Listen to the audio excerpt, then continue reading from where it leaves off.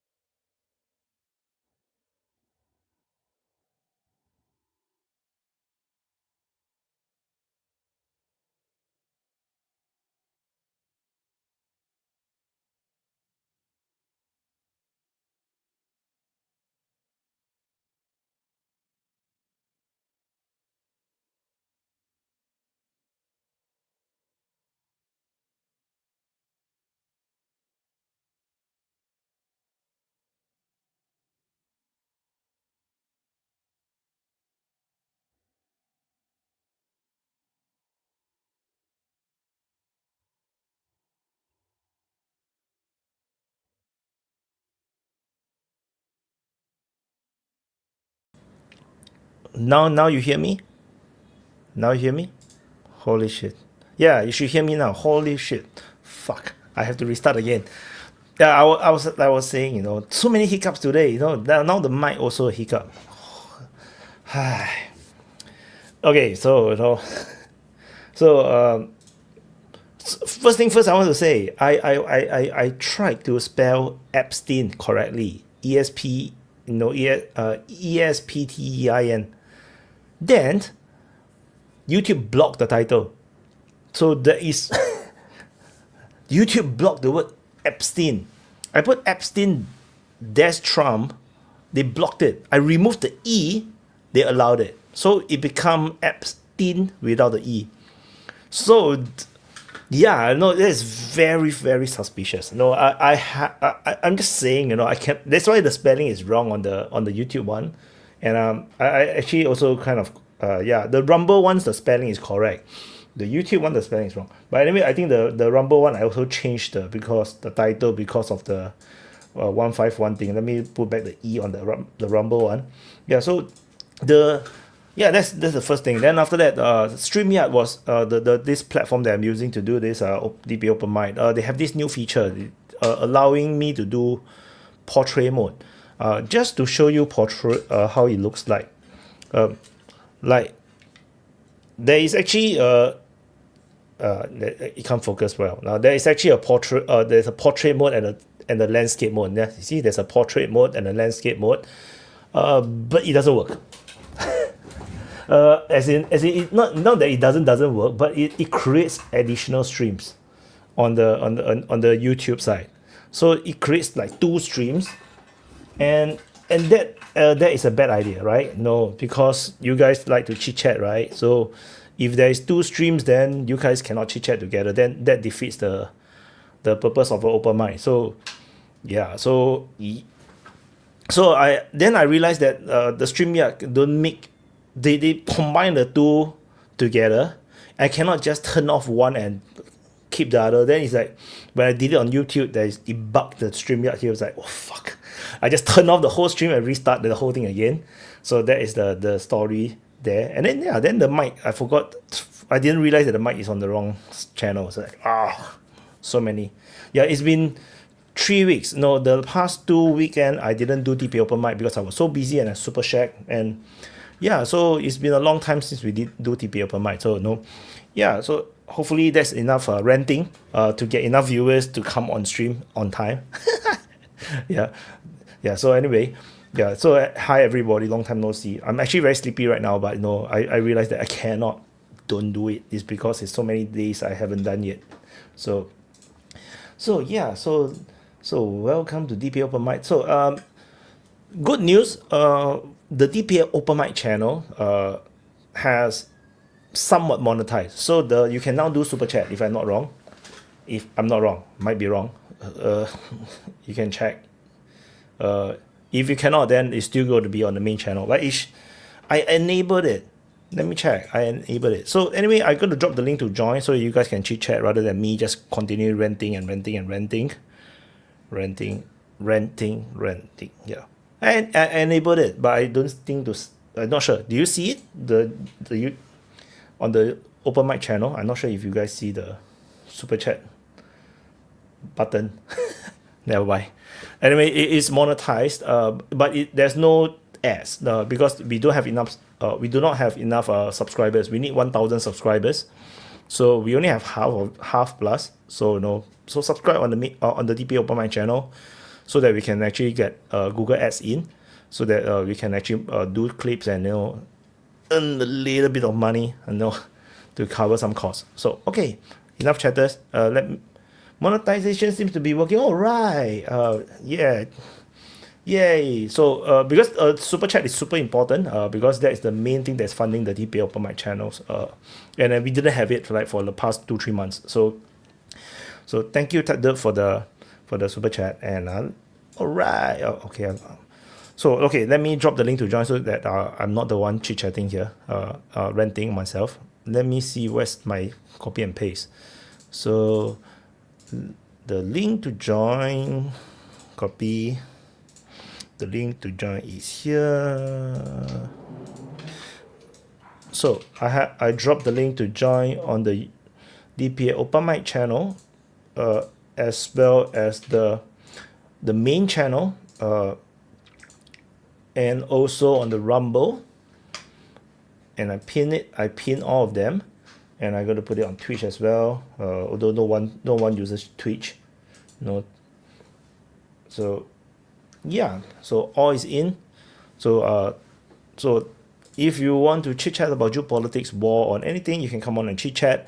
The past 2-3 weeks, a lot of crazy things happen. Particularly in the past week, a lot of crazy things. There is a massive riot in the capital of Mexico. They are trying to overthrow the president, Shabum, which is the hero picture in our thumbnail. This one. Let me show you. Let me show you. Here, yeah, this girl. Yeah, this girl. So they are very unhappy of them. Then some crazy scenes happening over there, and then we have a lot of Epstein thing regarding Trump, and it's very confusing because the Democrats try to demonize Trump, putting out fake information or misinformation, put it that way. They use already released documents, republishing it, but they censored, they covered, they redacted the name of the so-called victim, one of the victims. But then the thing is that this person that was redacted has already testified to say that Trump is not did not know do any of this pedo stuff, on Epstein Island or anything. No, it's already clear that but the Democrats use it again. Then things got worse because more information seemingly came out. I'm not sure why there's more information, because I thought everything is out in the public already, that Epstein was directing Democrats in one of the hearings to take down Trump's lawyer. So and it's corroborated. That's the most funny thing. So there is this Democrat representative. I'm not sure it's a senator or whatnot. So she was like using SMS talking to Epstein. Epstein is watching it live and telling her what to ask. Insanity. So it's like totally crazy stuff. And of course, the unavoidable thing is Japan. The prime minister saying the quiet part out loud, saying that Japan will go to war to protect Taiwan if Taiwan is ever blockaded. And China got pissed off, and then they keep ranting. And then after that, then there was a question posted to the foreign minister of Japan, and the Japan foreign minister said that there's nothing to say. This has always been the Japanese foreign policy position. It's like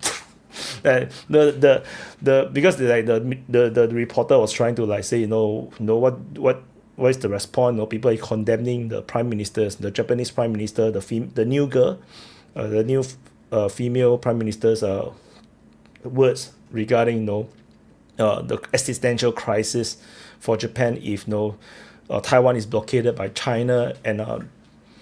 And basically the foreign minister just said that has always been the Japan's foreign policy position. That is insane. So and China is going crazy and talking about and they're starting to tell Japan that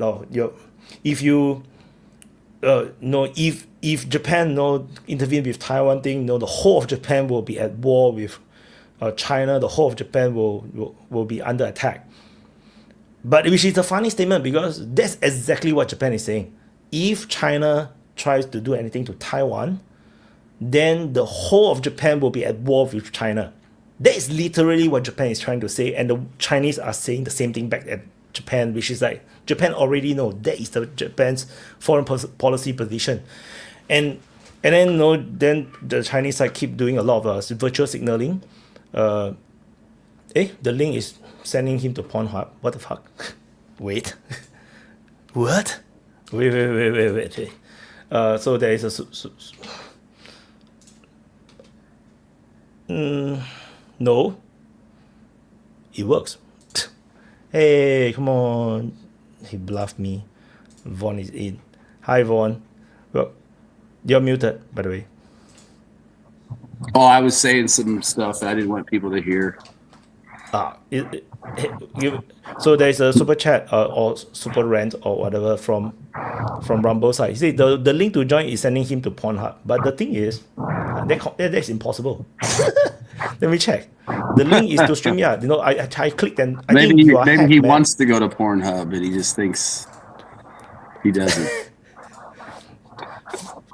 I think his phone is hacked. I think it's hacked. Yeah, you go to too much dubious website, you know. So now your phone is all full of Trojan horse. Mm-hmm. Yeah, so I was talking about the Japan, Japan situation is super weird. Like then the Chinese is doing this virtual signaling thing. They trying to shame the Japanese. Like talking about how the Japanese forget about the World War II situation, and then how can we like intervene with Chinese internal policies, and then the thing is the Chinese are intervening in Japan's policy because Japan simply just say that their policy is that if you attack Taiwan, we will enter. That's Japanese policy. I don't know. I mean, I don't know why Japan would enter. I mean, I could see they would feel the need to defend themselves, but at the same time, they have to understand the minute they go into after China. I mean, I would assume China's going to ballistic missile the shit out of Japan, and that'll be that. I mean, Yeah. if I was the Japanese, I mean, it's kind of like real late in the game to do it. Maybe this would have been something to do 10 or 15 years ago. But I mean, if the United States really wanted to try to contain China like they claim they've always wanted to do, the smart play would have been you buddy up with Russia after the collapse. You figure out some kind of relationship with Russia over the last 30 years. Maybe you're not best friends, but maybe we work together. Maybe there's a little joint trade-in with NATO once in a while and some nice trade deals, and that keeps China, looking over their shoulder. You got Japan and South Korea sitting there. If you would have been smart, you could have had India sitting there kind of keeping them wary. And then maybe they're not so aggressive in the Pacific because they got to worry about Russia and China and their new friend, the United States and India. But that's kind of gone now. So, I mean, because of Ukraine war, right? So the Ukraine war has messed up everything. So I think the position is not new. In fact, a lot of countries have all in their own policy secretly is like they have or like the understanding is that they will go to war to help Taiwan. Like this was a long time thing because this is a Cold War thing. It's since the Cold War. So a lot of countries actually pledged to protect Taiwan since a long time ago. So it's just that nobody said it out loud. So this is like the Japan just for the first time. I think anyone just pledged. Yeah. Well, I mean, they got the 3 carriers that they're bringing online with their F-35s, and Shadowy. I mean, hey, Shadowy, what's up? Yo, miss you, man. But I mean, I think one way, like if you really want to like mix it up, why don't we just sell Japan some Minuteman IIIs right off the shelf? There's your deterrence against China. I mean, China would probably go ape shit and fucking be insanely pissed. But I mean, if you want to like quash the whole beef right there, it's like, well, now we got 10 nuclear missiles. So that's actually happening right now. So the new prime minister basically have refused to confirm that she will continue the policy of no nuclear weapons. I think there's a concept of 3 no's in Japan. So Shadowy, you're muted. You have no sound. Did you check your mic? Oh, you didn't mute, but there is no sound. I think your mic setting is wrong. Yeah, you're just like me just now when I started the stream. I was talking to myself. So the Japanese, so the new prime minister is basically starting a totally new path. It's a bit like Trump when he took over this year. That he's basically setting up a totally new path across for everything.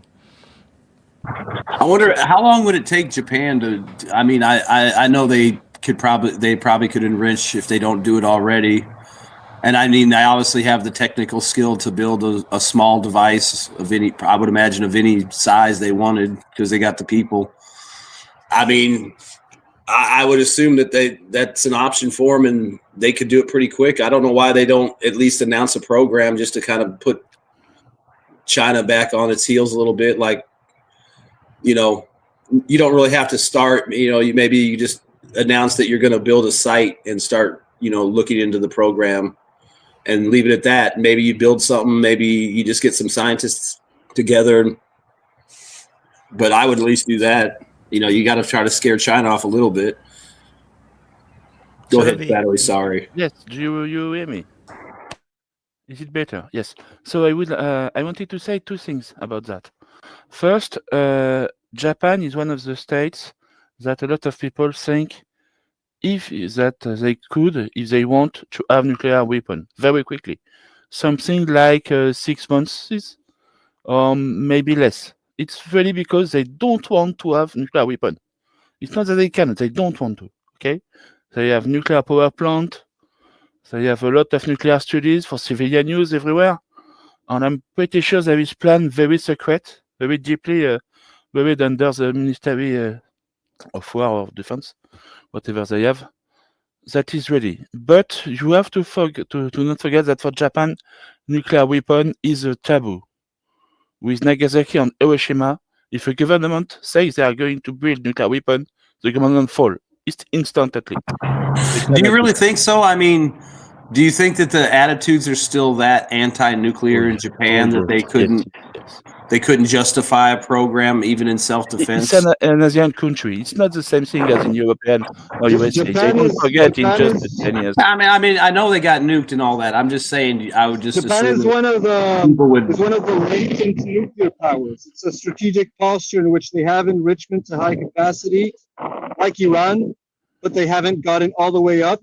And it's like really close. So at a moment's notice, they can enrich all the way to 90%. Yeah, but I mean, I'm talking about what Shadowy's saying. I mean, I do agree with him. I always did kind of wonder that the Japanese people would be like really incensed about it, but at the same time, maybe attitudes have changed considering the threats in the area and what's being said, that maybe the people would be accepting of it. But I don't even see how you get past that, because it's like, yeah, we accept the idea that we're going to have this weapon that we know what it did to our country. So I don't know. I think they should do something to at least announce a program or an interest in a program at least, but I wouldn't maybe push it any farther than that. But then again, what you said of her leaving it open, like, well, we're not going to commit to not doing it, is kind of a good thing too, I guess, without actually doing it. I'm pretty sure that everybody understands that they can do it, even the Chinese. Okay, it's just a few months away if they want. So you don't need to build them. You need to make sure that everybody knows that you can build them. And the thing is, the Japanese have already reversed quite a number of policies, like no Japanese troop overseas. That is already repealed. They already have troops going overseas, to help certain things, and so it's not like they have never reversed policies, from the World War II situation. So I think even if they started to say that, okay, we're going to house American nuclear weapons in Japan, they're going to have some protests, but then the lawmakers make the laws. I don't think it's going to change that much until the next election. So it's going to wait until the next election before that it's going to change, like maybe they put out this government. But by then, at least the crisis, that the deterrence will be there for at least until the next prime minister come up, or the next party, the next general election. So that's the feeling that I get. I think they don't need that. If it's really about US nuclear weapon, they could stay in Guam or in a submarine near the coastline. You don't need to put them in the Japanese territory and to have immediately a political crisis inside the country. For me, it's useless. I mean, couldn't you do something where you just like maybe permanently based one of the United States' ballistic submarines, so that they technically have something there, even if it's not theirs? They're probably already there, the submarines. the Los Angeles class, right? I think they're probably already like swimming around the place. Not Los Angeles, but I think it's the Ohio before the Ohio class, or the old Ohio class is very stealthy, and it could be everywhere. And you could have one at 50 kilometers of the Japanese coastline. Hey, nobody would know it. What's the deal with the? Is it the South Koreans that just built a nuclear sub? Somebody read just something launched a about new sub, and I can't remember who it was. A nuclear sub. Was it South Korea I or did saw the Japan? South Korean thing. This rumor I saw on Twitter. I think they say that Trump asked the South Koreans to build the nuclear submarines for the United States, because South Korea have the building capability and he said that if possible build it for free. I was like, what? If But I only, don't know. nobody wants to hear that in the MIC. Free? What the fuck? Free? Hey, if the USA give the Korean the technology to build a nuclear subs, I'm pretty sure the Korean is going to give USA a submarine.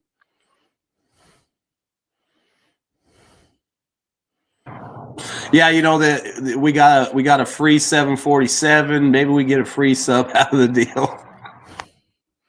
Hey, it's technology versus directly built product. Why not? It's a deal. No, So I don't think I it's possible. misunderstood that. I guess they didn't actually build one. I misunderstood the article.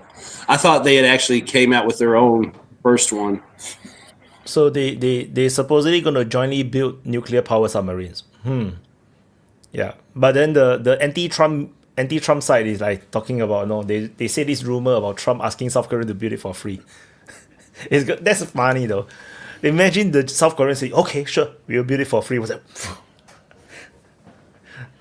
Hey, don't forget that the technology is very expensive to research the new technology. So if it's the deal between Korea and USA, we give you technology, you give us a sub, why not? Because worth it, right? South Korea could build his own nuclear sub after that. And you know what? They could build a new one and sell them to, for instance, Australia. I'm quite sure there's a lot of buyers, if the South Koreans started to sell nuclear submarines. Like I can imagine Singapore will be interested, Indonesia will be interested. You get a nuclear sub. You get a nuclear sub. You get one.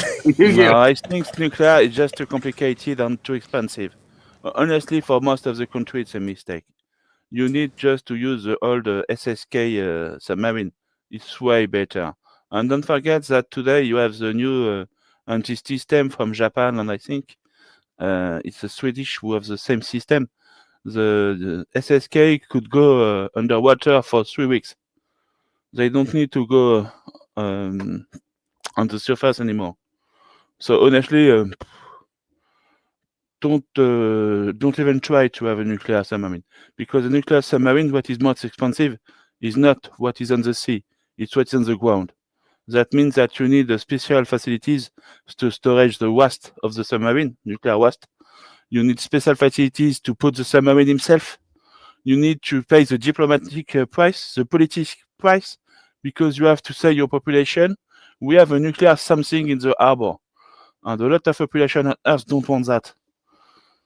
So, way too complicated for a lot of countries.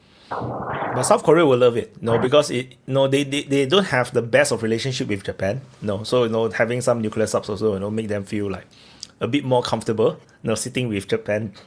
And I think there is a technology that the South Korean would really like to have. It's the nuclear power plant for ship, because they build very large ship for civilian duty, and I'm pretty sure that they would like to do like the Chinese or the Russian, to use a nuclear power plant for very large civilian ship. True. Should be quite useful, but yeah, that will be interesting.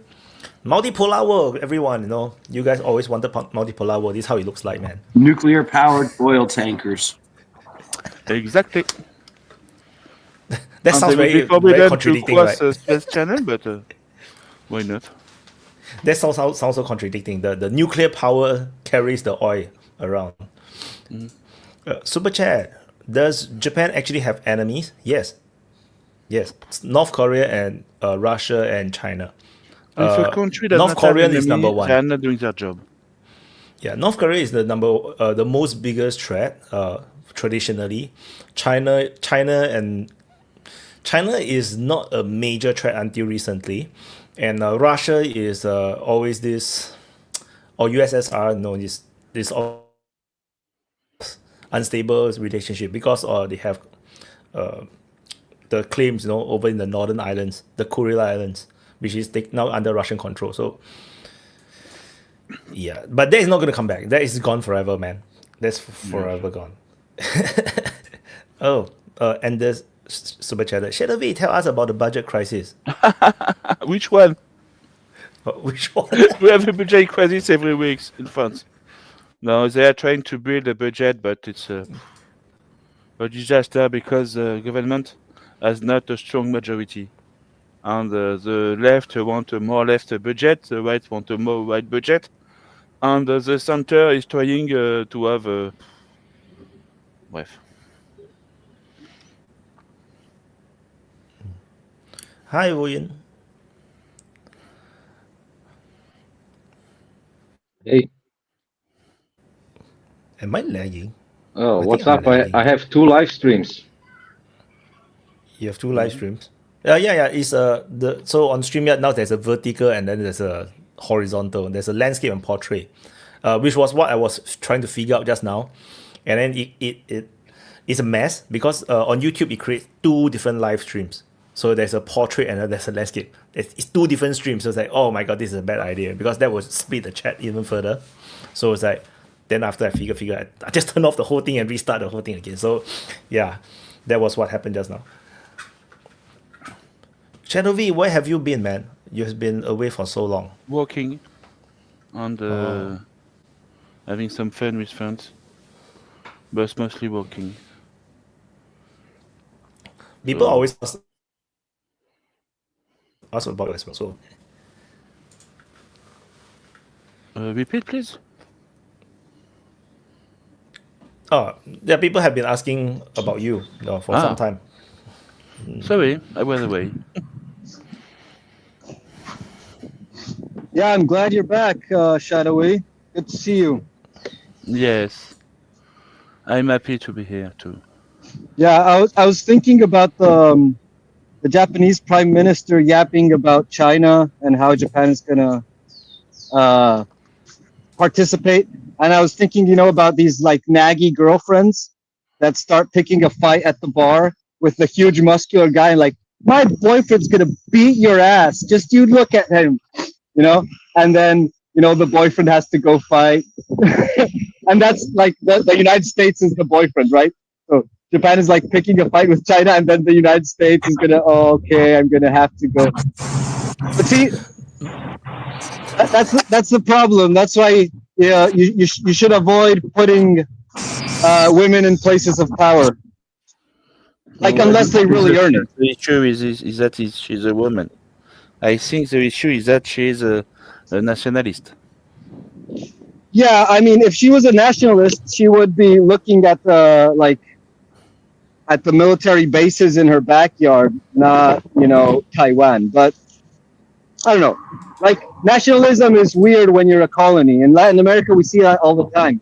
It's full of right-wing nationalists who are desperate to get a foreign government to invade, and take over power because they're so nationalistic. It's a very common thing. It's kind of pathetic, but it happens a lot. It's this weird form of nationalism. Oh yes. Where you want other countries to take over. Listen to me. I think you have to make a big difference between nationalism and sovereignism. Sovereignism is when you want your own country to manage your own country. That's sovereignism. Nationalism is when you think your country is superior to the other country across the border. You think you are the best. And since you are the best, they have to basically obey, That's a European definition, though. That's a European definition of nationalism. I guess that's a French definition of nationalism. I think it's my definition. Okay. I'm pretty sure there is a lot of different definitions, even between us 5. Yeah, I mean, because in Asia, it's just being proud of your country. It's a narrow definition. So anyway, super chat read by Ripora. Why are the enemies sound made up? And North Korea concerns US. No, I can explain why. North Korea is the only country that have no diplomatic relationship with Japan in the entire eastern half of Asia. So it's so by that definition, if you have no diplomatic relationship, it's an enemy. No, so that's the reason. No, at least Japan still talk to China. They still talk to Russia. They trade with Russia and China. So no, that's less of an enemy. So that's the main reason. Yeah. If anything happens between China and Japan, I would guess that China would just use North Korea as a proxy. Why would they fight directly with Japan? No need. But I think North Korea knows, and that's why North Korea allied with Russia. you know what I mean? That's the reason why when North Korea signed the alliance with Russia, I say that there's a big setback for China, because that literally means that your buffer zone just run away to hug with another person. You know, they just went to Russia, Papa, no, save me. I You know, think it's a similar situation that Vietnam. They want Correct. the country to make a counterweight to China. Correct. And that's happened also for Cambodia. You know, the time is called Kampuchai, under the Khmer Rouge. That was under the Chinese, and then also China also lost it. So they lost it to the Vietnamese. The Vietnamese invaded and took over, overthrow the Khmer Rouge, and then basically, you know, but then they are back now. They are back to the Chinese orbit again. So, no, Cambodia and Laos is always easily, you know, returning to the Chinese orbit. But no, the Chinese have always struggled to, you know, have all these little brothers around. Like even North Korea, you know, under Kim Jong-un, he knows better, because definitely they are a buffer zone for China. And I got a feeling that this alliance with Russia is strategic, is to prevent themselves falling into a war for China. This is what I think. China, they know that Russia will not go to war in the East Asia, so unnecessarily at least. So no, when they side with Russia, no, there's a lot more benefits than with China. At least they got oil, energy, you know, food. They got everything. North Korea will have everything they need with Russia. With China, yeah, you get consumer goods, which you have no money to pay for. So yeah, that's the main thing. And yeah, I think this Japanese, Chinese. Go on, Wyatt. Sorry, you can go ahead. You go ahead, wait. Well, I think this is just hot air. I think it's just hot air. It's there is nothing behind it. It's a nothing burger. It's basically just virtue signaling to some sides. The Japanese, mostly to the Americans, to state they're still a loyal vassal, and the Chinese just boasting and in kind of also telling the Japanese population, take care what your government does, because you will be the ones who suffer, you know. Because Japan has no real possibility to wage a war against a country like China nowadays. If you look at Japan, only some 10 to 15% is arable land, and that's also where the cities are. All the rest are mountains and forests. So a few nukes, maybe a dozen or two, would destroy Japan basically. So and China has too many targets. You don't care about where you can farm, because everybody is going to die on the planet. Yeah, sure. Yeah. But I don't think that America would sacrifice New York and Chicago. I'm pretty sure they are, because in Yokohama, on Okinawa, you have maybe 50,000 to avenge China, to avenge Japan. Don't forget the US base in Japan. Did I just drop out? Wait a second. I have issues. You come have back. a short lag. Yeah, you have a short lag just now. Yes, and I'm sorry about it. I don't agree with you, Virgin. I think if Japan is heavily attacks, the USA is going to immediately to go into war. If it's a nuclear attack, USA is going to use nukes too. Because you have 50,000 troops, US troops in Japan. Never forget that. There's also other things, on top of that. Voyin is returning. Wait, yeah, there's two Voyin now. So let me kick out the fake one. Hey, old Voyin. Japan is guaranteed by United States, so that's one thing. I think I think people is getting very emotional, despite they are not Japanese or Chinese, regarding this issue, particularly on Twitter. Like, none of these people who are outraged is Chinese or even living in the region. Not like me. I'm living in the region. It's very scary for me. But the thing is, what Japan is doing is simply putting out this upfront. They don't want China to think that maybe Japan will not enter the war. So they let China knows that if you want to go to Taiwan, you want to invade Taiwan militarily, then you have to plan to fight Japan as well. That's simply what Japan is putting out for China. So there is no miscommunication, so that China have to make this calculation. That is simply that. So so China is definitely very pissed off because this messed up their plan. Because they definitely is hoping that when they attack Taiwan, nobody dares to come in, maybe only United States. Everybody was like too scared to get involved. Like Singapore, like we are like just holding our hands up. No, please, don't bully us. And the whole Southeast Asia is the same. Everyone is very scared of China. Like, even Indonesia, everybody is scared of China. We're not sure what to do. And so so China is betting on that. And especially that as they expand their navy and everything, and show off their 5th gen aircraft and everything. So everybody is scared. And they want to scare off everybody so that when they do take an action against Taiwan, it will be easy because nobody will intervene. But when Japan put it out like this, then China will now have to think, I'm going to fight not just Taiwan, but it will be another 100 million people country. Japan is not a small place. Japan is over 123 million people. So they have to put into consideration, and on top of that, United States. So and then you're not sure if India will get involved, because Japan has this another alliance, right? Or at least a treaty with India and something. So it's just to make things complicated for China to make honestly, decision. Honestly, I doubt that very much. If there was a war between China and Taiwan, I doubt that much of anybody of these who are vocal now would enter the war. Just like in Ukraine, they would support Taiwan any way they can, but they would not get directly involved. And they would maybe find 1 or 2 proxies to fight additionally to Taiwan, to maybe Indonesia or someone. But whether United States would directly fight China, I doubt it very much. The same for Japan. It's just virtue signaling. Go on. And I don't think that China would directly go to war. I think there is going to be a lot of diplomatic steps before that.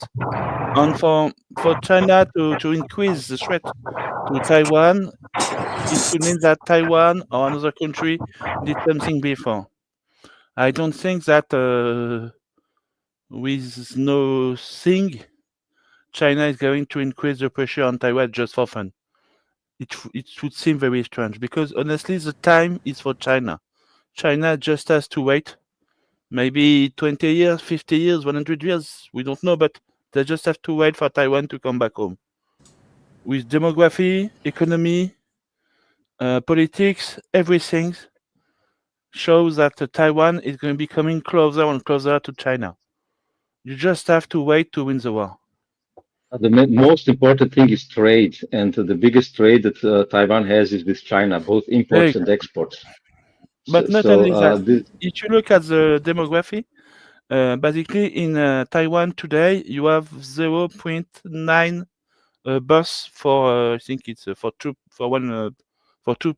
people. Basically, the pure Taiwanese population is decreasing a lot, and there is a lot of Chinese continental people who go to work and live in China, in Taiwan. I mean, sorry.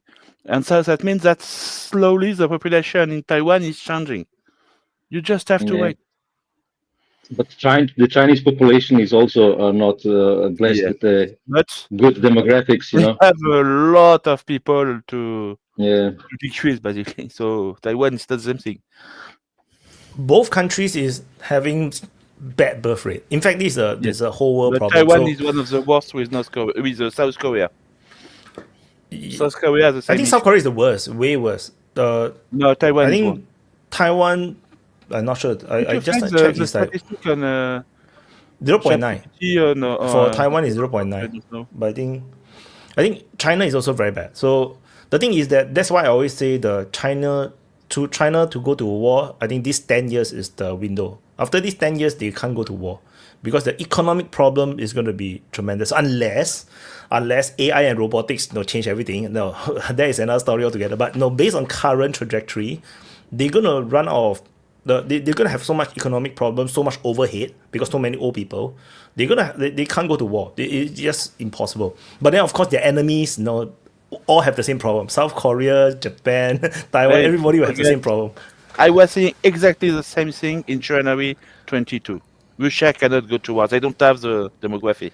Yeah, but so that's why So- there's the window. You see, you have to go to war within the window. So that's why Russia have to fight now. If Russia don't fight 3 years ago, if you give them another 5 years, they will not be able to fight. 5 or 10 years, they're gonna have even lesser fighting age men. It's gonna be more problematic. Anyway, I super chat first. Jovan Script said, "Is there any chance that Sakhalin Hokkaido gas pipeline project will come back to life during the tenure of the current PM?" I think it's possible. Right now, she sounds very gung ho, but the feeling that she gives me is that she's very pragmatic. She's not like gung ho for the sake of it. Like she's just very pragmatic, like a very practical person, and it's like the kind, like for example the China Taiwan thing. She just simply said so that she leave it out there and that's it. Let's not talk about it anymore, so that she can go and do other stuff. Because it will never end, and people will keep asking this question because every PM is getting asked the same questions. So I think that's the main thing. I want to address a little bit regarding the why is an existential crisis for Japan. If you look at the current situation, like for example, due to this spat, right, China already is cutting tourism to Japan immediately. So and then they are calling on their the Chinese citizens don't study in Japan, or whatever. They're basically already immediately putting economic pressure on Japan. And this is peacetime, there's peacetime. They just talk, there's just policy positions and there's nothing. So imagine a world where United States is no longer the big brother in the region. Taiwan is retaken. China is the predominant power in the region. What would they do? Now it's peacetime, there's peacetime, and they are already doing like economic pressure. And this is not new. China has always been doing this because most of the world not in our region didn't know because they don't read the news from the area. China always do this. They do this to Taiwan. They do this to South Korea. Like when the THAAD missile is placed in South Korea, immediately there was no Chinese sanction. That they cut the tourists, everything. They did it to Taiwan as well. I think I forgot for what reason. They cut the tourism. Then Taiwan's tourism industry immediately collapsed. And then they have to redo the entire tourism campaign and target Southeast Asians. And then they managed to climb back up and recover. So it's not new. China always does this. They also do that to Australia for that matter. Like don't buy coal from Australia and whatnot. So that is a peacetime China. Imagine a China like United States in the Americas. Well, it's going to be insane. Sounds perfectly reasonable steps from China. Yeah, it's normal. I mean, that's what happened with a big power, get dominance, right? That's normal. Like that's what United States do in the Americas. It's the same thing. South shadowy. Yes, I think if when USA is going to fall, because I think they are going to fall, China is going to be alone in Asia to manage everything, if I could say. I think we are going to going back to a very modern form of tributary state. That means that a lot of states are going to go to Beijing and to make business deal. The business deal is going to be the new form of tributary. Basically, we need you to build our railroad system, but you are not going to invade us because we give you indirectly money via infrastructures or anything. Okay, so it's a kind of tributary, like in the medieval It's going to time. happen. You know, it's funny you say that. Yesterday I was watching a clip of Superman, and you know, when he finally got to the White House, he told him to kneel before Zod. And when you said the tributary, I just think all these countries got to go to China and kneel before China. Actually, that is already happening. So the thing is that it's just that they don't kneel down. That's the only difference between now and the empire era. Like, you know, Singapore's prime minister and bring the whole delegation of ministers go there and, like, you know, visit freaking Xi Jinping like so many times within a year. So it's already happening. It's just that, you know, not every country is doing it. Japan clearly don't. Well, you know who they like, because like if you show up and you get met by like the janitor at the Chinese embassy, you know, you're fucking not gonna get shit. But if Xi or somebody shows up and there's a band and a carpet, you know, you'll probably get a deal. I mean, you kind of have to deal with them, so I guess they'll figure out something, because obviously nobody wants to go to war with China and they don't want to fight. But And Yeah, if you that's ask true. them to build a lot of things in your country, they are not going to invade you. So That's the the deal, I think. the thing is, if you look at the geopolitical situation, what China is getting under pressure by Trump. You know, there's this trade war and everything. So China have no choice, but they have to focus on the geopolitics and diplomatic relationship with all the countries in East Asia and on the rest of Asia. So he is very nice. You know, when Singapore go and visit, he received personally. When the day where there is no more United States intervening in the Asia Pacific, there is no need for him to come out. I'm sorry, come I'm in. going He to was sending the cut you, Wyatt. janitor, no? But we absolutely have to know what Gabriel is doing. He is building something. Yes. I'm not sure if he's still the he's building the first Argentinian mech warrior suit. Okay. I think he's playing PUBG very seriously. So I'm just coming back. The thing is, when China do become the predominant power in the region, they're going to behave a lot like they were during the empires era. You know, be the Qing Empire or the Ming Empire. It's going to be the same, because they will be so powerful. They are already so powerful today, and that's why they are able to do the wolf diplomacy. They're going to like put economic pressure anytime they want on any country, and nothing anyone can do about it. So imagine they are the predominant power without United States around. They're going to force you to do whatever they want. And you can't even cut trade with them. They will just do the American, do what the United States Navy do to the Japan, when Japan was still closed. They're going to send the Navy there and force them to open up the market. So, Hey, I had a question. Does anyone think... I think we have to not forget something about China. Sorry, Wyatt. Do you want to speak? No, Von want to speak, but you go first. Okay. So I think for Chinese politicians or for Chinese businessmen, the main issue will always be inside China. And what is happening outside China is always a secondary issue. So if China becomes very large, very big, that's going to increase, basically. That means that what is happening outside China is going to be a tertiary issue, or maybe the fourth position, or something like that. And mainly, don't forget, the main opponent of BID is not Tesla. It's the other Chinese EV vehicle producers, manufacturers. Yep. So, no, Von go.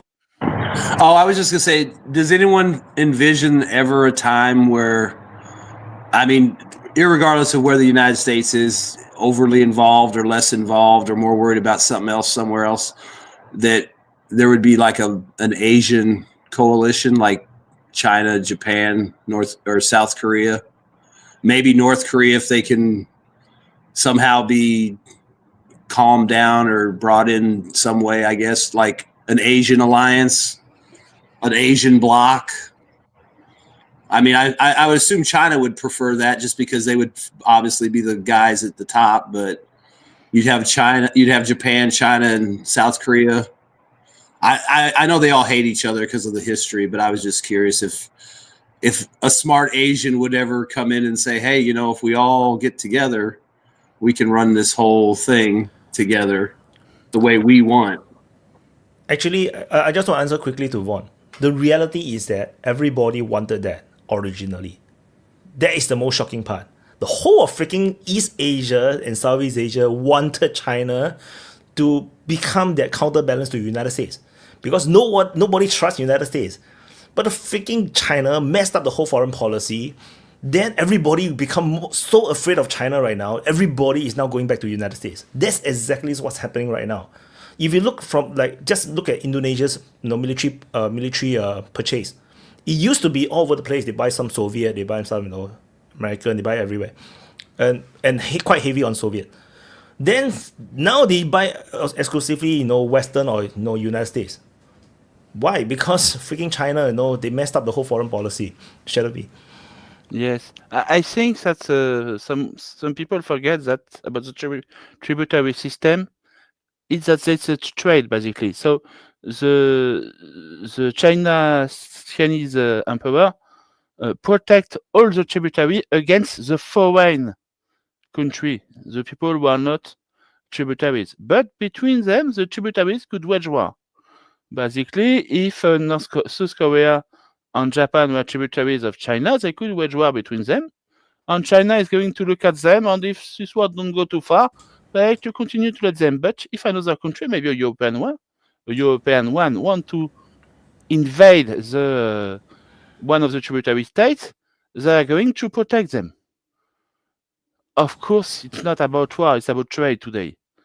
But the tributary system is the same. Basically, China would protect the industry and the trade of a tributary state, modern tributary state, against external influence, because they prefer a Japanese company to be strong than an European company going to Japan.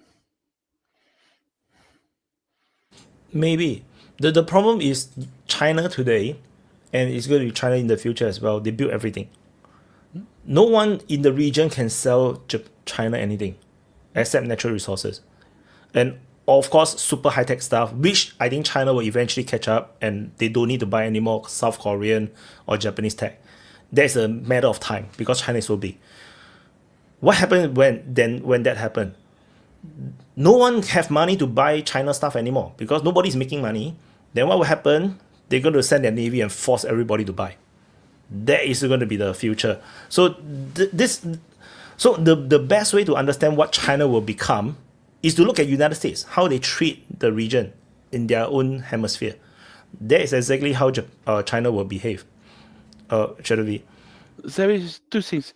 First, don't forget that today in China there is some businessman who is sending the low-cost factory in other country because in China it's already too expensive to build very low-cost electronics or textile or things like that. They are building them in other country. And second things about the I forget what you say after that. Sorry. Continue, Wyatt. I mentioned about they built everything and then nobody can buy anything from them, and then they lost. So everybody will be poor, and then they will use the navy to force everybody to buy China stuff. Yes, another thing. The tributary system is very special because China don't care what you do in your country. You just have to pay the tribute to pay Beijing, and you can do whatever you want. And it's a big difference with the US system. Yeah. So I think in that era, in that world, how to say because the economy, the world economy today works very differently from the empire eras. In the empire era, everybody is very equal because there's no fiat currency. We don't borrow money from the future. No, we just everybody stays as poor as you are from birth to death. No, the economy is always pretty stagnant. You don't grow. And that's how Ming Empire go into food crisis towards the end of the empire because they just don't have increasing farmlands, but the wealth can increase by trade, only through trade, generally speaking. And if it's just purely internal like what North Korea does, it's very slow. So trade usually is the one that grows.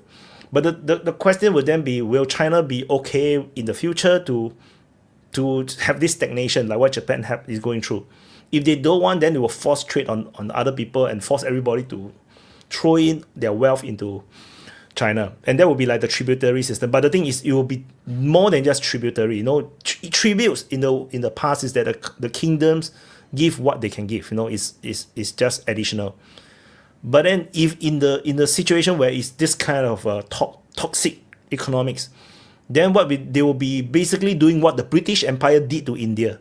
They would basically scoop out all the wealth, all the food, and then the Indian people in India go hungry and die from starvation, whereas the British Empire continued to have food. That's the scary part. I think there is just some few difference. Is that one of the big business of China is to build things in foreign country, and these things most of the time they are useful. And another point is that sooner or later, because of demography, China is going to need to send in foreign country the low value production. When you build steel, maybe to make a chip, there is a lot of different of quality of steel. The high quality of steel is a high value product, but it exists a very low quality of steel with very low value product. You could directly, I don't know, ask Indonesia or Malaysia or another country to build it. Okay, Yeah, because it's a very manpower expensive, this kind of production. So it's going to be like that. A lot of the low value production is going to be in the other countries because of demography. Exactly like the colonial era. So that's the thing. It will go. So there is two paths. You know, one is the empire era. You know, in the Qing Ming Empire era, kind of China, or you're gonna get the British Empire kind of China, where, like what you say, you know, the low value stuff they throw to the colonies. You know, like, you know, you have a country that's just producing bananas and nothing else. The country that will just do this. No. Else, you know? You're making a mistake. In colonial era, the low product stuff were built in your own country, because in colonial era you have a very low level of population in Europe. Don't forget something. The first victim of the colonialism is the French peasant in France. Don't forget that, because to have a colony you need to have warship, very expensive warship. And this warship, who is going to pay them? The French peasant. It's not going to be the very wealthy merchant in the coastline who earn a lot of money from colony, because this guy, you know what, they never pay taxes. Okay, the poor guy will pay. It's the poor guy who pay taxes, and it's a French peasant. The French peasant pays a warship to make sure that the very wealthy guy on the coastline become wealthier and wealthier. That's actually already happening right now in China, though. The problem is that's already happening right now in China. The Chinese citizen, the lower level people are all struggling, and then the youth unemployment is extremely high. It's already happening right now to fund that super powerful 6th gen fighter and the beautiful, you know, Fujian, you know, aircraft carrier, and they're going to build a new one, and they rumor that it's going to be nuclear powered. So it's already happening right now. The thing is, they will not care about the population. They are freaking communist country, you know. There's no need to account for voters' happiness, you know. It's China. And when Jovan Script said, Shadavi, do you think France is in danger of losing some of its African holdings, and what can France do to remedy this issue? We only have one holding in Africa, it's Djibouti, and we are not going to lose it because it's a business to loan military bases for Djibouti. So no, we are not going to lose because we only have one left. So we are not going to lose it. Yeah, I think generally already lost, right? Kicked off Chad, kicked off Mali, kicked off Niger, kicked off Congo, kicked off everywhere. Nobody wants to have a France military. And today, what is very funny for the French army is that Mali, the new government in Mali capitals, is a very hard situation because Wagner is totally useless against jihadists. And jihadist is one again near the capitals, putting very high pressure. And if you look at the news of Mali, it's horrible for the government and the civilian population because basically the French army has left. Sorry. So the Mali want the French to come back. No, because So even Wagner Hey, fails I- also no use. don't forget, I did we see are a the story. worst power in diplomacy of the world. I did see a story, and I think prefer to die than to have funds back.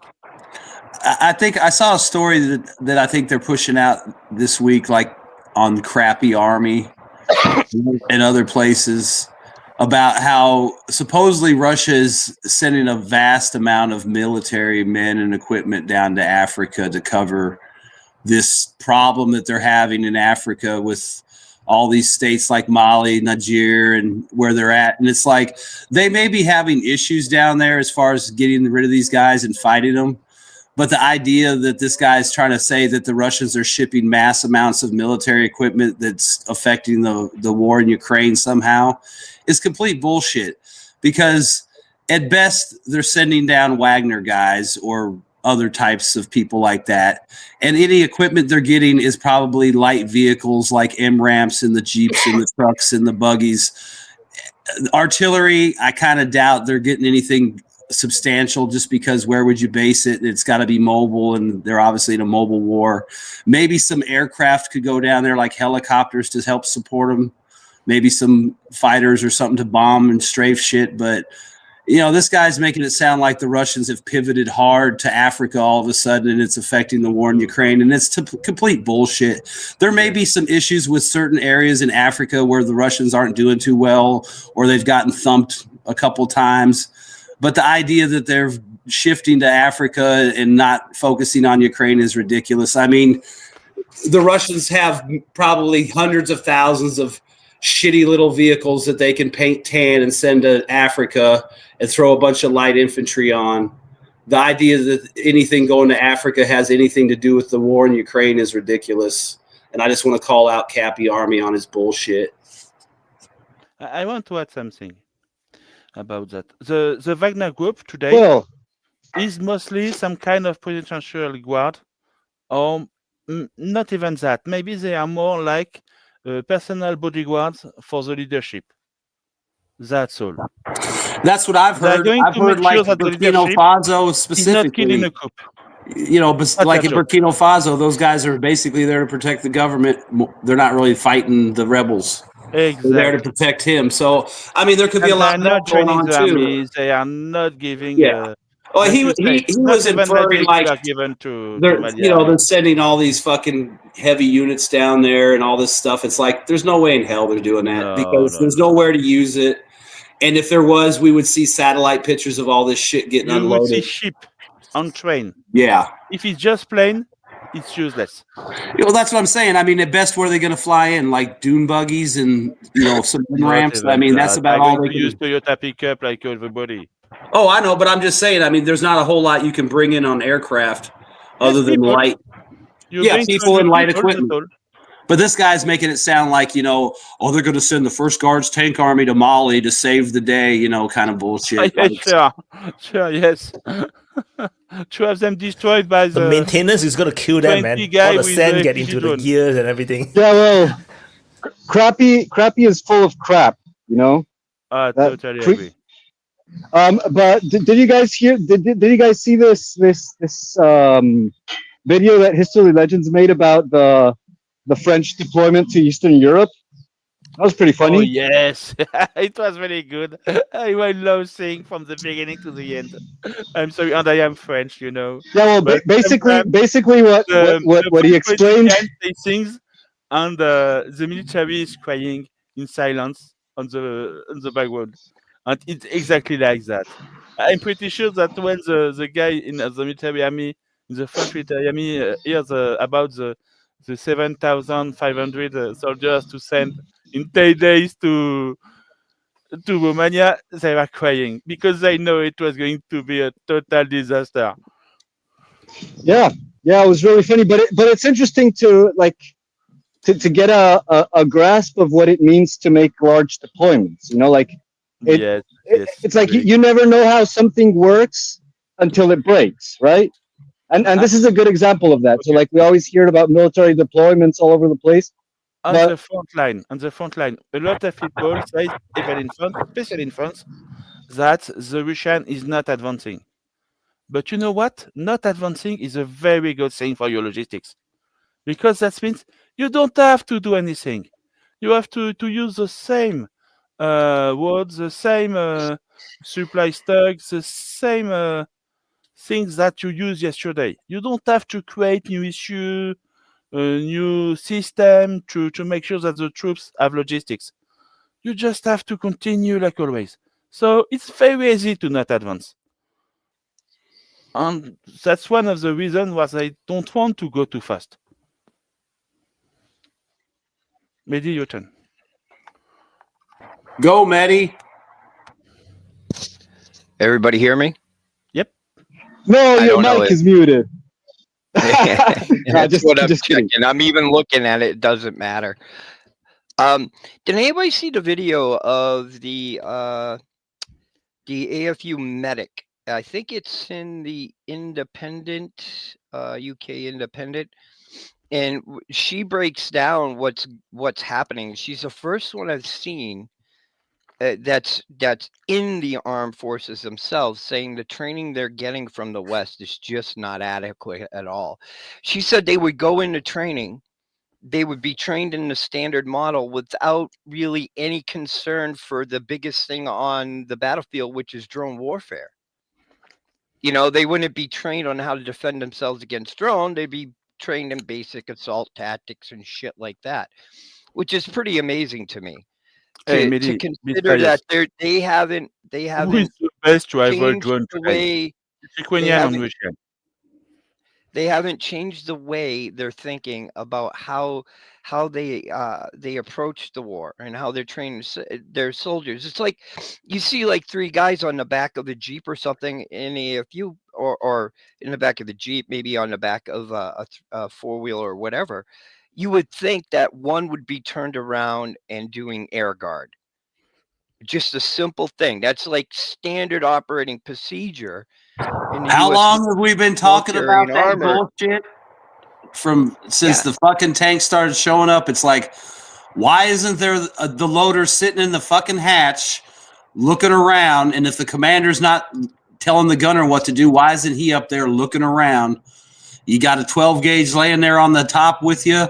Right. You know, maybe you slap on some shitty ass, EW fucking thing. But yeah, I mean, like that first M1, it's like the guy's tooling around in the middle of the day, hatch is closed, he's not scanning, so obviously they weren't in any danger. And what happened? The drone saw him, fucking took him out, and they got their first M1. And it's like that all the time. It doesn't matter if it's a tank. I mean, guys in a pickup truck, a guy's in a, you see those M ramps going down the road. There's a hatch there with a fucking little turret and a gun. Why isn't there a guy sitting up there looking around for a drone?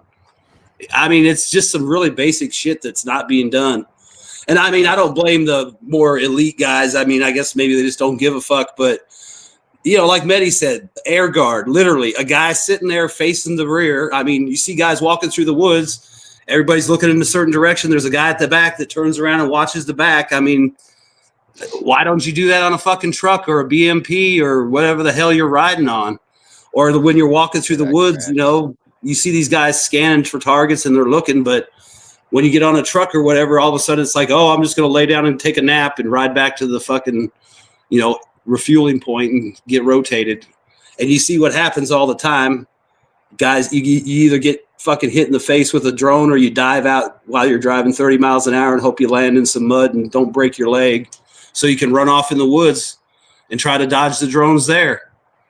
I mean, I don't know. The air guard thing, like you said, is just really ridiculous to me that it's not fucking done at all.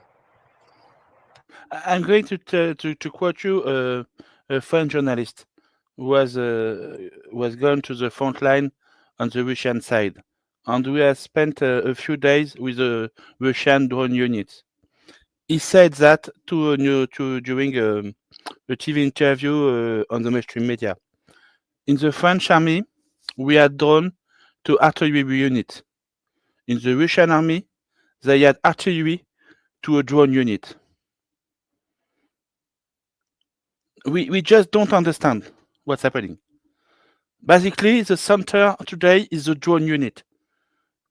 Okay, so the drone unit today in Russia have artillery battery dedicated to them. They decide when the artillery is going to be used. It's not the artillery who asks the drone where the target is. It's the drone who decides where the target is. Well, Totally different mindset. there's an interesting story.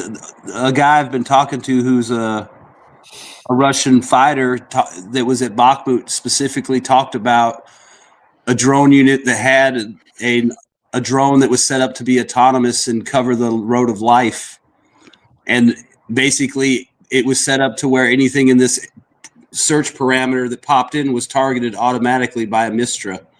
They never had to call anybody or make arrangements. It was all automated. And they said it was a very efficient system for hitting targets, that just pop into an area, because this thing would just loiter. Anyone that moved, let's say, through the road of life, its quadrant, they would just automatically send a command to the artillery unit, and they would fire into the target. And he said that was extremely effective because it didn't require them to, communicate a lot with the artillery. They just set it up ahead of time and then they let the drone do the work. And then they would just watch what the drone did. And that was back in Bakhmut. So you can figure that has been fleshed out, worked out, and they probably do that quite a bit now, especially where they have the advantage. You know that for the Russian army, the most important thing is not about drone. Drone is part of it, but not only. It's about communication and control. Before the war, when the Russian army, the Russian infantry need a strike on a building, they called the Air Force, and the Air Force said, okay, we are going to prepare a mission, and we are going to hit the target tomorrow. Basically, they prep the mission during the night and send the plane in the morning or the afternoon after that. Today is 5 minutes. And it's another world. And for me, it's the main issue of the Russian army today. Their ability to have evolved in something else that even in Europe we don't understand. This 5 minutes is a NATO thing. Basically, they have reached, for some units, I think, maybe not for all of them, they have reached the level of air coordination of NATO. And that is very incredible. That's basically what I mentioned during my reports. I mentioned it at least 2-3 times before, that basically they are training the Russians to do close air support, generally speaking. And the Russians now are able to do close air support, and it's very close. Like you can, like previously there was, I think a few months ago, like there's 2 geolocations. One is airstrike, one is an airstrike geolocation, one is a Russian position. It's super close. You're talking about like 200, 300 meters away. So they're conducting close air support. So this never happened before, earlier in the war. So yeah. I've also seen some stories too about how they've been using some of these larger drone platforms, even like, I believe they said it was the Garan for close air support missions. Like they would launch them and I guess there would be a fortification or something and they would fly the Garan into the fortification. And I mean, you see that with the Lancets and stuff too. I mean, they're getting, every day they get a free lesson on how to fight NATO and develop their tactics. And you hope NATO's taking lessons, but it really doesn't seem like it. Because, I mean, think about it. They couldn't even deploy that French brigade properly in peacetime. Now imagine trying to do that when some jackass is flying Garans at your formations and drones or kamikaze and people trying to get on tanks or, I mean, it's like you better start practicing a lot more and get your shit together because right now it's a fucking joke.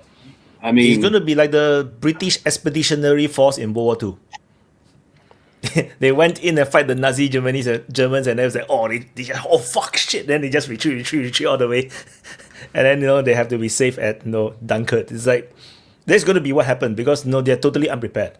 What Von said, I did notice as well. They tried to use Garan drones for close air support as well. So that is crazy, thinking that Garan is usually used for strategic target. Now they're using it for tactical targets. That's like insane. So, yeah, instead of your run-of-the-mill FPV drone with a 5 kilogram warhead, this shit has like a 20-kilogram warhead, you know, going at your bunker. Well, I mean, the other thing is too, it might speak to the fact that they are producing enough variety of drones that they can afford to use them for non-traditional missions, like a strike on a bunker line or a fortification or something. You know, I mean, they obviously got drones to spend. They actually the Russians actually launched a new branch of the armed forces, right? The unmanned system forces. So this is new. So Mr. Lambo, your turn. We got Space Force. They got the Unmanned Systems Force. Yeah, it has a pretty sweet badge. It has a pretty sweet chevron. So it's like an arrow with a sword and a drone in the middle, you know, with a star or something. No, it's not a drone. Cool. It's a chip. It's a chip. Oh, it's a chip. Okay. Yeah, it's a chip. Awesome. It's a chip. Hi, my eyes are hurting. I see a non-bearded naked Jesus, and finally, Shadowy, you're back. Bonjour, Monsieur Shadowy. Very happy to see you again. Yeah, the shadow drones is actually it's for me it's a logic tactic that Russia started to do a few months ago to use them on the front line. It's fucking cheaper. You don't need Sukhoi 34s in the air to drop these bombs. And you don't need to drop oversized bombs for small targets. At least if you're using a fab, you're going to be pretty sure to hit your targets. Now we see also in Pokrovsk these Fab 3000s hitting the buildings and actually basically destroying the buildings. And it gave me like an Adiyevka 2.0 mindset. When they started to fab Adiyevka, it was game over for Adiyevka. And you see actually the same for Pokrovsk. I think it's finished. You're wrong, Lambo. There is no fabbing in for Pokrovsk. a week. It's been done for more than a week. There is no fabbing in Pokrovsk. Only in Milnograd. I think it was the main issue about that. The main issue is that if they are doing that, it's because the short-range air defense of Ukraine has been disintegrated. There is no Stinger, there is no ZSU-23, there is no Gepard, there is nothing anymore to fight against a slow-moving target, targeting your own troops. But I had today. That's why they are using this kind of system. Because I had today a comment on Facebook, so I was commenting about somebody said, yeah, they lost maybe 2 planes, the Russians by shot down by the Ukrainians and a couple of months' time, and there is a trick for that. And the guy said, I'm going to explain it to you in 14 days. I'm like, why do you need to wait so long for that? But I just reacted and I said, it's because also the way they're using the fab glide bombs is one of their tricks to not use easily their planes and just look at the main task of the Sukhoi 34 as launching these fab bombs. And the guy reacted to me and said, do you know what an American SDB is? And I replied to him, there is a difference between a 250 kilogram bomb and a bomb between 250 kilogram and 3,000 kilogram. So your comment don't make sense. The Ukrainians using, yes, also glide bombs, but these are not big bombs like the Russians using. Now in Minograd or Pokrovsk, they're using 3,000 kilogram bombs on an apartment building. You can't even allow yourself to miss the building. You're still going to kill everybody inside of the building because of the blast is so big. So they are allowed to do that right now. And the 3,000 kilogram bombs or the bombs with the less big range. Think about that. Yeah, but those hammerheads and stuff that the Ukrainians have been dropping, even though they are smaller, I've seen some of the videos. I mean, they're pretty much right on target. So they are effective. I mean, you might have the lack of explosives might be made up in the more pinpoint accuracy. Because, I mean, they weren't big bombs, but they went into one of them block houses and chopped it pretty good. I mean, it looked like they went right through the fucking windows spaced apart, you know. But still, you can't compare to the 3,000. Oh, yeah. I mean, I've seen, like, remember that video last week where the drone was flying over the city and it started watching fabs hit that building? And it's like, well, what the fuck is he going to do? He's, you know, that's like a firecracker. I you know, I mean, those things are devastating. But I mean, if you got 5 guys hiding in a room and you can put the 250 through the window and kill them, I mean, that's just as good as dropping the whole building. I mean, I get what you're saying, but I mean, we don't have the number of strikes anyways, and the strikes they do make are probably pretty effective because you figure they're getting the best ISR on that target from the U.S. right before that hit, and it's probably guided by the U.S., so they probably do make some good hits on them, but they just don't have the ability to do 200 sorties a day or more like the Russians do. Yeah, they might be doing 10. The only thing I really want to comment on it is, like we saw it at Yevka, the day they started to use these FABs 500s, it was just the 500s.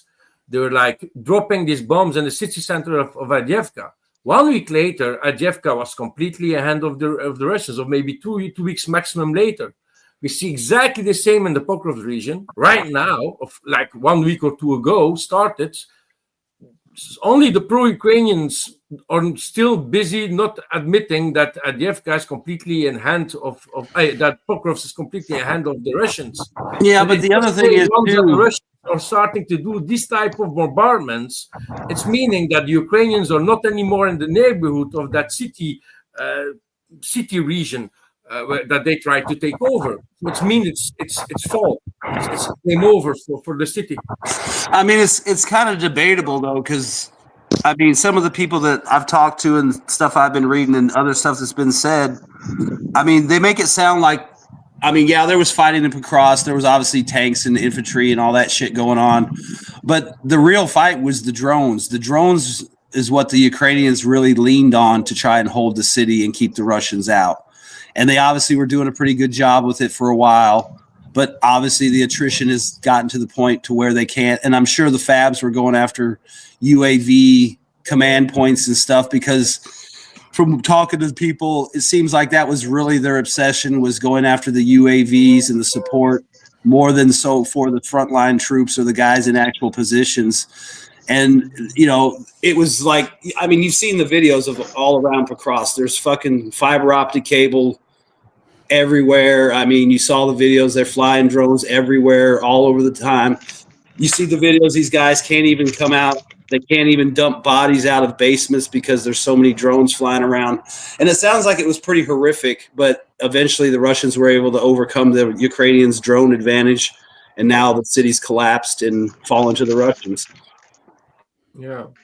Mehdi? Actually, RT just did a special, well, not a special, did a report on Mariupol, and they're still clearing Azov members out of the Azov facility there. That was the last holdout of Azov members. They're down in those catacombs underneath the buildings, and I think that's part of the problem. Some of these places that have mines and such like that is some of the AFU go down into these mines, and they're trying to hide out until it's over. You know, I don't think they're trying to hide out to be like a what would you call it? A group to be activated later on. I think they're just hiding for survival right now. But they're still clearing them out of Mariupol. I did not know that. Yeah, and to add on to that real quick, you know, like with the whole Pokrovsk thing, I mean, that city's gone. It's under Russian control. What's going on is there's areas that haven't been like fully vetted and secured by the Russians. There's bodies to be cleared. There's booby traps, ordnance, mines. So, I mean, just because it's showing on the map that it's not maybe it's totally captured. There's nobody left to stop them. The fact that the Russians' boot hasn't stepped on every doorstep is irrelevant to the fact that Pokrovsk is a Russian city. Mirahad is on the outs. I mean, you've got a couple kilometers of like the gauntlet from hell to get out of that area. And even then you've got to run like northwest-ish and try to skirt Russian positions, which you're going to be under drone coverage and shit the whole time. I mean, if you're a Ukrainian soldier trying to get out of Mirahad or the Pokrovsk area right now, I mean, you can't even probably take a break until you get past Doboprila before you can stop running, because you're just anywhere else, you're too close to the Russians and you're going to get fucking hammered. So, I mean, Pokrovsk is gone. People just need to accept the fact. Mirahad is, for all intents and purposes, gone. The only thing left is to decide if you want to survive by surrendering or get killed trying to run out the fucking gap. And it's Mehdi turn? It's my turn? Okay. I wanted to say something. I think that we shouldn't forget the ability of the Ukrainian and Russian soldiers, the same thing, to basically free away a pocket.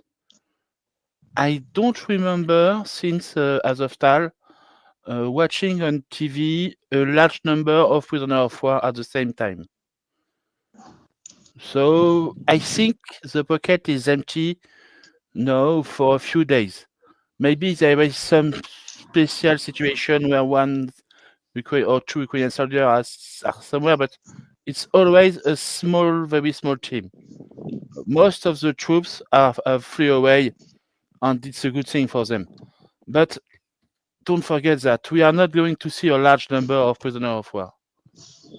And not because they are dead, because they are just not here anymore. But the Russians have to go slowly because it's extremely stupid to die because of a mine of an AED to take a territory where there is no opponent soldiers. So you go slowly to make sure there is no mistake. But basically, you already know there is nobody on the other side. Mehdi, you want to say something? I was reading something and then I kind of lost my thought. I'm sorry. I just went old man. Well, I just real quick too on Kupiansk. There's like a big penetration, up there where it looks like they went down a road into the Russian lines, and it's like, yeah, that looks interesting. Like, yeah, maybe the Ukrainians penetrated the Russian lines, but I look at it as it looks like the Kursk map. There's going to be a video of the Ukrainians driving down this road, and everyone's going to say they broke through the Russian lines. And then another day, we're going to see the same 3 MRAPs laying on their sides in ditches, blowing up with some dead guys around them. And it'll take 2 or 3 weeks to figure out that those were the guys that drove up the road. And the same day they drove up the road is the same day they all got killed. And they accomplished nothing, just like they did in Kursk. Or maybe they just take the photo and they flew away. Yeah, well, if you look at where the geolocation is, it's like they went up to a road, they took a photo at this junction in the wood line, but then they were given credit for this open road that went up another couple kilometers. And it's like, did you drive down that road and turn around? Did you not drive down the road? Because where it is, there's no way in hell they wouldn't have gotten swarmed by drones or small arms fire because, the wood lines are supposedly red on either side of the road. I mean, yeah. It's just another one of these, PR things. Like they drove down the road. Maybe they did capture a spot for a minute, but they're probably all dead. So the map will update. Or they just move away. Yeah. In a lot of situations, you send a recon team to check if there is someone on the other side of the forest. There is no one. Okay, we take a photo and we come back to base. And I do think that the Russians are probably the Ukrainians are probably going to really try to hold up around Yampol and Lehman. It seems like that's going to be a fight because the Russians have kind of slowed down again. Because they got into Yampol a little bit, and I thought, if they could push through Yampol, they don't even have to go all the way down to like Ozerny. They just got to get through the city and then get into the woods there, and they're sitting on that road and that goes into Seversk, and that's kind of a wrap for that northern part of that pocket as far as supplies. And then you got the southern end of Seversk already getting crept on. But it seems like the Ukrainians have managed to get some forces and stuff in there and really slow them down outside of Lehman, and they've held them pretty good. It looks like they might have even pushed them back out of Yampol a little bit. But I think that's going to be a pretty hard fight for the Russians. That might just be a paused area now. Like they'll just try to hold that line and keep the Ukrainians there. But I don't really see them going too hard right now. It seems like the Hololopi has got to be the fucking hot spot. I mean, that shit's just every day Wyatt does an update. It's like, what was it, 100 kilometers, like 80 something alone just in that area, Komar and Hololopi. And yeah, I mean, the end of October, the beginning of November has been extremely bad for fucking Ukraine all across the board. the southern front is collapsing. Well, even that, and then they've lost parts of Vochansk. Kupiansk has gotten worse. Seversk. Yeah, sorry, Betty. Go ahead. Sorry, man. Right, finish. I was just going to say, if you watch live cams at night, usually starting about now, you can see Kherson, Zaporozhye, Odessa was 2 nights ago. Them just getting absolutely pounded, and you can, where you listen for like the anti-aircraft and such like that, and you can see from the beginning of when I started watching this to now just how much AFU anti-air defenses have deteriorated. I mean, to the point where they're almost non-existent in some places. You definitely do not see the same rate of fire. I did see the other day in Odessa, there were launches of the anti-air missiles, which is I haven't seen in a while. Whether that system still exists after it engaged, who knows? But you can really see it falling apart. And that Wyatt, the reason why I raised my hand is about the Southern Front and the Antonov Bridge. I think that the Ukrainians are just reporting attacks there, because why would the Russians continuously attack down a bridge that is severed in 2 places? You know what I mean? I don't understand it. They don't want to get redeployed elsewhere. Yeah, we are very busy right now. We are very busy right now. No. That's what I think I think some of it's happening. It's for show and PR. It's like, yeah, we're holding them back down here. Russians are saying, all right, say what you want, just waiting for their moment if there's ever going to be one. But, I think you're starting to notice some of the reports that we're getting from AFU are just completely out in space, or they're lagging so far behind. They just don't make any sense now. And that's got to be hard for you. They will get sacked, They will get sacked if the front line move, right? They have to report, I kind of think that, I agree with kind of what Mehdi's saying in a way, but I do think the Russians are down there pushing. I don't really think they're going across the bridge. Right. I think they're just fucking around on the other side and trying to get them to think that they're going to do something. And they're just trying to keep Ukrainian troops focused in that area because, supposedly there's potentially 100 to 200,000 Ukrainian troops that are moving around behind the lines, trying to figure out where to go and where to put them and stuff like that. So, with all these problems along the southern front, you've got to figure out where to send these guys. So, I don't really think the Russians are trying to cross. I think they're just keeping their attention there and tying up units that could go up towards Zaporizhia or maybe go into Pokrovsk or Kyiv, because that's close enough that you might be able to do a quick redeploy up through like Zaporizhia, Dnieper, back across the river and down into those areas. So I think a lot of it is they're just keeping them tied up. Plus, it's attrition. They'll get the troops, they'll get the vehicles, they'll pick off the drone teams here and there, the artillery pieces, the SAM sites, and maybe eventually it will be a serious attempt. But I think for right now, it's just a way to keep troops tied up there and equipment and the real action's obviously all around Pokrovsk in the south. And there's obviously a few spots up north that things can go bad pretty quick too. But I mean, I think a lot of it's just to keep troops tied up and not committed to places where they're actually needed, because they think they're going to cross the river and they're not, but they can't afford to take the chance that they won't. So they got to stay there with whatever they got. And those guys that just get pounded. I mean, some of those guys along the river are only being supplied by drones. So, it's got to be pretty rough for the Ukrainians just to sit there, take it. And they can't leave. They probably don't want to leave. Like you said, hey, we're busy with these guys. We can't go to Pokrovsk. So it kind of works out. The Russians give them a reason to stay and they've got a reason to stay, and it works out. Actually, for both sides, they get to kill them and they get to not go to Pokrovsk or Kupiansk or Vochansk. I can see the Russians doing it to set up a pattern that they intend to break later on. Remember, I'm the guy that's been predicting a crossing since the beginning, so I've been wrong since the beginning. It'll eventually happen, I think. But yeah, I think, but I'm also convinced now that it's more just a holding action to keep them tied up as much as they can down there. And probably when towards the end of the war, when everything has just shit the bed, then they'll cross, if they're going to cross at all. It's just the easiest way to take Odessa. Trying to come down, you're dealing with too many water obstacles trying to get there. But there was something else I wanted to say.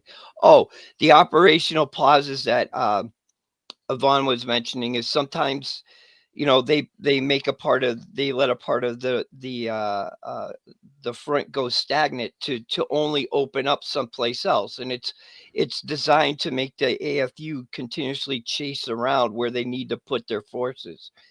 Russia, already knows where its logistics need to go because it knows where it's going to attack from. The AFU, they don't. So they got to wait until they have to be reactive in almost everything that's going on now. And that's kind of a bad situation to be, especially when you're getting pushed out of your own defensive lines. That's a bad sign. Shadowy, I think. About the Dnieper River, what I think is that the Russian is looking for a weak spot. If there is no weak spot, they are going to do nothing, because the crossing is a very dangerous operation. If they find a weak spot, they are going to send 5 people on the ship just to take a few photos and to make what we call the TikTok operation, and just for fun. And they are going to immediately go back to the other side, to the Russian side of the river. And maybe a few days later, they are going to start the same thing someplace here, but maybe this time with 2 boats and 10 men. And after that, maybe at 2 different places at the same time with a few more boats, and so on. And one day, they're going to send a full Marine division. Yeah, I mean, that's the thing. It's like they're just going to keep playing around over there. I mean, it's like complacency. They'll get used to this every day. It's tit for tat. It's a boat or two. Then all of a sudden, like you said, it's 3 boats. Then one day, the guy says one boat, he's going to see 50 boats and be like, oh, shit, Exactly. And that's the thing. I mean, I do think it's a holding action, but I think it's a long-term play to prep the area and see if something can happen down the road. First, you need a big weakness in the Ukrainian forces there. If the Ukrainians do their job seriously, the Russians are not going to try. Yeah, that's all I'm saying. I mean, it's kind of a long-term thing. You can sit there and attrit them, and then, maybe something happens. Maybe one day, all of a sudden, it breaks the way you need it to break, and like you said, all of a sudden you can send a bunch of guys across. But yeah, I think it's mostly holding and just wait to see what happens. Good time to launch it. And I'm sure that they are not in a hurry, because the crossing like that, it's going to be one of the most difficult operations of the war. So they are going to do it, but very slowly and very carefully. And they're going to make sure that there is no Ukrainian waiting for them. Yeah, I mean, if you look at the map, I mean, with the water levels down and stuff, and I don't know how it works, the terrain like right along the river, but I mean, it's going to be hard to do, but there's a lot of places where they could cross. There's a lot of places they could come up. Because, I mean, once they get on the other side, it's pretty wide open, and there's not a lot of places where the Ukrainians are going to be able to hold static defense. Actually, the main issue is the 20-ton trucks for the supply. There's limits to where you can cross, and in Ukraine on the Dnieper, the West Bank is higher than the East Bank, yes, which makes crossings very difficult because you get across, and now you have to go up another tier of land, and it's like you would cross it, and you'd have to bring a scissor bridge to get up onto the main terrace of where you want to go. So, those are things to kind of look out for. Is there are several places where they can cross, but it's not as well, I mean, there's really, I mean, if you go between, and I know Vaughn knows that. I know Vaughn. I mean, if you go between Kherson all the way up to where the reservoir is, or that big area still shows up on the map of the water body, I mean, all between there's all kinds of places. And I envision, you're going to have small teams go across, set up, secure perimeter areas, landing sites. But ideally, you're going to also have to do air assault because you're going to have to go in farther. then just right across the bridge. And the thing is, this can all be done. It's called shaping the battlefield. And if you attrit the artillery and you attrit the men that carry man pads and you attrit the SAMs, you can create envelopes just like they did in Iran, where you can fly in, do what you need to do, put guys on the ground, and secure road junctions and stuff like that. Obviously, this is not the time because there's way too many people. There's way too much equipment floating around. But by sitting there doing what they're doing, over time, they may be shaping this area for an operation like that. And when it does go down, it's going to have to involve small teams crossing, assault boats, probably some aircraft, helicopters, to secure a beachhead or beachheads on the other side that will enable you to move up the heavier stuff that you'll need to cross. But the first wave is going to have to be light infantry, light weapons, and then just a shitload of drone and air support to make sure that those guys can hold off whatever comes at them from the Ukrainian side. But that's probably a ways off because, like I said, you have to attrit those guys. I mean, it needs to be down to probably a couple guys per kilometer, and no artillery within 50 kilometers and no SAMs within 100 kilometers before they'll even think about running a helicopter across there. So look at the attacks. You think about I think you are making a mistake. You are thinking this crossing as a NATO officer of the Cold Wars. Today, we have seen it near Kupiansk. They made a crossing last year, I think. It was last year or the year before. And it always starts by a few men, okay? Special forces. They cross, they take a photo, and they come back. And a few days later, they send maybe a few more troops. And it's a very slow process, basically to slowly invade the territory. It's not a big operation with a lot of troops. That isn't possible anymore.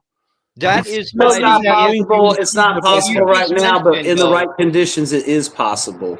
The Russians have made it clear that there's been times where they've completely shut down the drones in the area and suppressed everything in a specific area to do a specific mission, so that it could easily be done, especially down the road when you have far, far fewer Ukrainian forces in the area to deal with. That's all I'm saying. Everything you're saying is right. They have those capabilities, but when those capabilities are removed, things can happen on larger scales. And, you could say Cold War, whatever. A battalion being airlifted in is a battalion being airlifted in. Doesn't matter if it's 1978 or 2050. I mean, that's dudes on the ground. You got to get them there. You got to get them there alive. They've got to be able to hold, which means you've got to provide munitions, support, supply. If you can pull all that off, it can happen. It's just the conditions have to be right for it. And they're not there yet, but they could be in a month, 2 months, 6 months, a year. Who knows? It depends how hard the Ukrainians want to fight down there. Look, one of the things I want to mention in Shadowy is that a crossing can't be done in little trickles. It'll first be done with an amphibious assault going across in as heavy a force they can. The reason being is that if you cannot establish the bridgehead on the other side, all of this is for naught. And if you're trickling men in, it makes it easier for the defenders to kill you and remain in place. So you got to get across, push them out of the way so the following on forces can cross. That's if they even decide to do it. But it'd be amphibious first because they need to secure the other side of the bridgehead before they can lay the pontoon. And if they got MOR, if AFU still has MOR or less capability running around, then there's a problem because a pontoon bridge is a stagnant thing. It's not going to be moved around. So they have to give it air protection to keep it open for all this to happen. So it's got to be really coordinated. And I think it's going to be like a single event that happens. Just when that's the thing. And I mentioned this about like Prokhorst or wherever. The AFU tends to trickle forces in that do nothing but become targets themselves because they have no weight to actually help out. They may be able to help out in defense, but they have look at those special forces guys to be able to push out of where they're going. Look at those special forces guys. It's a perfect example of what you just said. I need to answer that. I think you misunderstand what I said. I don't say that a few people are going on the other side to make a bridgehead. That's not possible, and I agree with you. For a bridgehead, a through one, you need a lot of weight behind us. Yes, behind you. But what they are going to do is they are going to send a few people to cross, and these people is going to come back on the other side. Immediately, they're going to stay there just to take a few photos, basically. Okay? They're going to do that 10 times, 20 times. On one day, it's going to be the serious river crossing. Your river crossing. But first, they need to basically make a lot of decoy on false operation of small crossing, maybe to test the reaction of the Ukrainian, maybe to disturb them. And only after that, they're going to try something big.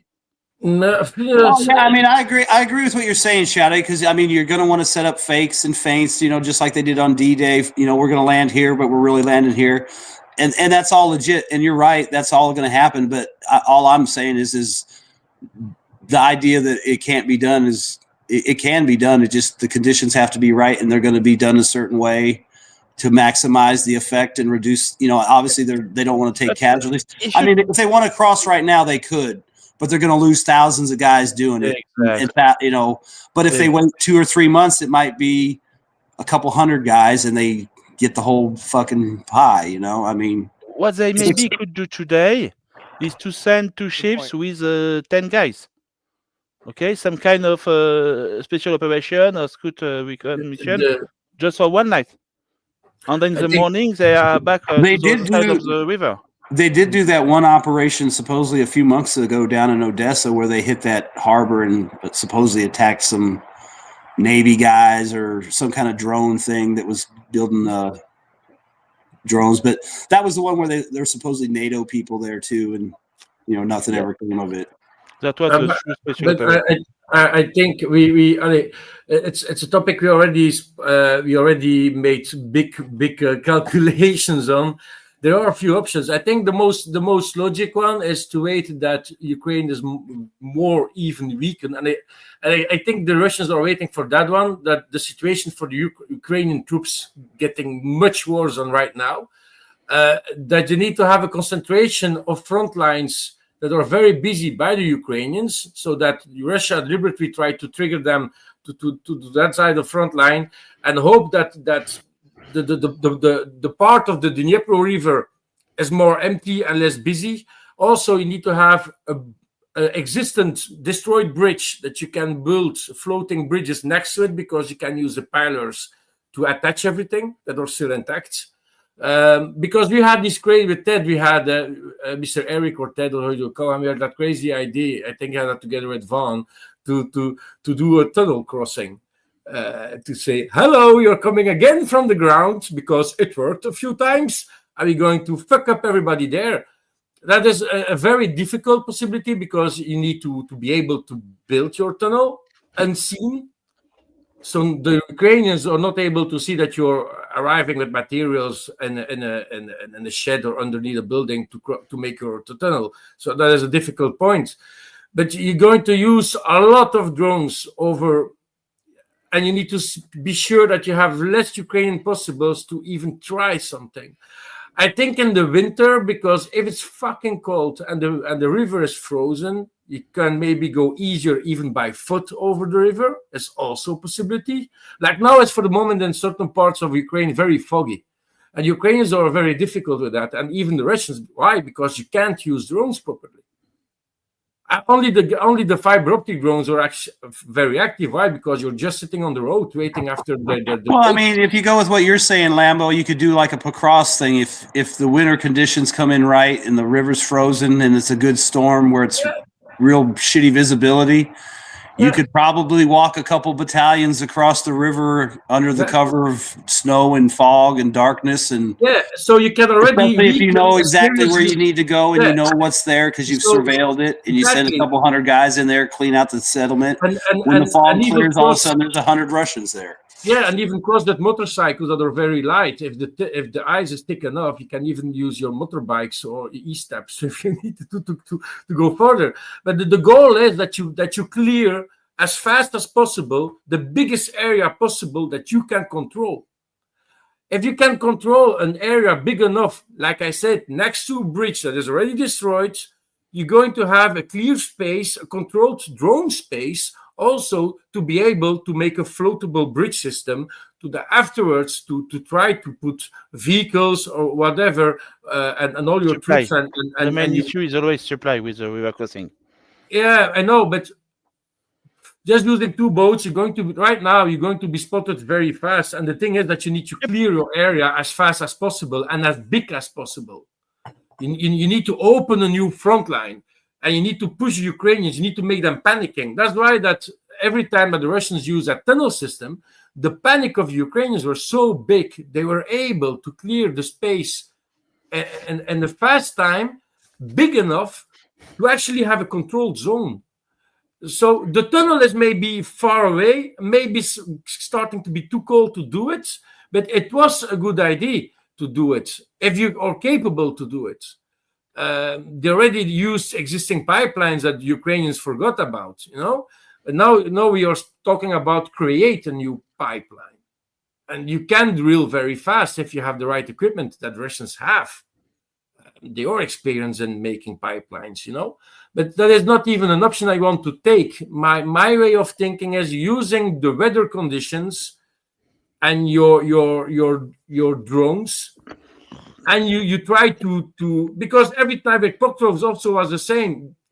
Pokrovsk was suddenly too much invaded by the Russians, and they started to move brigades and troops from other sides to try to push them back, the Russians. And Ukrainians tried to. They were busy putting new troops. Even the Azov, I don't know who they were, or was a propaganda. I don't know. It's not really that, but they used a lot of new troops from other front lines, and that the Russians need to do. I think at the moment we're going to see new fronts opening. And Ukraine panicking very hard. Now we see the southern front at Vesely, and they have their highway that they can take very easily. There's a Zaporizhia front line is there, and the south. They are advancing very fast. It's like 2 times 10 kilometers. Even Deep State's map is showing sort of a big advance there. They're admitting there is a big advance there, but the zone is not gray enough or red even, like they always do. But they already show that there is a part in Ukraine that is completely weakened. And there's not a part of 2 kilometers by 10. It's like fucking large. So we're seeing that for the last days that there is a problem in Ukraine. The rest for the moment, a very big problem, because Russians, it's a long time ago, they were able to do an advance like that. I think that big, that large on the front line. There is a problem. And I think at the moment that the Russians are going to see that there is a big weak spot somewhere at the Dnieper River, and they see that the moment is right, they're going to cross it. But they're just taking their time like they did for everything. For the moment. I think we all agree with that, Mr. Lambeau. It's just on the fact that I think they are going to do it slowly, and with different step up, they're going to start very small and to increase the pressure. I think one thing they are going to go very hard, very quickly, immediately. Yeah, once they're going to cross, they're going to cross. I agree with what you're saying. I just mean like once you get to that actual crossing time frame, it'll be quick because it has to be. But I totally agree with that. When you have to small things, full division it makes sense, like you're saying. I mean, you sneak 10 guys over here one day, then a week later, 100 miles away, there's 10 guys over here. Then a week after that, 50 miles away, there's 20 guys. And you just keep doing that. And then one day, like you said, there'll be 500 guys. And basically, the first reaction of the Ukrainian headquarters is going to be, oh no, the Russians are again doing it. So they are going to need confirmation that it's not a small team and it's a true invasion. There is going to be mix in the communication. And it's exactly the same thing during the D-Day. For the night, when the paratroopers drop in France, most of the Germans were thinking it was a large commando raid with the French resistance. They didn't believe it was an airborne assault.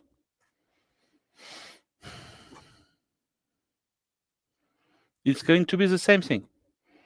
you make a lot of small. And the other thing too to take in mind, the Ukrainian headquarters, and one day it's not a small operation; it's a very serious one. I mean, and the other thing too, you got to realize too is when you get to the point where you're going to do this crossing and the massive crossing, the Ukrainians are going to know because they're going to have the ISR of the Americans, and you're going to see the Mi-8 hips loading up the paratroopers. You're going to see the Su-34s. You're going to see the drone. So they will know it's coming. It's just they won't be able to do anything.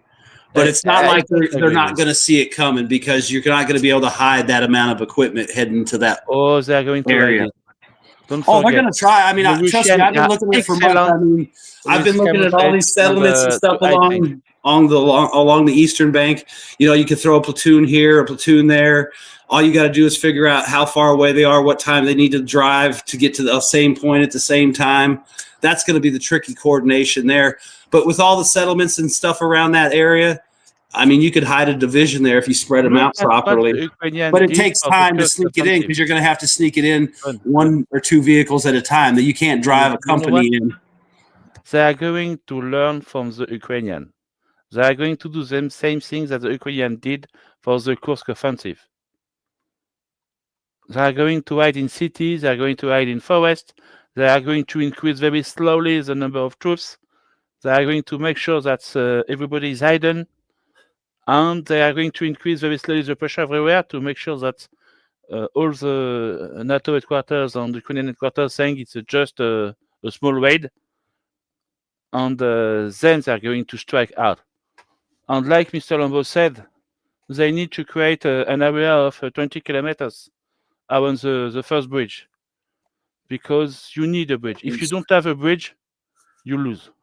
Yeah, that is what you need to have. You need to have a safe space to cross afterwards. So you need to clear the biggest space possible. Like you say, the Kursk the Kursk is actually a very good example. You're completely you're able.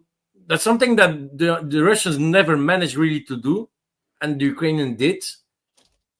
But if you're able to do it, and you clear the biggest space possible, you have a central zone that is very safe to bring all your troops and that you can control. And that is the most important thing. And as long as you're not sure to do that, you don't even need to start to do it. And I think the Russians are just waiting for it. And I think I was already hoping before the end of the summer, they're going to do something big, but the Ukrainians are holding too well.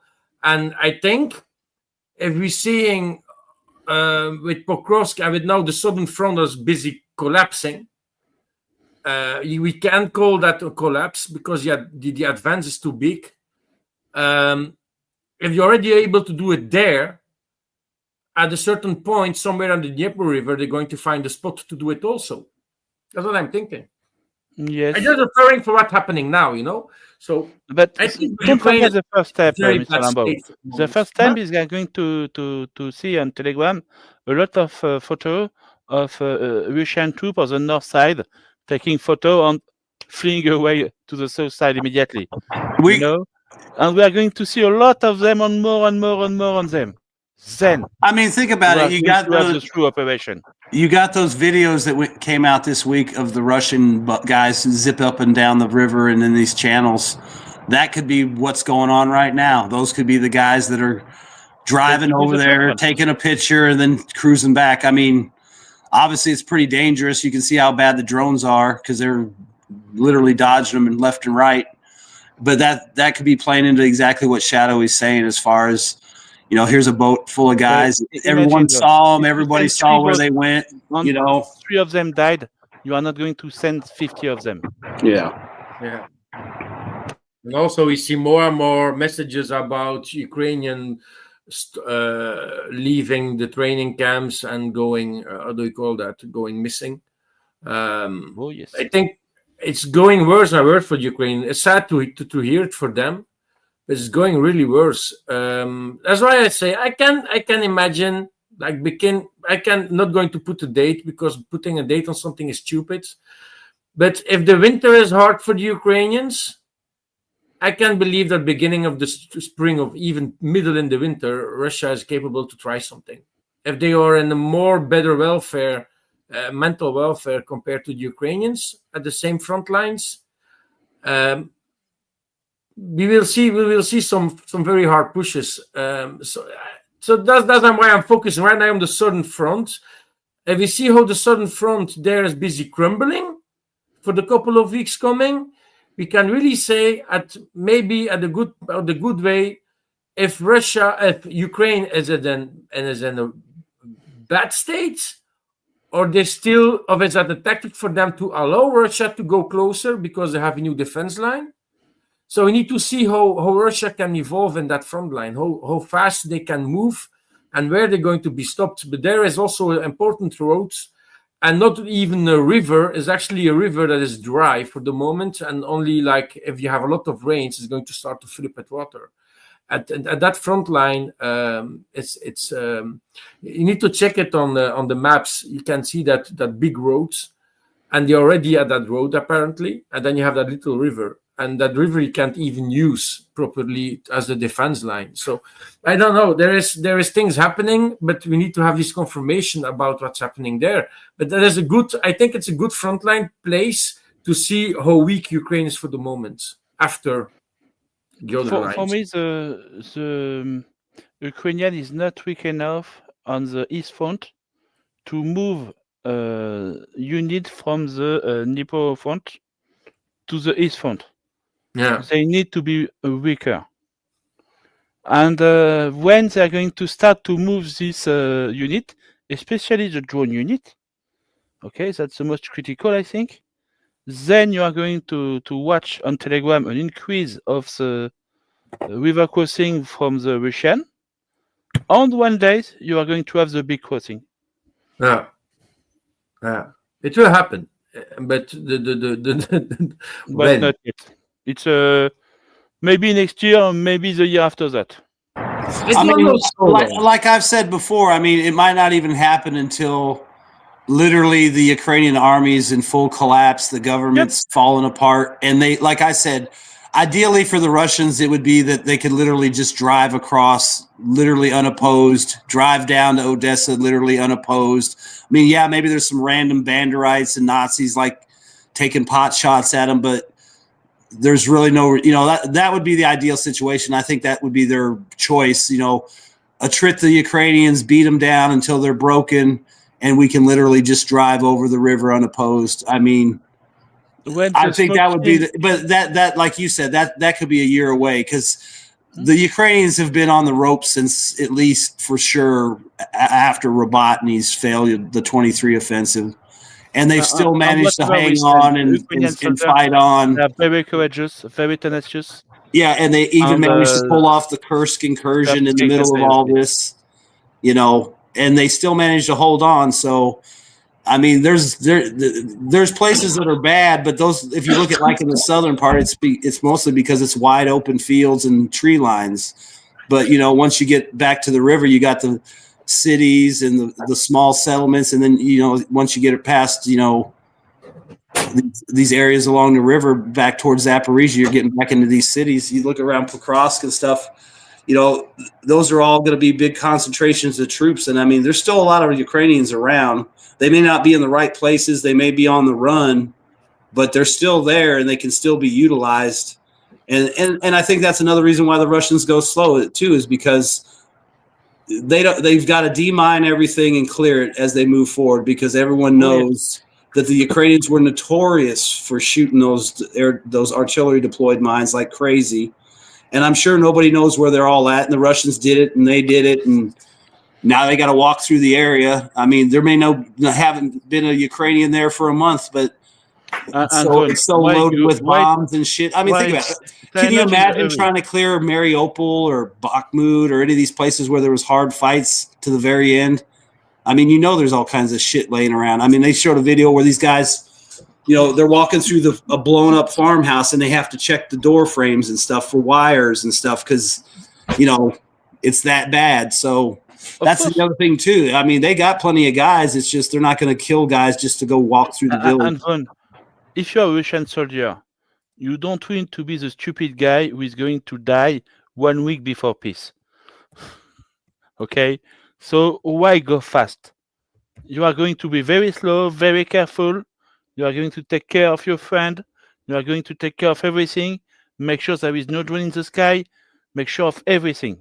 Yeah, I mean, because think You about are it. not in a You hurry. can't afford to get wounded because then you're less mobile and you're a victim of a drone. You know what I mean? It's like there's no reason to go fast and get hurt. There's no reason to expose yourself unnecessarily because it's like, how many drones can you dodge? I mean, yeah, there's a few Russian guys and Ukrainian guys out there that are heroes, you know, for headbutting them and dodging 20 drones, but that's not every guy.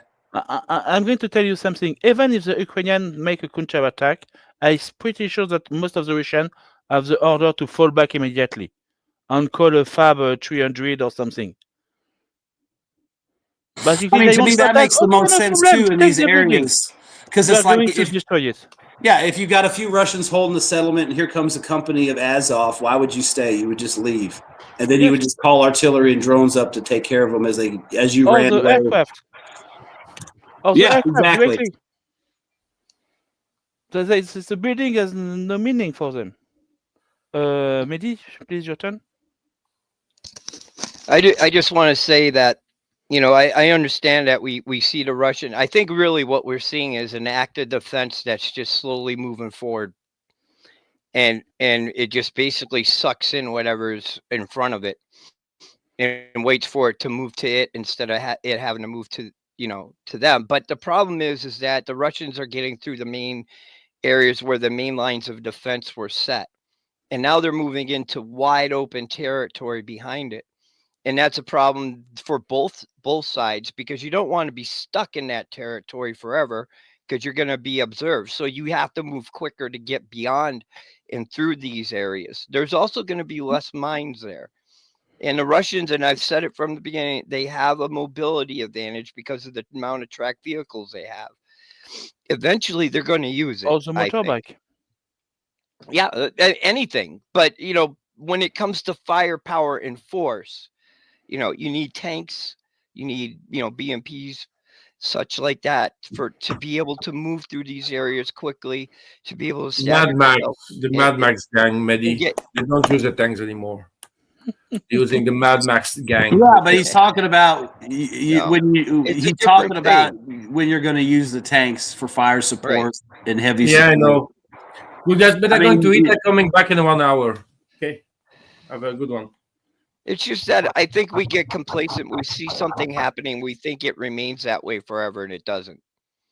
You know, war is fought in different ways because of the battlefield, terrain, the enemy. The war today is very different of the war last year. Yeah. And the last years were different for the war the years before. The war is evolving every 2 months. Well, somebody just put in Ukraine has millions of mines, but they've been committed to the front line. Do they have time to dig them up and bring them with them? See, that's kind of the problem. Yeah. You know, well, I mean, you think about it too. Like, you know, in some areas you might have more competent defensive stuff because you had Azov or National Guard or regular UAF units in there, so they knew how to do engineering and booby trapping. And then you might have other areas where they relied heavily on these conscripts, and if these guys fall back, they're probably not hip to the game of leaving booby traps, you know, and all that kind of stuff. So there might be areas where it is a little easier to get through, but, you know, from the look of it, there's just a lot of unexplored ordnance and mines and booby traps and just abundance of caution. You know, not to do something like you said. You don't want to die a week before peace. You don't. You know, think about it. These guys. I've made it all through Puckcross to the drone swarms. You know, I got to ride my motorcycle in. I got a hot meal. You know, I'm not going to be the dumbass that steps on a fucking wooden step and blows my leg off. You know, or picks up a book. I mean, I saw some of these booby traps. These guys would lay they had a DeWalt drill laying on a workbench, brand new looking. And if you had gone to pick it up, it was tied to a wire that pulled a pin on a grenade underneath the table. Oh, yeah. Just shit like that. I mean, think about it. You know, because think about it. You're some Russian guy. Hey, here's a brand new DeWalt cordless drill, you know, with the batteries and the charger laying there. You know, why wouldn't you take it? Oh, now you just blew off your fucking legs. And you know, maybe you get medevaced and survive. Maybe you crawl outside and some dickhead with a drone flies into you and finishes you off. I mean, you don't want to be that guy. Oh, and you've seen it like, I've seen all kinds of crazy shit. Children's books, toys. is that your officer don't want you to be this guy. Because with the troops issue in Russia, I'm pretty sure that the officers have a lot of orders about saving their troops. Like we said earlier, if there is an issue, fall back. Don't even try. Fall back immediately. We are going to send other troops. We are going to send aviation airplane. We are going to send something. Just to drones. support you. Just send a lot of drones in. Just send a lot of drones. Well, I mean, think about it. Your Don't guys even could try. be running. Your guys could be running down the street, and they're like, "Don't worry about that 3-story commie block. Let them have it. There's a 3,000-pound Yes, fab exactly. on the way in 5 minutes. Let them have it." I think that's why the situation in Pokrovsk is such a mess for the media and for the mappers. Because basically, we can advance, there is an issue, they fall back, then send something else. And they do that every day. Yeah. So Very, basically, very- at the point, you don't know where they are. Well, to some of this point, if you look at Roboteam and how much mining went on, and we're talking about mines that were shot from, 30 miles away or wherever it was, for both sides to lay mines like they did, the anti-personnel, the anti-tank, all that. It makes it kind of, if you think about that part of it, you can understand why, like in Roboteam, they have to move slow because there's just mines everywhere. And when you're firing them out, usually you write down where your mines are going. You write down where your mines are placed so that you can get through them if you need to pass through them. But in this day and age, when you're shooting them from far away, you have a basic area where your mines went, but you don't know what the scatter pattern actually Well, I mean, think was. about it too. The people that shot those mines more than likely are dead now. Oh, yes. So Or it was the they don't previous even know chief, where but they you are. cannot- You That's cannot why I be think- sure. You have to check Both everything. sides doing it. That's why now mines is not so much used. Like, especially for the Russians, there's no real need to use mines because you're going to overrun their position very soon. If you throw mines, unless you have no interest to develop the front, then you start to plant mines. And I think the Ukrainians also run out of mines. Like the Ukrainians don't even have mines to defend. That's why the Russians are making breakthroughs so easily. Like previously, they have to be really careful because you don't know where the mines are. So I think that's one thing. Another thing I want to add is that the Russians have like what you guys have discussed earlier, have developed, I think, probably have developed a very comprehensive way to wipe out the enemy. So the soldiers, the infantry, and the armored vehicles, whatever, they don't really need to meet enemies at all. They're just going to send in the drones. They have surveillance drones to monitor. They probably have those high altitude drones, overlooking everything. They're going to send in FPV drones. They're going to send in. They detect anything. They send in the bombs, the fat bombs. You're gonna hit everything, destroy everything. Then they send in the troops to just do clearing. So there is no need to really fight. With the infantry, unless it's a clearing operation. There you have no choice because maybe the Ukrainian soldier is hiding in the bunker or in the basement. Then you still have to clear them. Maybe that's the case. If not, there is basically no more need for infantry to infantry combat for most cases. I think, and that is also come back to the situation where we talk about the NATO fighting the Russians. Like the French forces, all this, they're gonna all get wiped out by drones and airstrikes before they can even do anything. They will never see a single Russian soldier until they are like probably lying on the floor and it's like, what the fuck has just happened? And the Russian soldier ride a motorbike come over. He'd be like Das Vidania and then put a 3-round burst into you. Bonjour. Welcome to Russia. Welcome to Russia. They speak in some weird Russian accent French, to them, I Bonjour, won't my even friend. Should be. I want to add something. For the German infantry during World War II, the job of the infantry was not to kill the other infantry. The job of the infantry was to protect the machine gun. And the job of the machine gun was to kill infantry. Okay, already it was not about infantry versus infantry. It was machine gun versus infantry. Today, the job of the infantry is to protect basically everything which is coming behind them. The Drone drones, operators. the air defense, the anti-drone system, everything. You make sure that no Ukrainian soldiers or whatever is going to mess with your own system, with your own backline, basically. That's your job.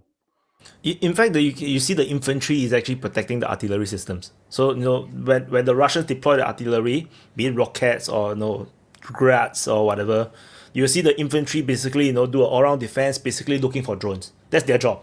They're just aiming for drones. That's all. Mehdi. There was just a report that I read that a AFU tank was knocked out by a mine. It was detract, really. It didn't knock it out, just detract it.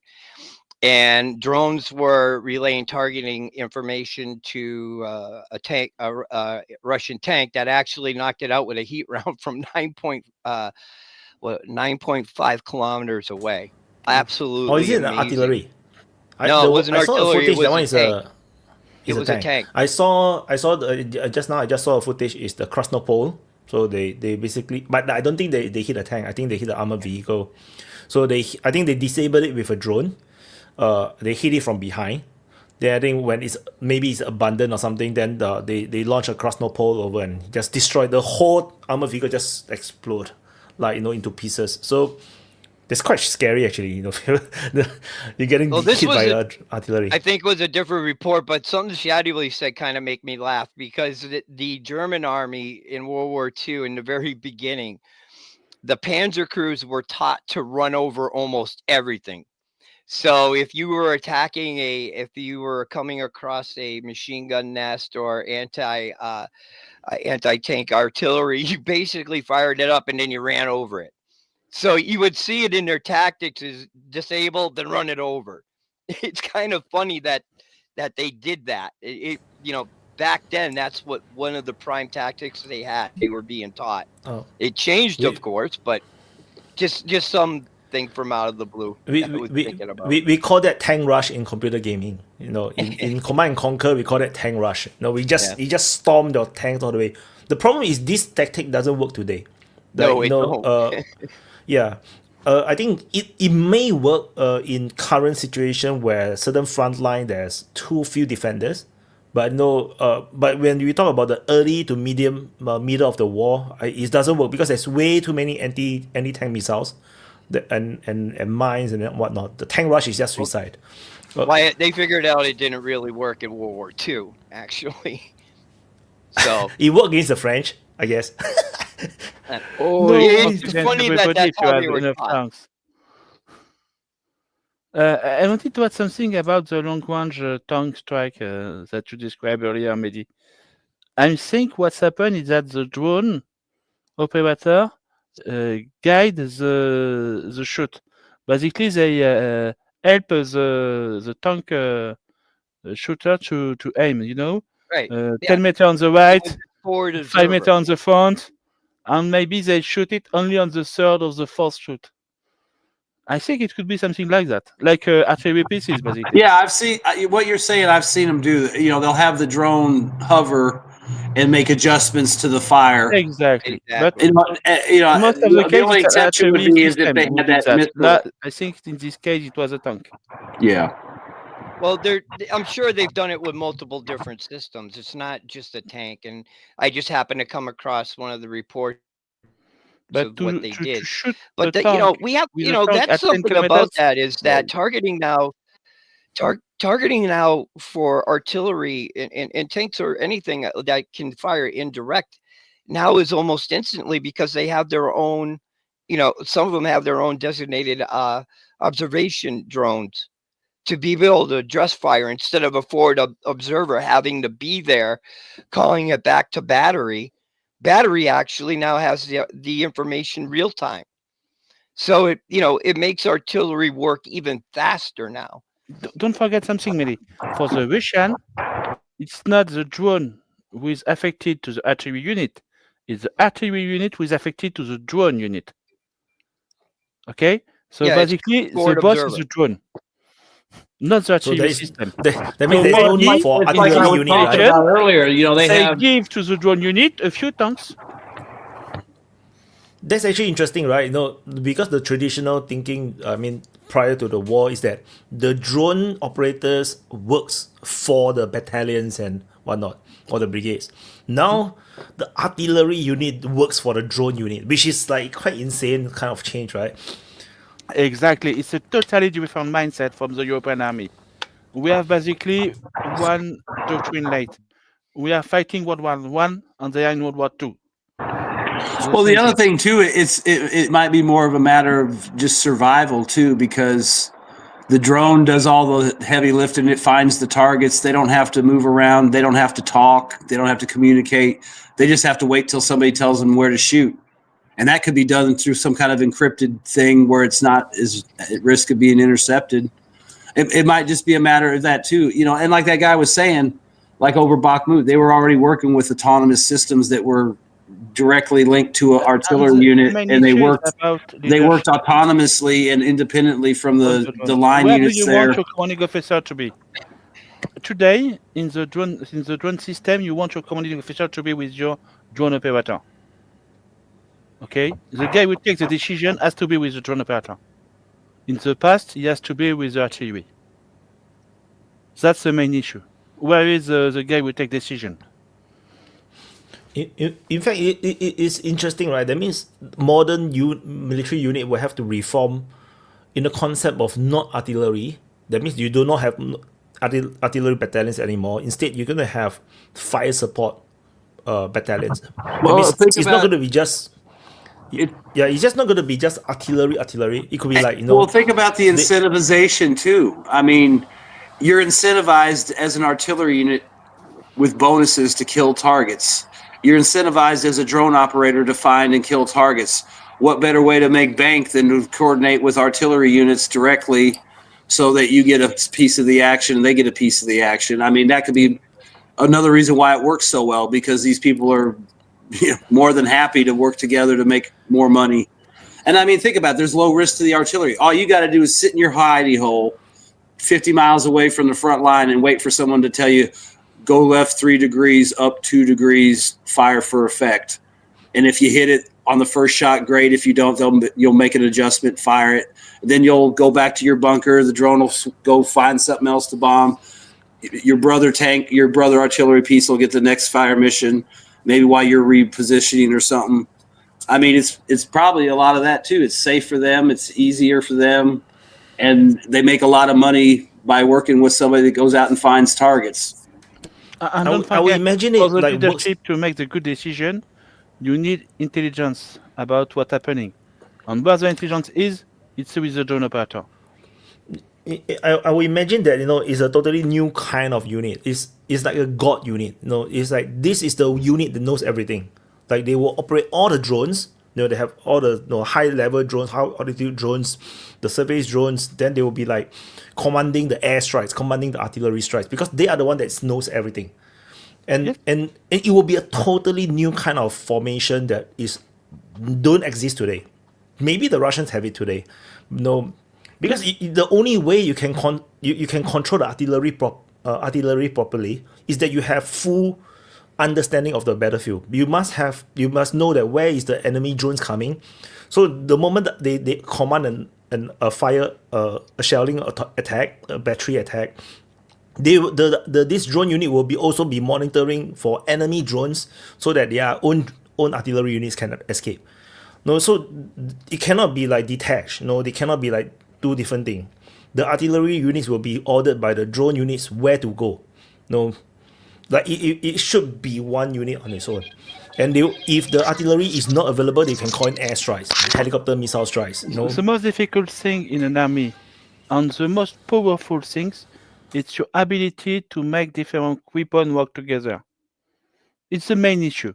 And if you succeed in this task, your strength is increased immensely. I think another thing about that point too, Shadowy, is, and it's not to toot the Russians' horn, but it's just I think a fact of the situation.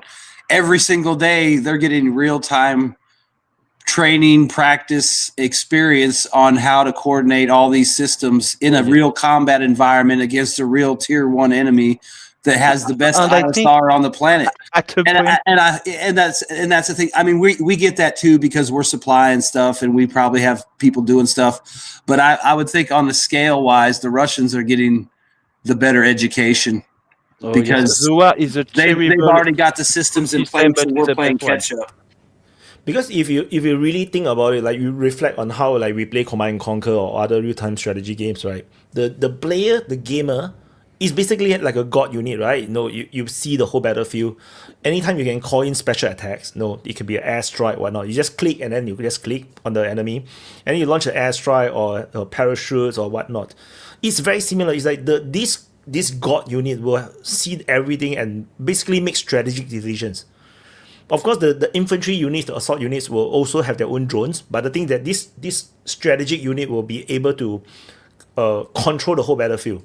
And they'll be calling in artilleries, airstrikes, and whatnot. Well, think about it. All their drone the subunits and stuff, they would just be able to allocate things where they, like you said, strategically allocate all those resources all the way down to the platoon with a drone.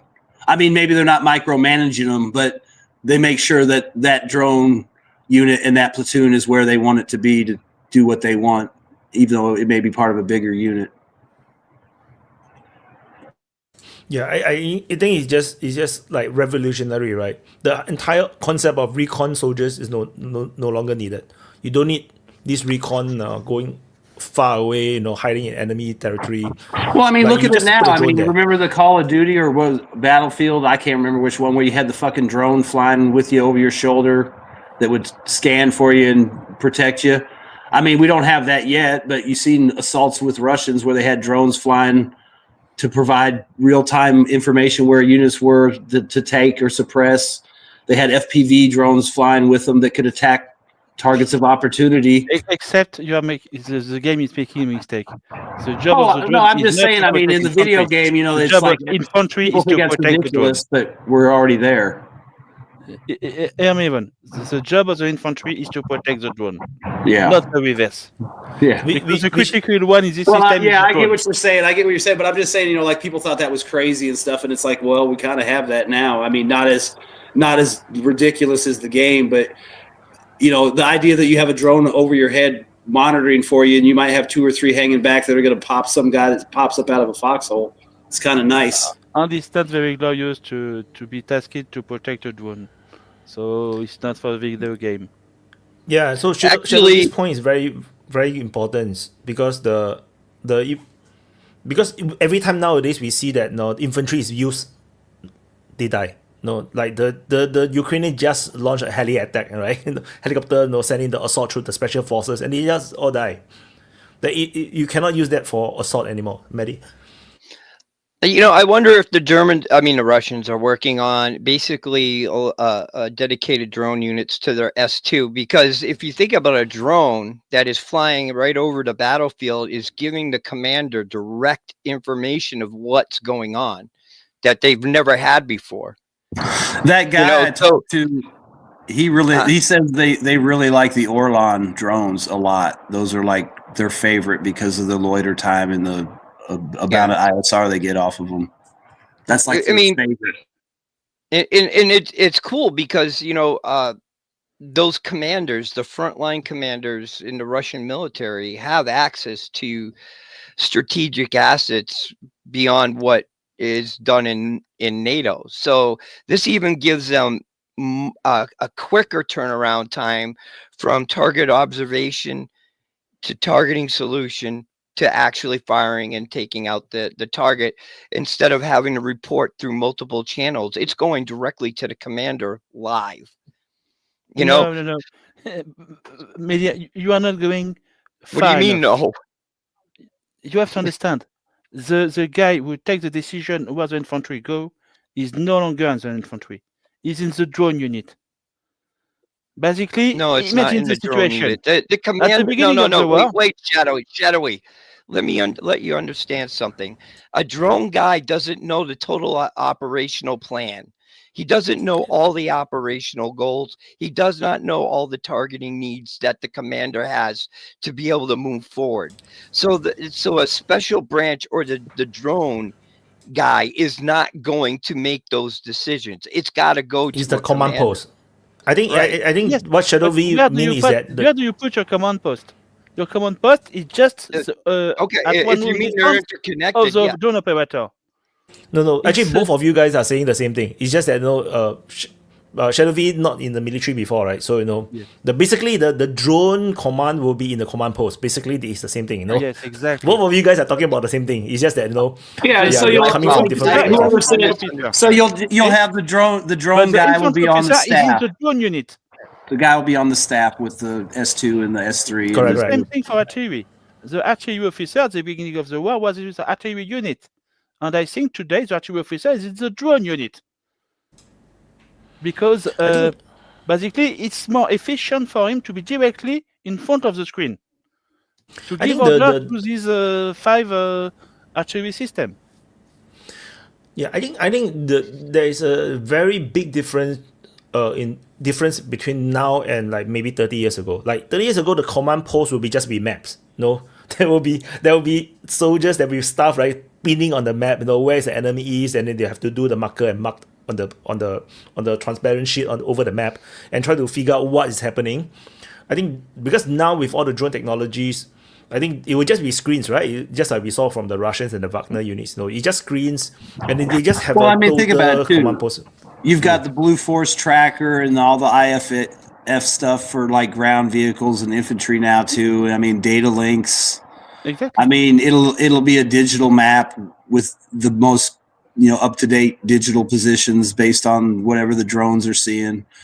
But I mean, the drone god will be with the commander of the unit in the headquarters, and the drone god will know what to tell the angels out there what to do, and then the angels will be left to their own devices. I would imagine there will be two different type of drone operators. There will be one that is a strategic one, which is what I mean by the God view, or the eagle view. That will be attached to the command post. This is the one that will be calling in air strikes, calling in artillery strikes. There will be another drone operator which is more tactical, which is actually operating based on the units, the forward units, where they are sending FPV drones and the fiber optic drones. I think those operate very differently from the strategic side, which is the command post ones. So I think there will be this separation, but so one focus more on tactical, more immediate area, maybe more of controlling the immediate area. Then the other side, the strategic side is like just suppressing the enemy strategically, and where the commander is going to be. So I think in fact the Russians may already have done it today. Like I think that's the operations already today. Because even a FPV drone has a range, okay? It's like an artillery system, basically. He has a 10 kilometers, 20 kilometers range, depending on the fiber optics. So it's the same thing. When you are in your map with your data link system, you know where's your artillery system, you know where is your drone unit, your FPV drone unit, and you know where is your infantry, and the leadership in the room, in front of the room where is the drone operator. And this map is going to decide, okay, to strike this target, I'm going to use Air Force, I'm going to use drone, or I'm going to use artillery. Okay, but the guy who takes the decision is very near the recon drone unit. He will be standing behind the drone operator. He'll be like, just pointing at the screen, right? Exactly. It's because that's exactly what the Russians shows, right? Maybe not the same room, but at least the same places. I think that's what the Russians is showing as well. When they show the command post, basically the commander is basically behind the drone operator. He's like he's pointing, say, turn around, look at that place, Then he'll radio immediately saying that there's an enemy behind that building and whatnot. Yes. So it's already imagine that. And that's the thing. Every day they get to practice and tweak that system out in real. It's basically real-time strategy game, right? It's basically real-time strategy game. It's just command and conquer right now. I don't know the military, but maybe at the captain level, they are in the command post basically, and the lieutenant level, they are with the troops on the ground. So the captain could ask tanks. Oh, that would be like to help the infantry. Like we have a forward air controller, or an ATAC type person who's like the guy with the troops that coordinates the aircraft coming in. Let's just use that for all this stuff, drones, everything. But there might be a guy above him who actually has control of like maybe larger assets. Like, the guy on the ground, like, hey, I have control over an artillery unit at this fob and 3 Apaches from this, from Bagram. But the guy above him's like, hey, if you need it, I've got 2 F-15 Strike Eagles on standby. If it gets real bad, I've got a B-1. If you really need some shit, I've got 3 B-52s. I can, you know what I mean? It'll be like that. But like the guy at the low end, like where he'll have a set amount of assets assigned to him that he has that control over, that he can deploy however he sees fit on scene. But if there's a change or something happens, there would be a guy above him, the drone god, who would have access to more assets or, more strategic assets, like targets of opportunity that pop up that you might really want to hit. That guy might have something available for you. Basically, you have the brigade headquarters, company headquarters, the division headquarters, and so on. I think it depends I mean, on it could still be very quick because you could have a short line between the firing point and the asset, but I mean, it's not hard to figure out. I mean, the local guy's going to have control over so much stuff, and if he needs more, he just talks to God. God sends more. Yeah, I mean, it's real. I think it depends. I think it now depends on how the battle formation works. Like for example, they used to all do BTGs, right? Battalion levels. Now they are all changing to corps level. I think because the kind of asset you are commanding has become so macro, so big. You're calling airstrikes and artilleries and whatnot. I think that's why everything is upgraded to corps level. You cannot have a battalion calling in airstrikes. Unless you're like the Marines. You're very special. Like if general units, battalion level don't usually call in airstrikes. I think, like it's a bit hard to communicate. Like your corps level, army group level, then it's totally different. I think. I mean, that's not true. I mean, a single tank, I could call it an airstrike. I mean, I have to go through a channel, but I could still technically call it an airstrike. But I do get what you're saying. I mean, it's probably more regimented, but. Yeah, because you imagine the HQ, right? This HQ is which level? With all these command posts, right? I think that makes the difference. Maddie. You're muted. I know. One of the things you learn about the Russian military is that it's not really designed like ours. Units have specialized training for what they do, and they train to do that job. So these bigger units are conglomerates of smaller units that are skilled in certain types of battle, so to speak, and that are used for certain types of phases of war, I should say. And for them, we always thought the Russians were very inflexible about what they do. But actually, like Wyatt was saying, because it's getting so micro, the management of it all, is that actually having these independent units, they're part of an overall larger unit like the United States. But it's not the same. Their job is very specific to what they do, and they generally tend to stay in those jobs for their whole career if they stay in the service, like the professional army of the Russians.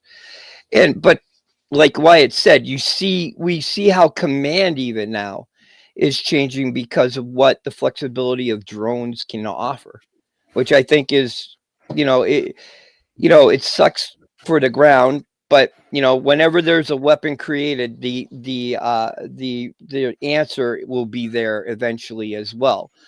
So right now, drones are new, so they have the upper hand in at this time. But will it always be that way? Because, like I've said before, all we see are the successes. We don't see all the failures. So, when you see a tank that's been struck 15 times before it actually gets knocked out, it kind of shows you that, that armor still can be used. But, that was a very specific tank. If you're the Russians to move forward, If you're the Russians, do you want to make mistakes against Ukraine or make mistakes against NATO? I mean, it's a cheaper lesson right now than it could be later. And I mean, you got to give them credit. I mean, that's, I think, one thing you said. Like, I used to look at the Russians like the Soviets, you know, rigid, centralized command, and I always thought it was kind of impressive how they've westernized, I guess, is the term, as far as it seems like they have more flexibility, they're more adaptable, or at least open to it, and they allow unit commanders to be more flexible and have more say on site versus what my impression was before. And, you know, they get to do that right now, and they're in a real-time situation. So that's only going to make them better. And, you know, they get to practice these tactics, develop the doctrine, find out what works. And, you know, it does cost people's lives. It's going to take a while to get it all figured out, but they're going to be in a pretty good place when it's all said and done, because they're going to take away all these lessons they learned. And, you know, like I said plenty of times, they've gotten free classes against NATO the whole time with different systems. So they've got to learn how to fuck with HIMARS or JDAMs or Patriots or F-16s or, you know, Hammerheads or, you know, what's the other one? Storm Shadows. I mean, everything they've got a free look at. I mean, I'm sure we get our looks too, but it just seems like the Russians are getting the better end of the deal right now as far as experience and the lessons they can learn and the advantages they'll take from it. Shadowy. I think the most important thing is that this war allows the Russian army to remove the worst element inside the officer corps. Basically, all the useless guys has been sent somewhere else or just killed by the Ukrainian. Very sadly, at the beginning of the war, it cost them a lot of troops. And we all remember the stupid offensive with a lot of tanks to try to take a position defended with mine on the Ukrainian artillery and Ukrainian drone. We have watched a lot of that in the past. A lot fewer today, because I think most of the stupid officers are now gone. So they learn very quickly or they died. The war is like that. It's the best school and the worst school. But the sad thing is, yeah, hi guys. But the sad thing is, Ukrainian did the opposite.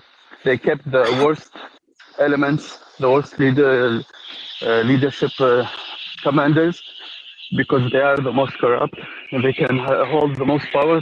So I think Ukrainian did the worst in this situation.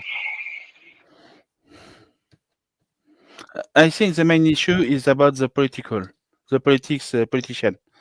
In June 22, Putin and the Moscow politician understood that this war is going to be something very long, very long-term situation. So they decided, let the military do their job. And I'm not sure, but I think there is very few tactical or maybe even strategic decision coming from Moscow. I think most of the decision come from the front line, at least the front headquarters. And that's a big difference. Because for the Ukrainian, everything comes from Kiev.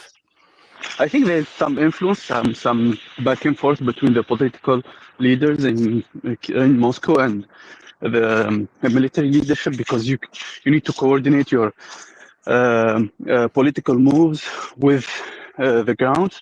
For example, you cannot allow a big Ukrainian disaster when you go to meet Trump. So that's why you need to coordinate and to adjust what's military on the ground and what's on the political agenda, you know? Yes, but I think it's way more a critical situation for Ukraine than for Moscow. Because when but it's a good thing. Russian military said we need to fall back, most of the time, Moscow say, okay, do it, it's your job. Yeah, but I say it's a good thing, because Russians use the war in politics, in both ways to enhance each other, you know. Use the military to enhance the political, and political to enhance the military aspect. That's when you win. Okay, when you lose, It's another story. I think next year the doctrines will change again, because I think we will start to see laser weapons coming in next year in 2026. So the Russians are really testing out some laser weapons that is actually not meant for war. I think meant to shoot at birds or something. So, but I think it's sufficient to take down drones. I think then the Ukrainian side probably is going to introduce laser weapons as well. So I think we're going to see drones becoming less effective in certain circumstances. Shadow V. I want to add something about the drone FPV that most of the people in the Western world don't understand.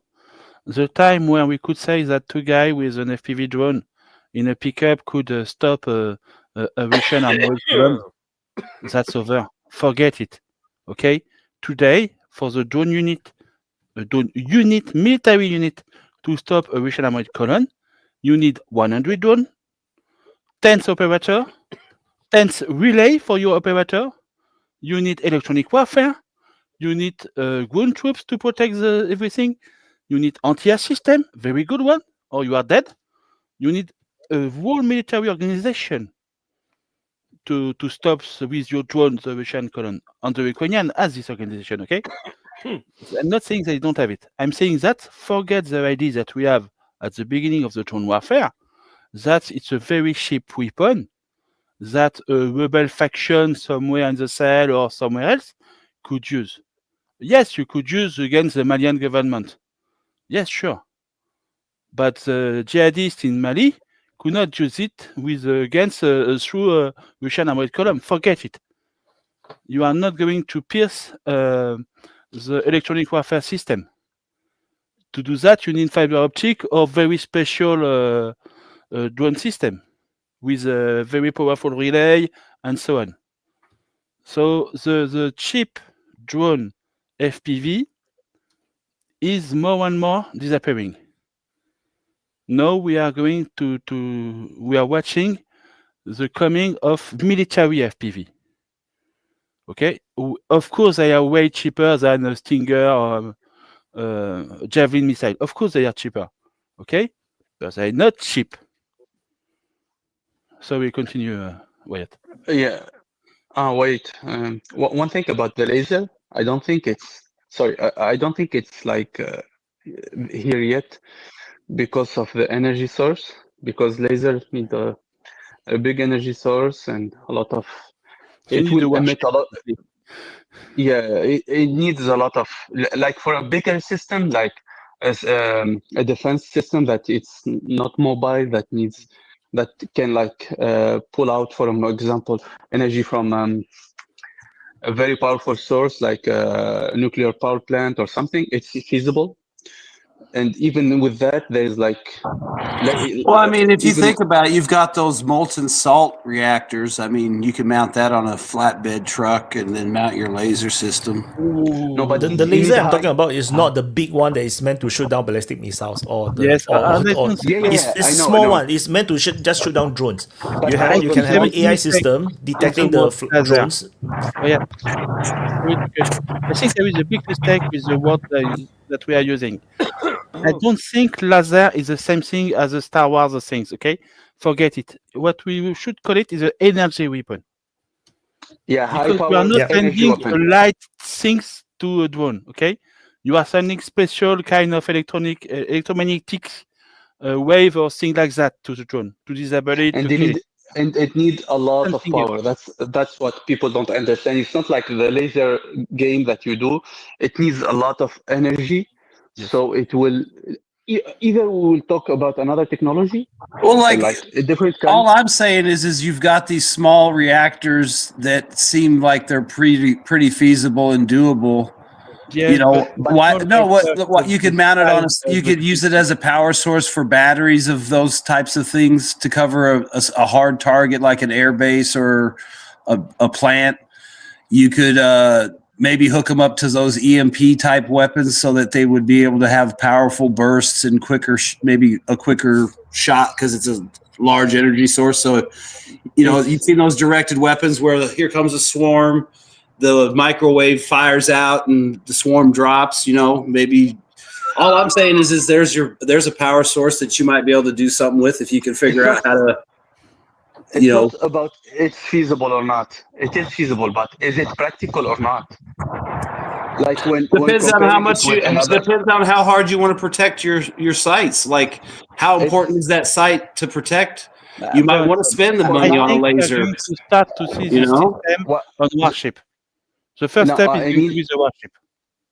So I just checked with ChatGPT, right? So those some of these drone technology, laser technologies, do have enough power to take out small drones. So it's just that they are not deployed yet. Maybe they are not in full manufacturing mode. Well, Wyatt, if you think about it, we laughed at the Russians for them pulling out all these, old tank systems. Right there is a diesel generator on a mobile platform that all you have to do is just modify and stick a tank module turret, a laser turret on it, and they can have them out there. I imagine, they've had something like it. As a matter of fact, I've seen that they have something the like Russians, it. But it's like the Russians have bought an MRAP type vehicle that has this small laser mounted on it that can shoot drones down from 5 kilometers. So if you can put it on an MRAP, what you're talking about is way feasible. So because the difference, what it does is that it's not that it's supposed to defend the whole front line. Of course, you can eventually build enough of this to defend the whole front line. But I'm talking about you can have a few of these vehicles defending the assault detachment and your armored column. You can do a armored rush into a position, and then they will be totally, not 100%, but maybe 75% immune to drones. That will make a huge difference, in assault. So this is what I mean by the difference that it will make. So it's not meant to shut down every single shit that like maybe what Israeli is thinking about, shutting down every single Iranian missile. Like that is a totally different thing altogether. So I'm just saying that I think the war will change the next year once you have this kind of laser technology coming in. Shadow V's. I think you are right about that. Everybody is working on anti-drone system. Maybe it's going to be some kind of energy weapon, like a laser or microwave or whatever.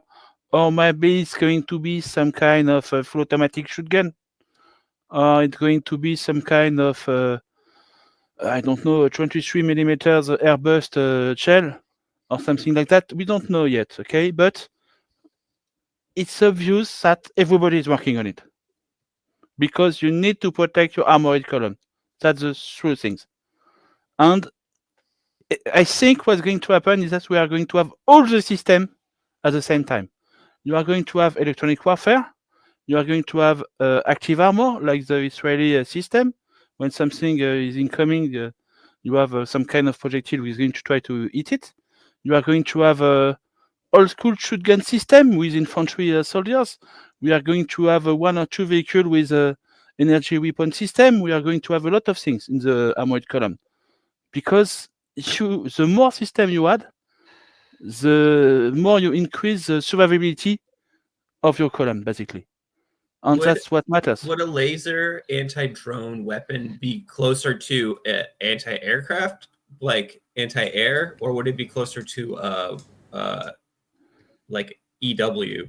Because at that point, what are you doing? You're taking out certain sensitive components on the drone or something so that you can I think you want to make sure that there is enough heat in the drone for some component to melt down or some welding to melt down.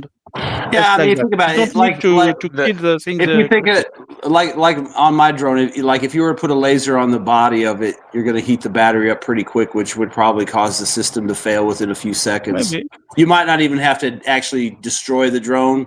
Just hitting that body where the battery sits and heating it up would probably cause it to shut down and crash.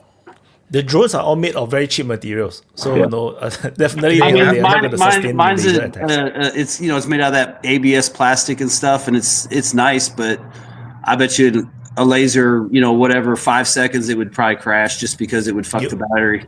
And yours is a commercial one, is they're still covering and whatnot. No, the actual military drones they use is like totally uncovered. It's just totally naked and skeleton. So, Nika. Yeah, actually, there's 2 ways to hit a drone. There's the heat kind, the laser heat kind, And there's there's the second one. I think a lot of military trying to do this one because it's less energetically demanding, is hitting the sensors, because every drone have sensors and they're trying to hit the sensors so they can blind it, and they can misguide it. But as I said, it's not like the technology here, but it's not advanced enough to be practical, to be on the field, to replace or to cover certain technical aspects. Because imagine, guys, when the first electric cars went to the market, because we didn't have a very efficient batteries, it wasn't probably it the wasn't practical. 1910s or 1920s, is that when the first electric cars went to But market? exactly, they didn't have the high power, the high capacity batteries that Where we they have use now. They didn't salt have sand batteries, something like this. exactly. It was, the technology was there, the principle was there, but some products, some components weren't developed enough to be practical, to be on the street for everyday use. But listen, the same Nika, is for the laser. it's different when you're talking about putting a laser system on a ship to take out an anti-ship missile. It's a whole different ballgame when you're talking about, you can maybe use even a hand laser with a hand battery that's just like a super powerful one that you can get off eBay and overheat Vaughn's drone. Ooh, we're talking about a different ballgame, which is where I'm saying if they can do maybe a slightly more powerful version of that, then that could be more feasible. But it wouldn't really be anti-air defense at that point. It would be kind of like radio electronic warfare. It would be EW, a version of EW, or specifically counter drone warfare, because you wouldn't be able to use this thing for anything else. We're not going to use it to take out an Iskander. You're going to use it for one thing. Well, you might be able to use it against the helicopter. Maybe if it's tracking system's right and you got a long enough burn rate, you might even be able to target a Su-25 or something like that if it was flying by. If you had the range and a powerful enough They're laser. not even going to try that. Oh, I know, but Yes. I mean, a helicopter is In an armored feasible. column, to kill helicopters and closer support. Well, I mean, it goes back to the sensors. You don't even have to kill the helicopter. You just fry the optics on the Apache or blind the pilot. Exactly. That's why. What is it? The T-80 variant has two dazzlers on each side of the front of the turret, right beside the mantle. Then they're meant to basically shoot out a laser, dazzle a beam, so that the optics of either the missile itself or the ATM team gets messed with, and it burns it out. Basically, is what.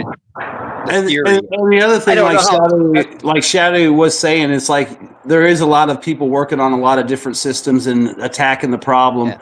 And like I said, the Chinese and the Russians have already bought them and deployed them in small numbers. So the idea that, like he said, you can't have a column. I mean, like right now, you could have a column with one of these, Chinese laser trucks. You could get a Gepard with the proximity fuse rounds. There's another thing with the radar. You could have guys with jammer guns, guys with shotguns, and electronic warfare package on the vehicles. I mean, like Shadowy said, it's going to be a combination of things, because you're going to want to create a net that's going to give you the best chance of survival. Like Wyatt said, right now it might be 25%, but if you get this little package together in your column, it might bump you up to 75% or 80%. It's not just that. A mix of different defense systems means that there is no way you can counter it, because you have no idea how to counter it. If you have only one system, then it's possible to counter it. For example, if you only use laser, my whole drone is going to use mirrors. I'm going to build it with mirrors, man. I agree with one thing. If I am an officer in the armored column, I'm going to ask a few guys to go on the roof of the BMP with a Saiga shotgun, the shotgun with the 30 clips. And that's what you would do, though. I'm going to ask them, you are the backup of the backup, Yeah. I mean, that's what you'd want to do, though. You'd want to have, like you said, your active protection systems, a couple vehicles set up to either shoot at them or fire some kind of electronic or laser at them, guys with the drone guns, guys with shotguns, hell, guys with AKs with those BB rounds they came up with last year or whatever. I mean, like Wyatt said, I mean, the more you have, the better chance you got to survive, and the better chance it is that they can't figure. Fiber optic. You got to pretty much shoot it down. Probably. FPV, you could probably jam it. No, I think it's just a matter of. I have a solution for the fiber optic drones. You get a drone, just one of those cheap helicopter drones, and what you do is you have this scissor attachment, and just like. And what you do is when you find one of these fiber optic drones, just come up right behind it, you snip.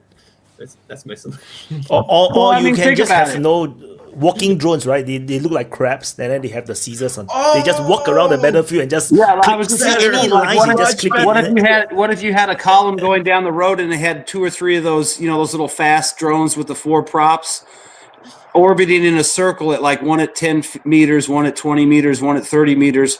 And they're just orbiting, a kilometer out from the thing. So anything that comes inside the circle, they cut. And don't forget, the drone hunting drone.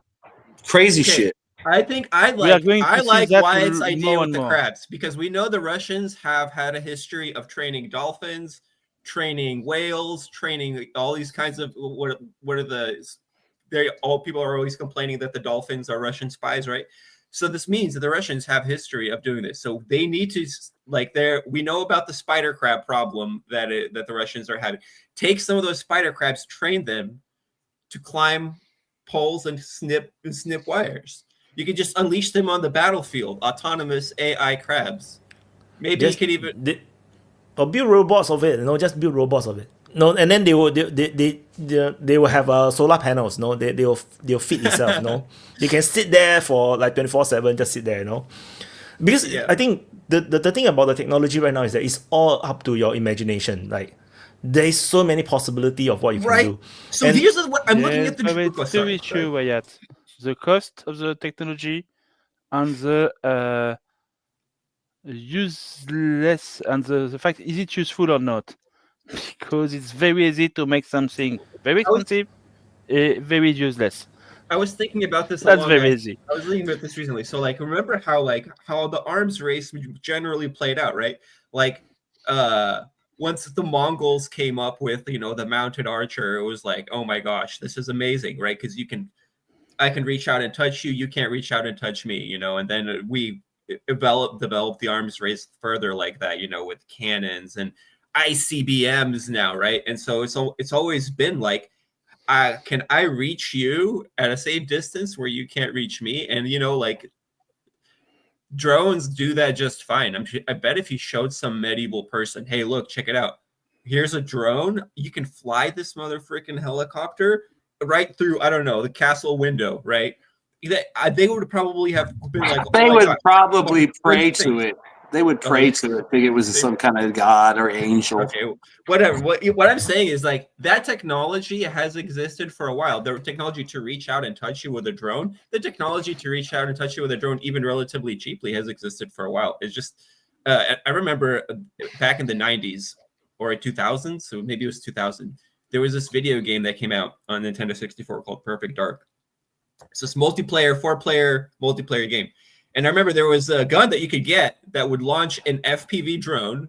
And I just remember sitting around as kids during Saturday morning with, friends and shooting rockets at each other, lobbing first-person view rockets at each other. And it's hilarious that this is already a concept. Somebody already imagined this, kind of like what I said.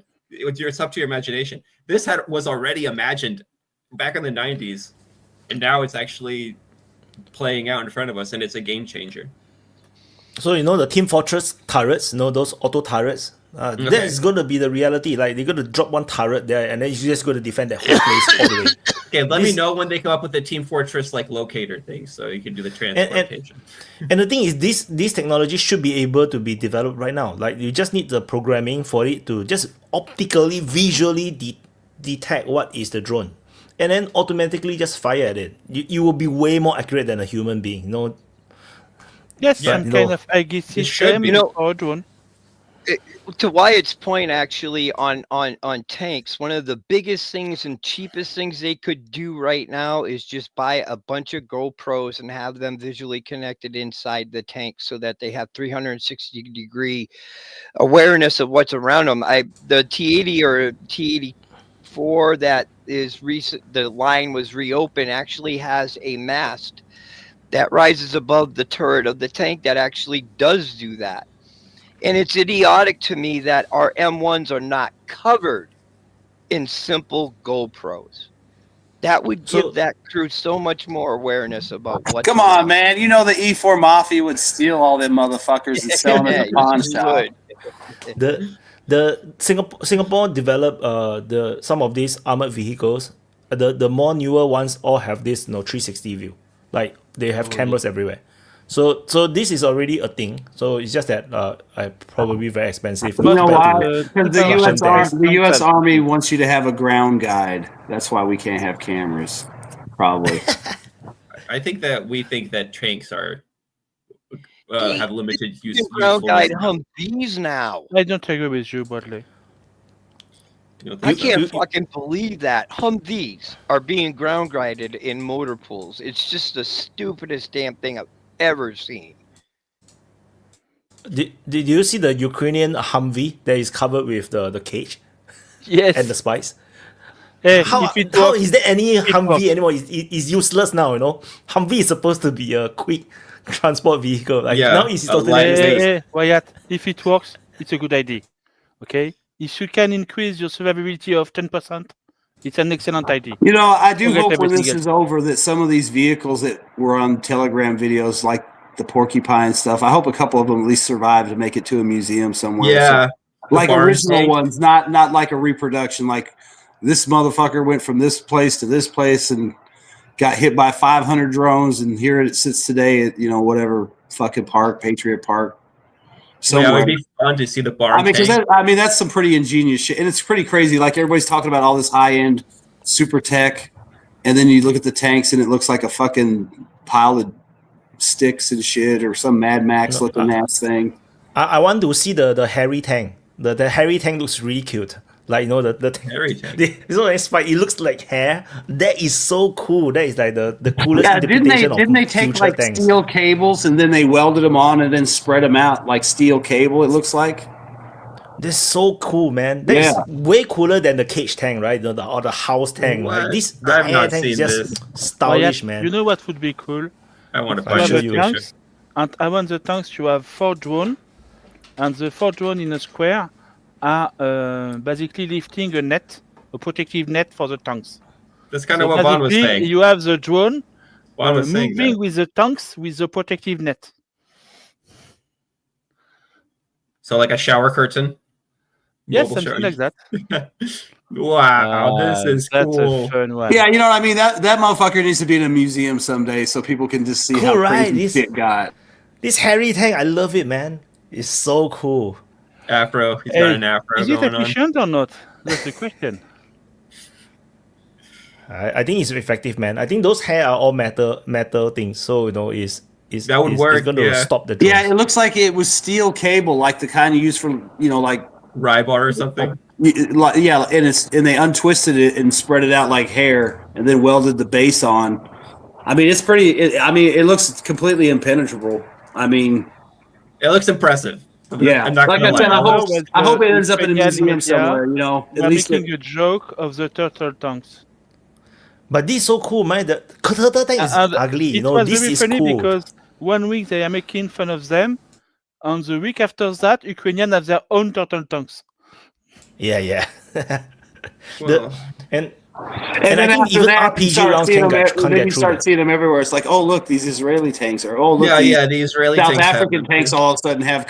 Oh look, Argentina! Wow, suddenly it's not such a dumb idea. Okay, if it works, nothing else matter. Yeah, I think the hairy tank, right? I think that even RPG rounds and those missiles may not be able to penetrate. Maybe they may not be able to penetrate because it will explode outside, right? It will detonate outside rather than hitting the armor. Yeah, you need artillery. You need to get an artillery hit. The stream would be disrupted by all the cables. I mean, it could take. I think it could take quite a bit of damage. But yeah, like an artillery hit, maybe directly on the top or close enough to the side, might be enough to knock it down. But yeah, I wonder if like the anti-tank missiles would really take out such a hairy tank. Like I just cannot imagine the explosion. I think they would outside penetrate, but I don't think they would kill the tank. I think they would tear up the protective hair, but I think it would take a few. At the very ATGMs. least, the survivability of the crew just went up by like 200%, I would say.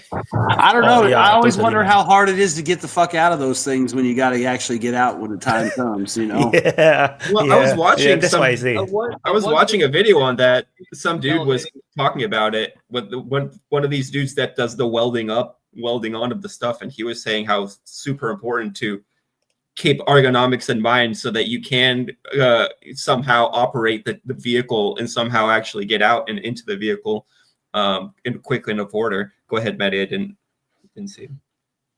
It's all right. I was just gonna say a 155 millimeter striking a turret of the tank would actually just obliterate it. It's where the least armor is, and the second thing, even if it didn't penetrate, what would happen is the concussion would actually send shards of the internal armor into the crew. So, like Vaughn said, it wouldn't necessarily destroy it, but the crew may get fucked up from it. Okay, So- mission kill at the best. Another That's one. a good one.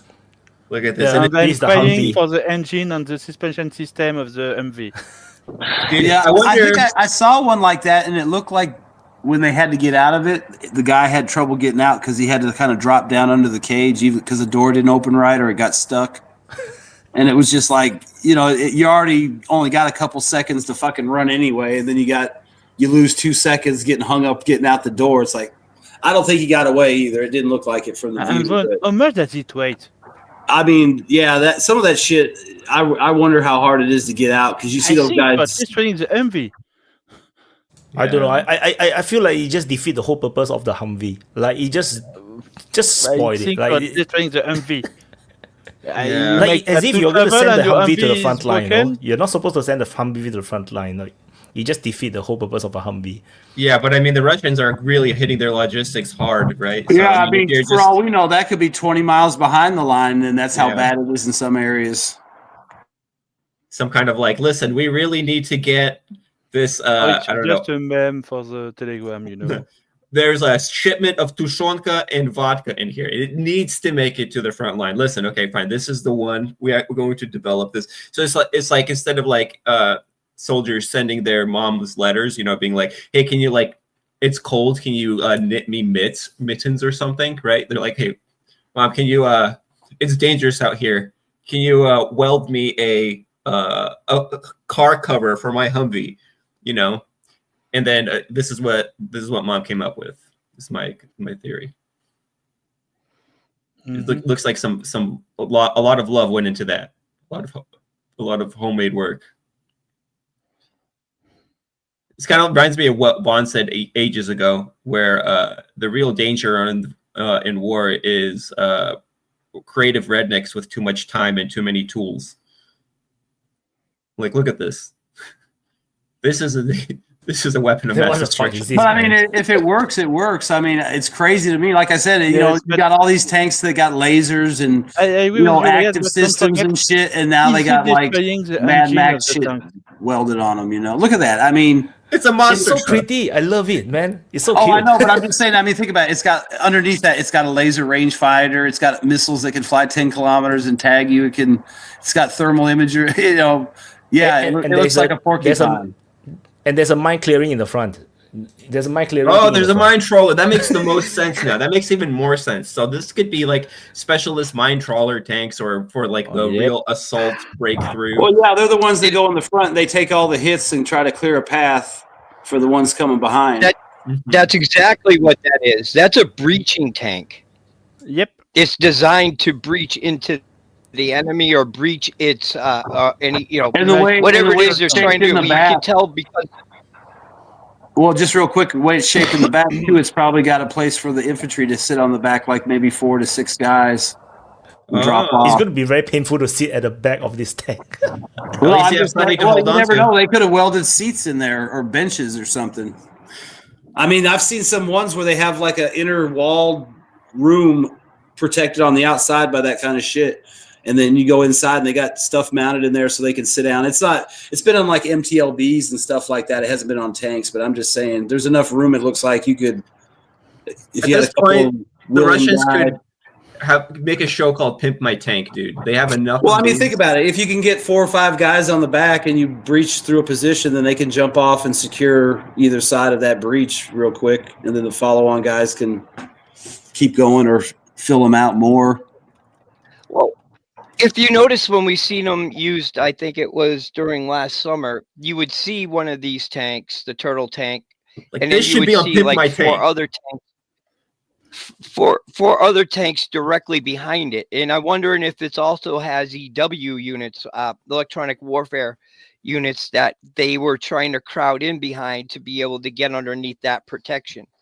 I mean, they've tried several things. And we don't see full operations, so we don't really know what they're doing. But Yeah, if but you I mean, ask see, me, ones that's a like that, I reason think they're because carrying some infantry in thing- that shit too.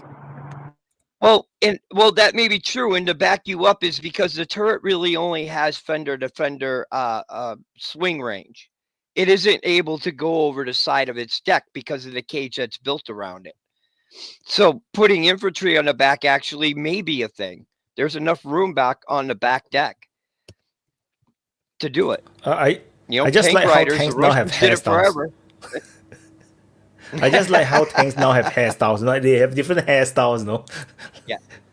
This should be on Pimp My Tank too. Do you see what I mean? We already have like several episodes of Pimp My Tank already ready to go. Anyway, guys, I got to get a charger for my laptop. I'll be back in a couple minutes.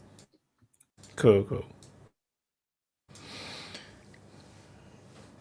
But we couldn't watch Pimp My Tank because it would be under sanctions because the Russians would have like the first 5 episodes. So we'd have to wait till they got to the Leclerc and the M1 and the K1 or something before we could watch it. There And won't then be they any act like there Ukrainian was tanks no- left by the time Yeah. the program come on. Eurovision tank. Somebody in the chat said pool noodle armor. And it does look like a bunch of pool noodles stuck on the fucking thing. So do you guys want to talk about Mexico? No. I mean, I saw what was going on down there, but I don't really think much came of it. It sounds like they knew something was up ahead of time and they built a bunch of security fences and shit around the palace or the parliament. And then all the military or riot police were there waiting. And I saw like one part where they had some ropes looped around part of the wall and they were trying to pull it down. But they had cut holes through the wall so they could stick like some kind of fire extinguisher that sprayed pepper spray out. And they would just hose these guys down and they'd quit. So, I know they said that supposedly they're pissed off about the cartels and the government working with the cartels, but they say that the that's been president common is all the bought time. up by I the don't know why cartel. all of a sudden it became an issue now. Another color revolution. Allegedly. The thing is that they are openly known, like preparing all the metal walls and whatnot. It's like, Right. why wouldn't the protester attack while they are doing the war? Right. Why is it like they wait for the war to finish, then they go for it? Like it's a bit weird to me. It doesn't make sense. So I feel very skeptical about it. And the thing is that they did breach the metal wall. They breach it, they tear it open and then they enter it. I don't know what's after that, no, but it's like, I actually and have this- something oh yeah, please go ahead. to bring up. How about Japan and China's little exchange of words recently? Sure. We No, started I off mean, with you it, know but more can about add it on. than me. I was going to ask. What We kind of started on that. did we? Okay, I came in late. Well, you So can say what you got to but we say. can still talk about it. No, Yeah, I was bringing So up. it's basically to in the neutral point of view, all what happened is that Japan basically stated a policy position. Basically, if where's the red line? The red line is if China naval blockade Taiwan, then that would represent a existential threat to Japan because to Japan Taiwan cannot fall. So it's an existential threat. So Japan will basically have to enter militarily. China, of course, protests. They are not happy with this position because they think that Taiwan is their own thing. So but the thing is, that is just a policy decision, policy position of the Japanese. Like if you don't attack Taiwan, then there's nothing that's gonna happen. But the Chinese, they get very paranoid about all these things. So they say a lot of things, about wanting to destroy Japan. If Japan want the war, then they will wipe out Japan and this kind of thing. Yeah. But the thing is that the whole point of Japan's point of view is that as long as you attack Taiwan, then we are willing to go to war, and that also means the whole Japan is might burn. So basically the threat is an empty threat because the Japan already said that no, we are ready for war if you go to war. So so there is this weird situation where China is trying very hard to discourage Japan, and they're trying to guilt trip them by talking about World War II, about the killing of Chinese people during World War II and the war between Japan and China, but it doesn't work, because that's just a policy position. And then I'm looking at it. The way I look at it possibly is this, Wyatt. I mean, because Japan is not going to go to war without the United States. Yes. You know what I mean? So I don't really think it's about Japan and China. I think it's about Japan basically stating it will be a trigger. Yeah. Saying by its policy Japan to get the U.S. involved. Japan is just simply reaffirming that in event of World War III, they will be on the side of the Americans. Because I think that if they're saying that, they're not saying, oh, well, we're going to be Taiwan's big brother and babysit Taiwan. That's not what they mean at all. So if in the case of an all-out war, we will not be innocent bystanders. And of course, that makes sense for Japan because they have an interest in keeping China down as well. Or let's say the status quo. Sure. It's just status quo. I don't think Japan wants to suppress China because they can't. The thing is, it's just status quo. Everybody, including in Southeast Asia, we just want nothing to change. We are happy with whatever it is. We just don't want anything to change. So that's everybody's position. But the problem is China's position is they want things to change because they want Taiwan to be back to China, although Taiwan is also China, just a different China. And then they want South China Sea to be recognized as Chinese Ocean. Basically, that will mean that they have one big chunk of food in the middle of Southeast Asia. And that is what nobody wants. So that is the problem. And the thing is that, so I just want to share the perspective from the Asia Pacific side is that everybody originally wanted China to become stronger. They wanted China to become their counterbalance against the United States because no one trusted the United States. This one is a real thing. Like everybody wants it. That's the whole reason why Singapore invested so much to help China. The problem is China then decided to go on a foreign policy that is very aggressive. Like people have not been following China for the past 10, 20 years. But the thing is that China has always been using their advantage in economics, in trade, in tourism to punish neighbors. Like, for example, South Korea. For example, the THAAD missile that was deployed in South Korea, China is super angry. They cut off all tourism to South Korea. And imagine this peacetime. This peaceful, loving country that is going to take care of, the big brother is going to supposedly take care of everybody, slaps you, in peacetime. So imagine what they're going to do when they have full hegemony over the region. It's going to be just like United States treating the Central American countries. It's going to be exactly the same. So that is the existential threat that Japan sees. Sorry, Mary, go. No, I'm sorry. I wanted to bring it up before I forgot. But what you're saying is exactly what the U.S. did in Europe. Exactly. We put the Trident, we put the missiles in Germany where they didn't want them because it was to be a threat to Russia, and the Soviet Union saw it as a threat. I think that if you flip it over, you look at China saying that South Korea now has these missiles in them. China's worried about its own security as well. I mean, they have their own security concerns. I don't understand the situation fully, and I'll fully admit that. But let's put it this way, for an ignorant American looking at it, knowing a little bit of history, what you described to me was what was happening in the 80s in Europe. And, does China not have the right to kind of be pissed off about it? Because the thing is that we did go into Vietnam and Korea. I explained, because THAAD missile was not targeted at China. It was because North Korea has developed more advanced ballistic missiles. So South Korea get THAAD missile to counterbalance. China then decided that no, South Korea, you have no right to defend yourself. That is what the South Koreans think. So so the thing is, the THAAD missile is not an offensive missile. It's not going to take down Chinese. You don't have enough battery to take down the Chinese Air Force.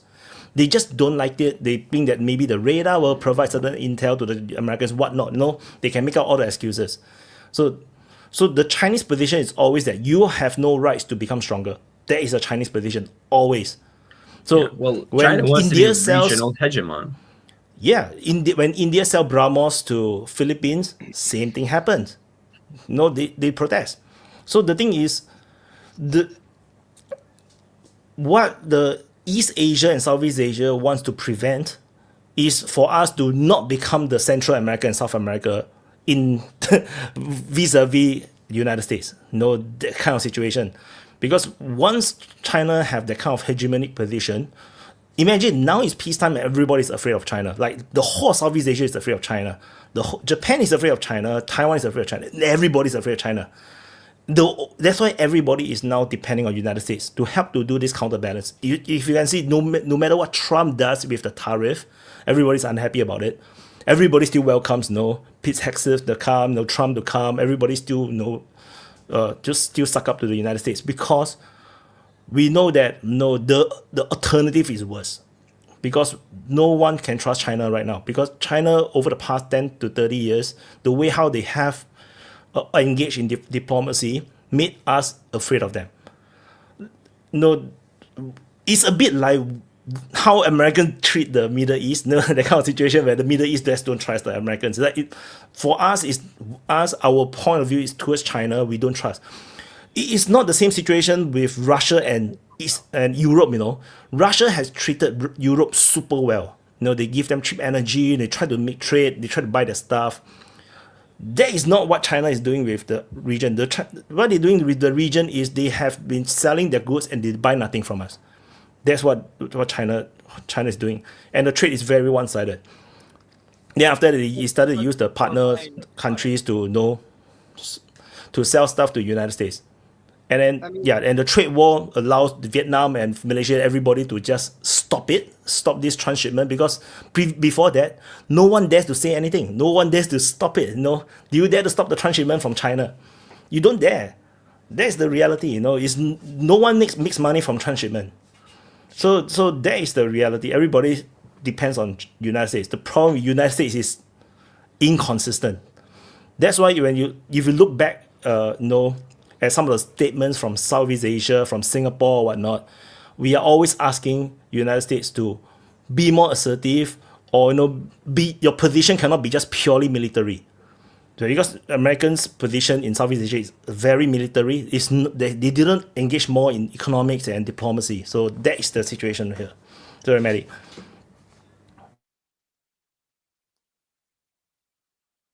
We can't hear you. All right, there we go. That's better. Where does this come from? And just briefly tell me that where China is the ultimate threat in the area when they haven't moved into another country, because all I'm hearing is it's an economic problem.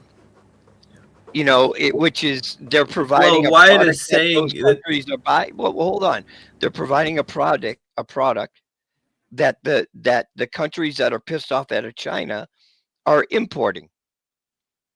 No, that's not the only thing they do. They're using their leverage, such as they have, to help shape the foreign and domestic policy of their neighbors. Just like the U.S. Because it's not just that.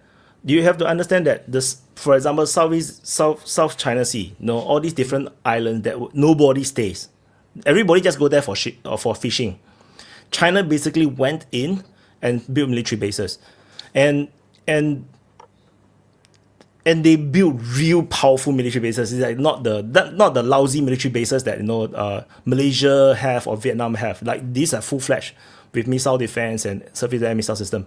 Then they deployed a lot of air force there, and basically they dominated the whole of South China Sea.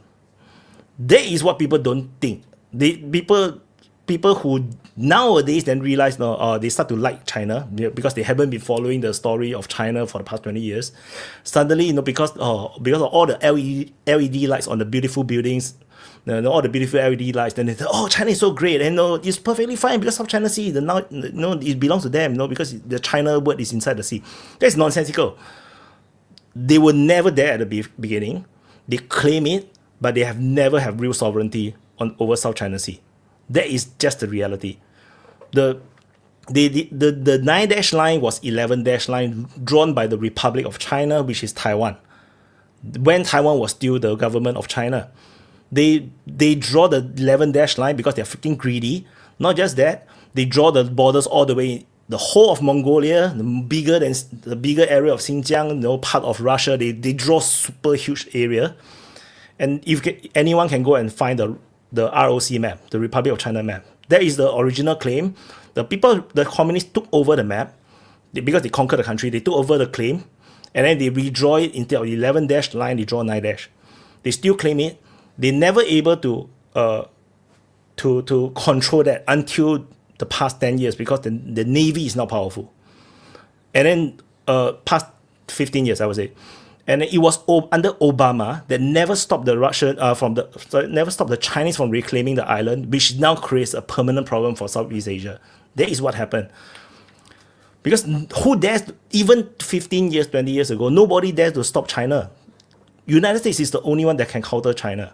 And when United States don't do anything, then it becomes our permanent problem. I remember there were stories about how, they were probably trying to just make Obama look bad, but I do remember a lot of stories about China building out those islands pretty much unchallenged, and people were complaining, but it's like, well, you could do something, but you never did, So.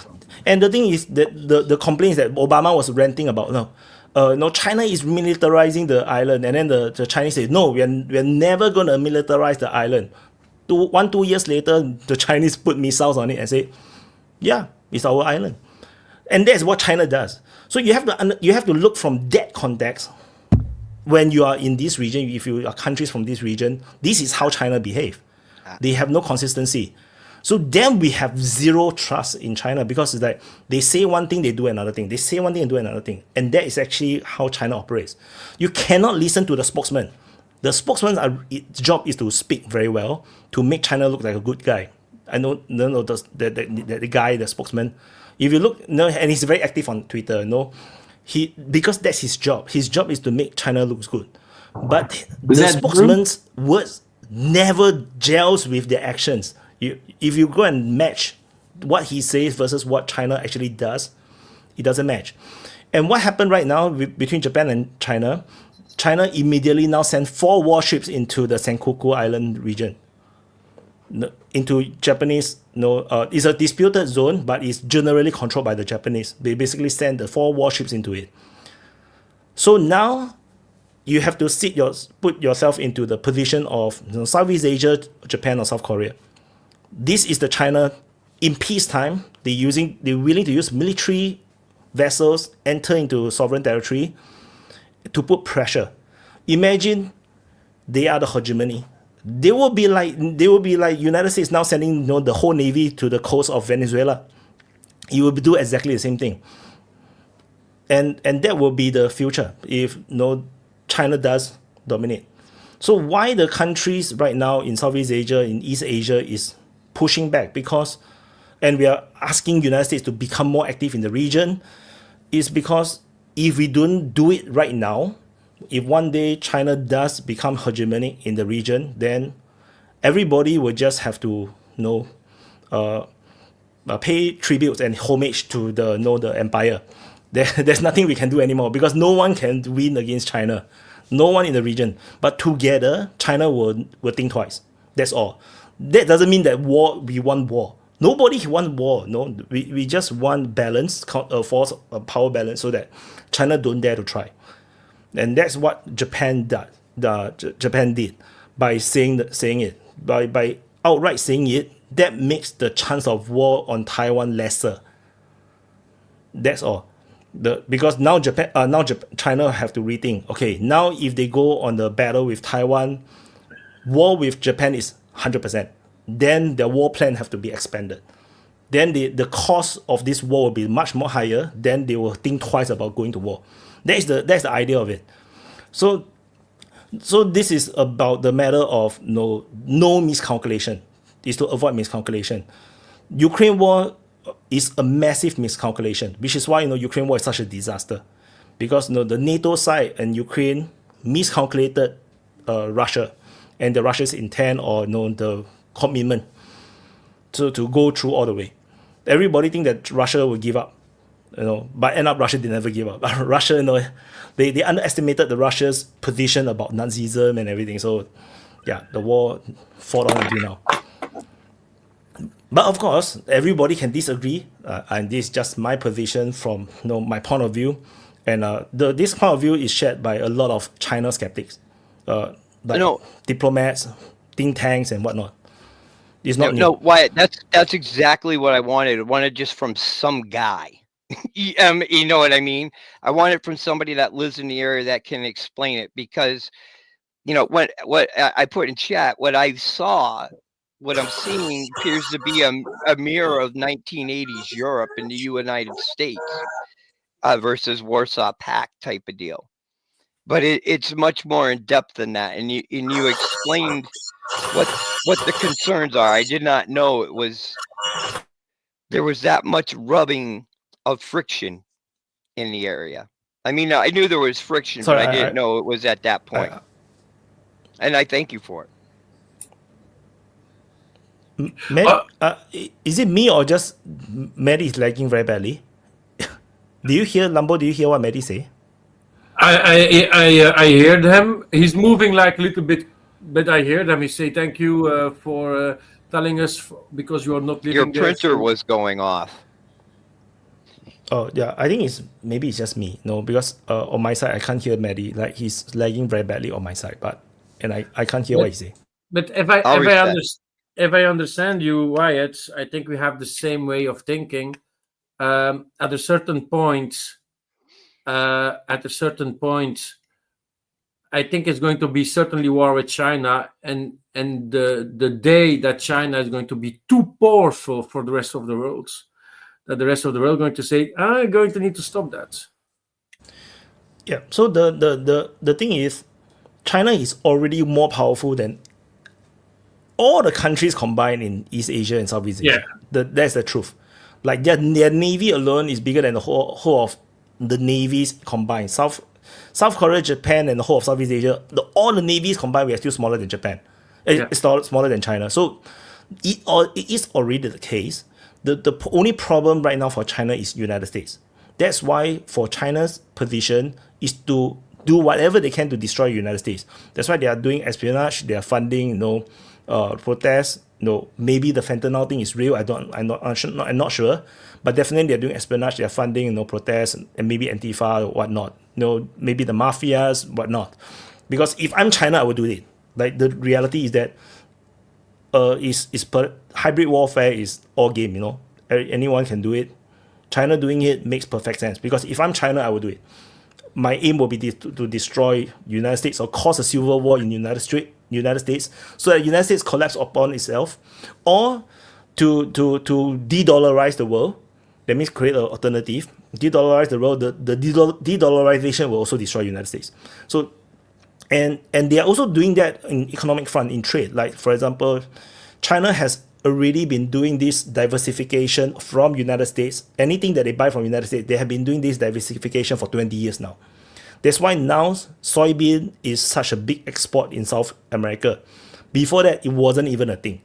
Everybody buys from United States. So it's all because China have been doing this for a long time. This all part of the grand plan that China has been doing. It is smart. It's not anti-China. If I'm China, I will do exactly the same thing. If I'm China, I will not depend on United States on anything. I will want to have total independence on everything, because that's a Chinese mindset. So I see people write in the chat, someone say that I'm super anti-China. It's not anti-China. This is exactly the position. I can literally pull out leaders from Southeast Asia saying exactly the same thing. Of course, you are a big power, so you need to show some power, and you can do it you need to do it by army also, and that's something that Russia started to do more and more also. And for me, it's staying like the excuse to invade or to use Ukraine to have Russia invading it because they didn't have other choices. Still my way of thinking, and I'm blaming Russia. It was just because Russia became too powerful, not too powerful in an army, but in their welfare. They became again a welfare country, economically better, and they started gradually to expand the army again. And that is something that the United States or the Navy never going to allow to be that big and that powerful. They still saw Russia as an enemy. For me, the Cold War never stopped. They still Correct. knew that Russia is going to be a threat because they are thinking that. If you stay polite with somebody, the guy is normally going to stay polite with you also. But you're going to trigger that person. That person is going to end up by attacking you. And that is what's happening. It's just a different perspective, you know. I mean, you know, like you were sensible to think the Cold War's over, things will change, people will have new relationships. You would assume be friendly because there's no reason to be hostile anymore. Maybe still rivals, still economic rival, you know, technology, maybe still some race to space, but you know, you're going to be friends.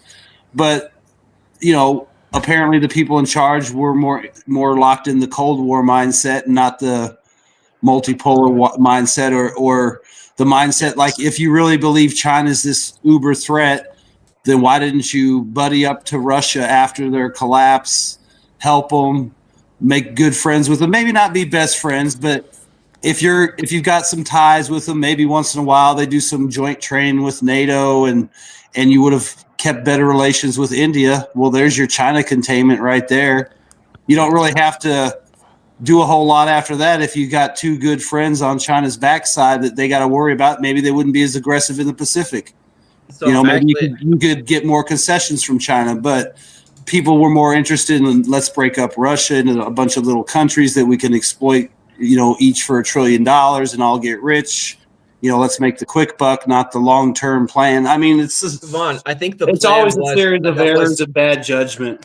I think the idea was that's how they were planning to address the China problem in the first place, because if you could have cornered the Russians and you would have broken Russia apart into, you know, 7 or 14 or whatever it is, different statelets, and now you have a bunch of Latvias, then you can they're not going to be that big power that can pivot to China and start selling their energy to China. They're going to sell their energy to Europe, but it's going to be American companies that are going to own those energy resource places, and it's going to be Americans that are going to be making all that money. It's going to be our stock market that gets bumped up. Like we would have been able to save our economy if we would have been able to continue. You could have done the same thing by keeping Russia intact and just making deals with the Russian oligarchs and Putin. Those people they miscalculated. When it comes to that, it was a miscalculation, I think, all the way through. It could have been from the day the Soviet flag came down forward, the United States continually made miscalculations that led to where we're at now, and the United States has got itself into a disadvantage because of it. And it doesn't have a lot of good options in how it can work out, other than, you know, at least taking an L in Eastern Europe for a while. So before we go too far, I want to respond to that point that somebody made about Wyatt, which I was listening while I was getting coffee, and about Wyatt, you sound super anti-China, and I think that what people mean is like nuts. I know. I was listening to it too. Shit. So I think I'm just saying what I think people mean. It's because it sounds like that's a little bit of what it sounds like when the Chihuahua states talk about Russia, right?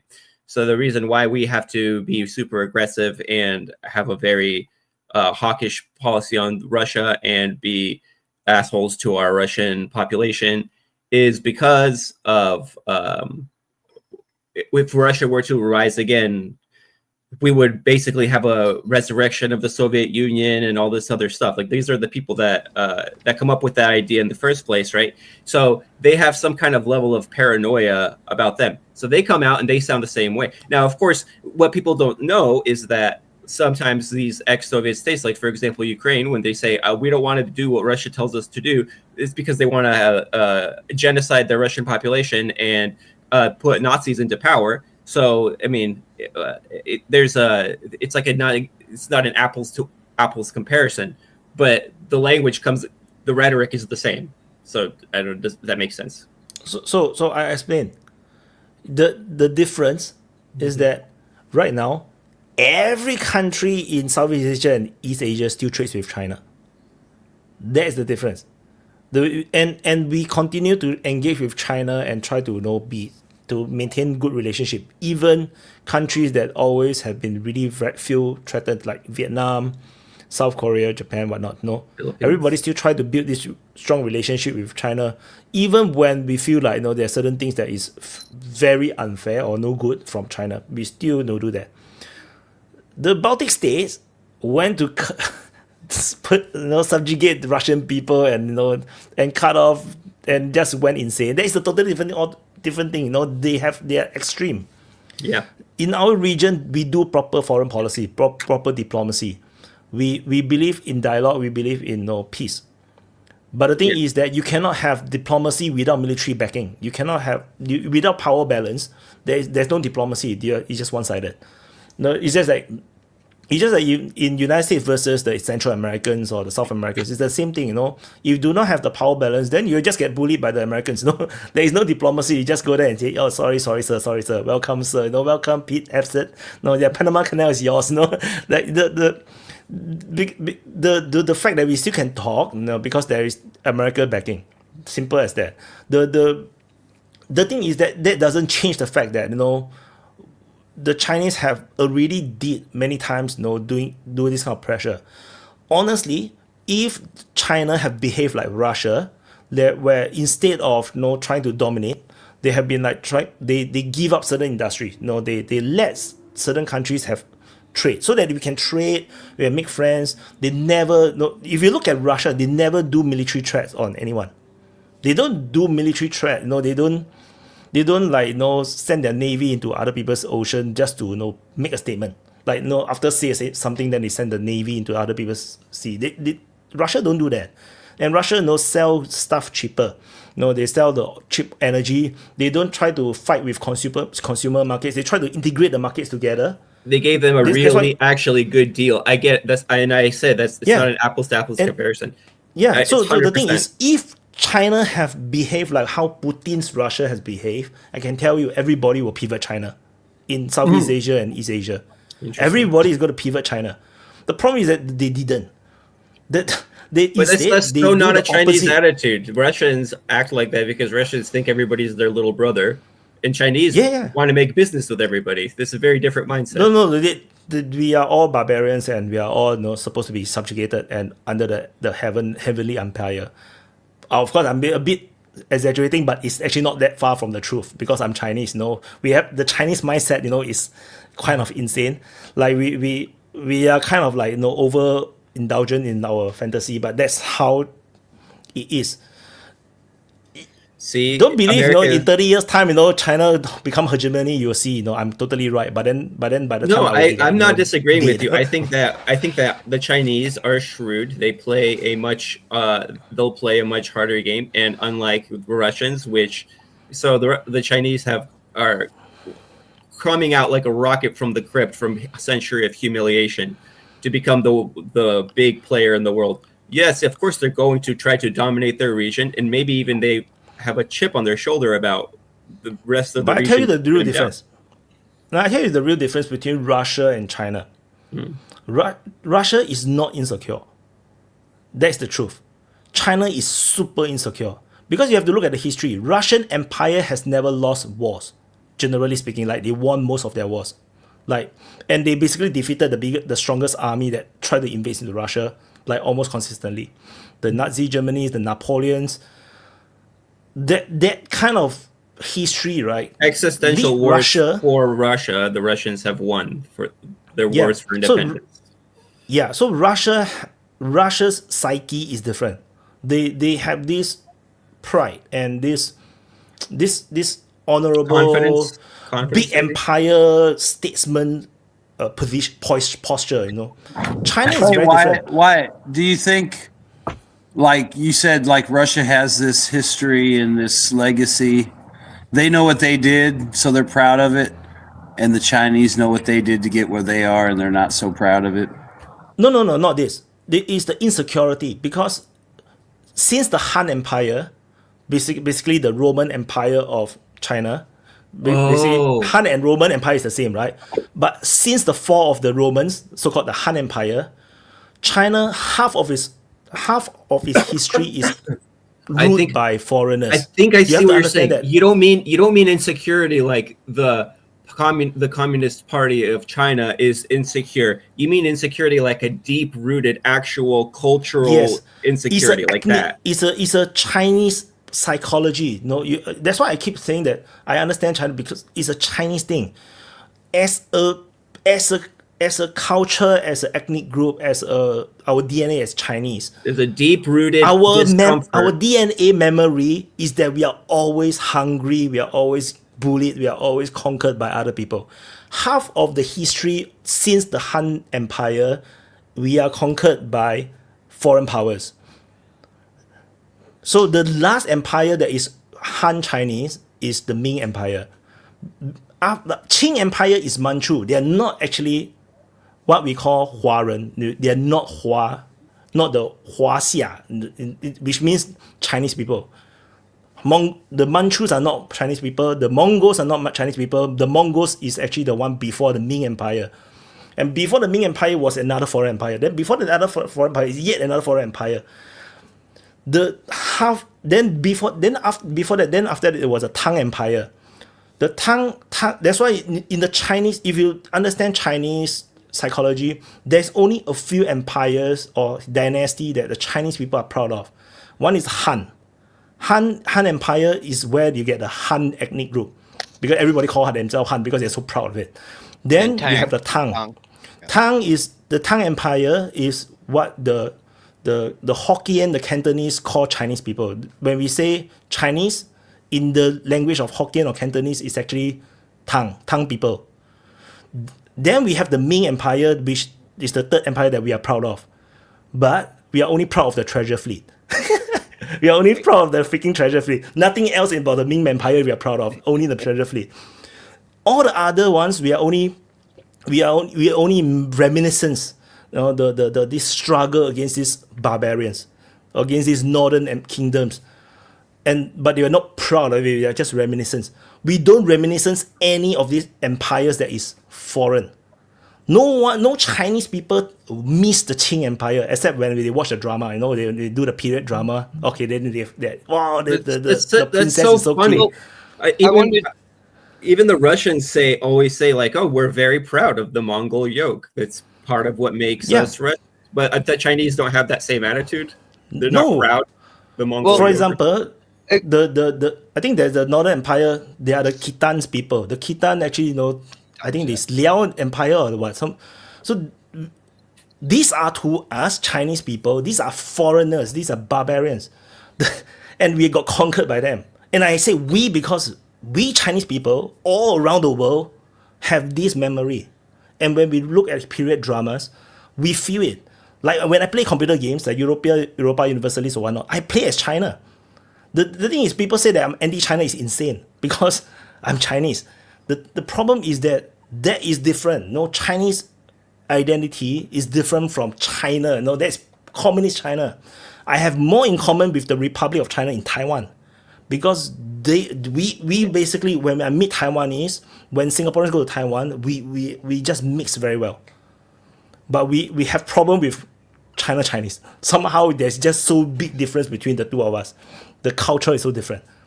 So it's hard to go ahead, Mehdi. I want to talk about this too. Go ahead. Yeah, I do actually, because you know what you're describing actually, you know, let's look at the Chinese century of shame. You know, a lot of this is brought onto it, because if you think about the interaction between Europe and China when they first met, all the way up until, you know, the CCP or what it is now, you look at what the West did and exploited that culture. and got it addicted to opium just so that it could trade tea. And if you really think about it, here's another thing. You look at like Rockefeller, the Forbes, all of that money was seeded through getting Chinese addicted to opium. You know, and we went in there, and then they had the unfair treaties that were signed, basically by British gunboat policy.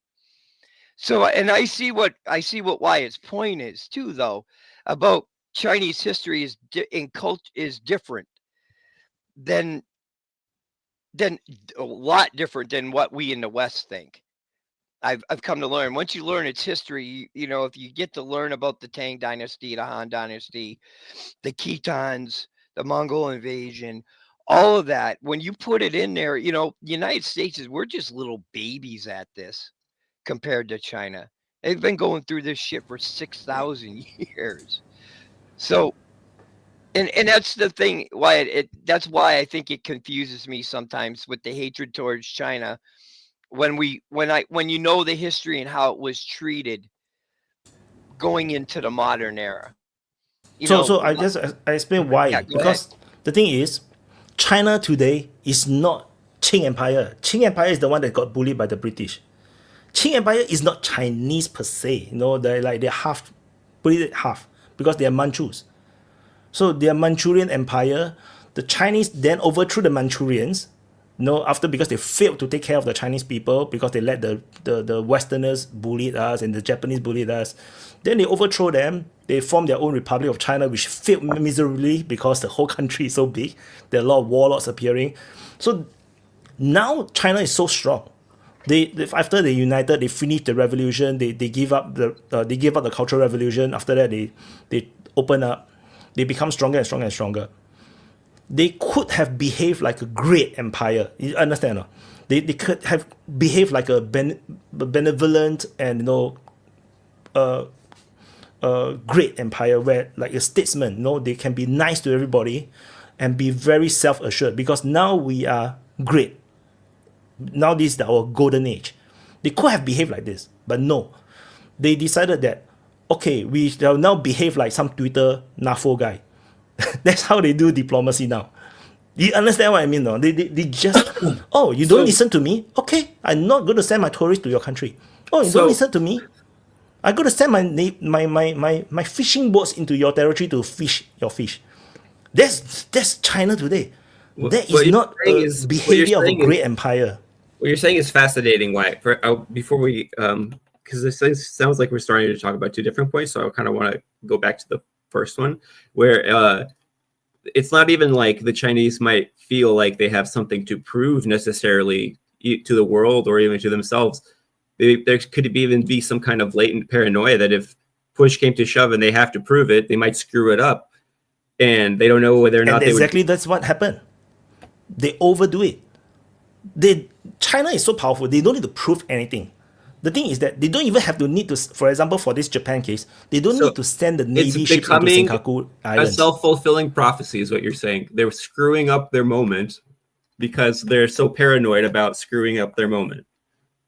Really? Exactly. Like I said, the whole of Southeast Asia was waiting for China to become strong, to be the counterbalance to the United States. Then suddenly they become the danger to us. Instead of, for example, South China Sea, everyone would have agreed that without reclaiming the islands, China will still dominate and control the South China Sea. If, let's say, they go to war, right? Without United States involved, they will, with their Navy, just by soft even power. 20 years ago. Just by their soft power. And you see, with the military power that was growing, even 20 years ago, they would have easily dominated the whole of South China Sea in the military conflict. You don't need to reclaim those islands. There's no need to reclaim those islands. But the thing is, the Chinese did it, and that is insecurity. That's paranoia, and this lack of faith in themselves projects outwards, and everybody become afraid of them because it's like this unstable guy, with like instead of go out, you keep your gun in your pocket, right? You don't take your gun out. But this guy just hold a gun like this, just walk everywhere. Everybody is going to be afraid of him. It doesn't matter what he says, you see. Everybody's like, what the fuck, man?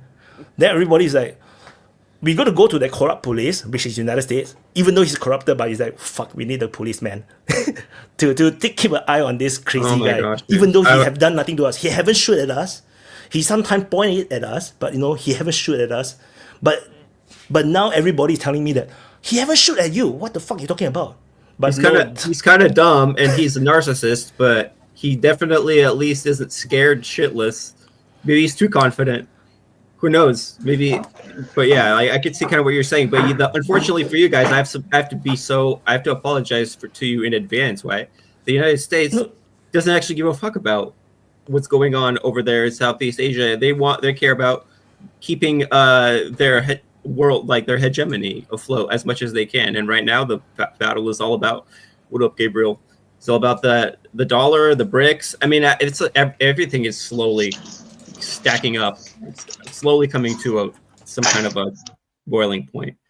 But see, I think that this is what Japan said. When Japan says, you go for Taiwan, you're going to join the Americans, right? They're saying, as we approach this boiling point, we want to put you guys on notice. And interesting, and this is a fascinating perspective.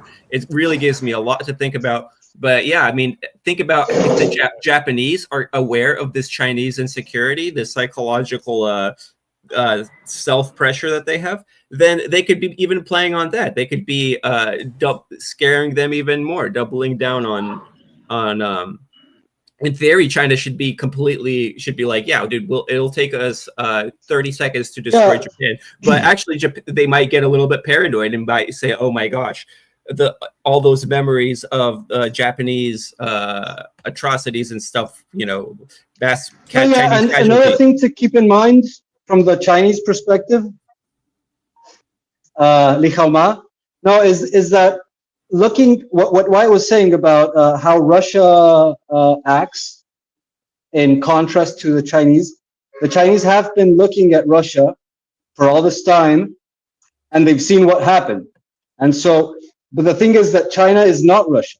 China is not self-sufficient, so they're extremely paranoid if they do the same thing to China that they did to Russia, right? Mm-hmm. And so that's why they overreact to everything, because they're not Russia, right? It's not just that they don't have the military capability.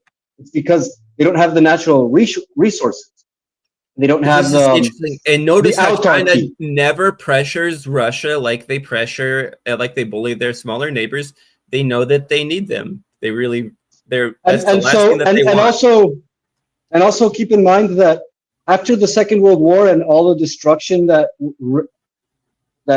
happened to China because of the Japanese and then the Civil War, China was isolated by the UN and the Allied powers after the end of the Second World War, and so like they've always been on a war footing. It's like the Second World War never actually ended, like from the state perspective, not necessarily from the Chinese cultural perspective, but from a perspective of states.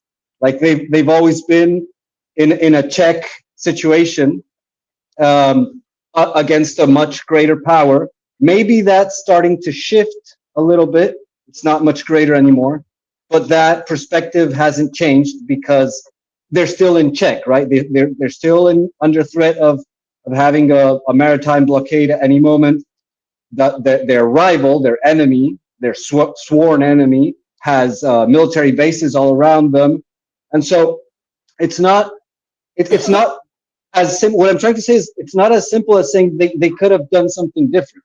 It's really hard to know what the results of a different strategy would have brought. Yes, they might have had more good relations with their neighbors, but look what happened to Russia. Did Russia get better relations with their neighbors for being more amicable? Not necessarily. Go on. So for example, If you look for a different country, like say Indonesia, Indonesia is a very major country in Southeast Asia. They are the biggest country in Southeast Asia. In fact, they are pretty big. From east to west, they are basically as wide as United States. But if you look at their military, it's actually very small relative to the size of the country. They have Australia below, which is a Western United States ally. The United States far on the far east, on the far east. There's China in the north and India in the west, but they never felt that insecure to the point where they do crazy stuff or no. There's no need. China, no, yes, it seems like as if he's being blockaded, or going or surrounded. But the thing is, we have been still trading perfectly fine. They have been growing tremendously well. United States has invested tremendous amount of money and transferred so much wealth into China. But you see, they are still insecure, and they continue to build up the military. Then, with this mindset, you create a self-fulfilled prophecy where you're now going to need to use the military. But the thing is that there's no need to. No one dares to go to war with China. No one can defeat China. Even at the most militarized Japan in World War II, they can't even conquer China. No, think about what your own words, though, Wyatt. If the power that Singapore and the Philippines have in terms of dealing with China is America's military might, then the more, if China has you surrounded with 4 aircraft carriers, then that helps negate your bargaining position, right? If that's what you're trying to do, you might hopefully, maybe in China's wildest dreams, maybe they might not ever have to actually use their tremendous, overwhelming military might. Maybe they'll just continue doing their occasional exercises with the Russians, and then just be big and bad and have thousands of aircraft and have lots of ships to the point where nobody would want to screw with them, and they could sort of pressure and have things their way that way. I could still see what you're saying, though, with this massive overreaction where you're making enemies in your neighborhood when you should be making friends. You attract more flies with honey, even if you're trying to be shrewd Chinese. Actually, the Chinese you attract more flies with shit or with corpses, to be honest. So for example, a smaller country. Gabriel, that's a very... Sorry, Cocker Valley. Give me a second. Why finish? So a smaller country needs a bigger military. So because that gives you balance in terms of negotiations. The big country usually don't need such a big military. Usually, no. The United States is a very rare thing because if you look at before World War II, United States actually have a small military relative to its size. Because you're a big country, no one can conquer you overnight. No, then you can build up a military and just counterattack. That's what Russia does. In the past as well. You don't need such a huge military. Indonesia don't have such a big military. Singapore's Air Force and Navy can easily defeat Indonesia's Air Force and Navy easily. But you see, Indonesia doesn't need to feel insecure because they know that we will not go to war with them. That is what I mean. China, of course, they can have their big military, no problem, because they are geostrategic rival is United States. The thing is that, like I say, is over the decades of behaviors.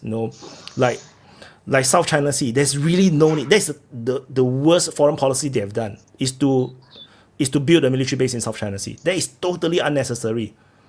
Once they've done that, then they create a permanent diplomatic problem with Southeast Asia. Like, it's a real problem. Like, I'm not even joking. It's a real problem in Southeast Asia. Like, the Southeast Asian countries have to consistently think about South China Sea. So, Wyatt, but I think you have to remember that the reason why they care so much about the South China Sea is because that's where they import their oil from, right? So it makes so much sense that they would build a base there. It doesn't matter. We can blockade them in the Malacca Straits. So South China Sea doesn't matter. You see, there is no point in taking the South China Sea. The only reason you want that. The capacity to blockade them is precisely the problem. Like, if you say, okay, I'll make a fortress here so that you can't enter my walls, then the enemy says, "Oh, but I can still, invade your outer rim of your land." Like making a fortress is always Correct. smaller than what you actually want to protect. So Correct. So from based on that a psychology, fortification- what is going to be next? No, so based on that psychology, then what is going to be next? You're going to build your Malacca navy Strait. into a blue ocean navy, and you're going to assert your control over the Malacca Straits, and then you have to assert your control over the Indian Ocean, and then what happened? China becomes the United States. That is what I mean.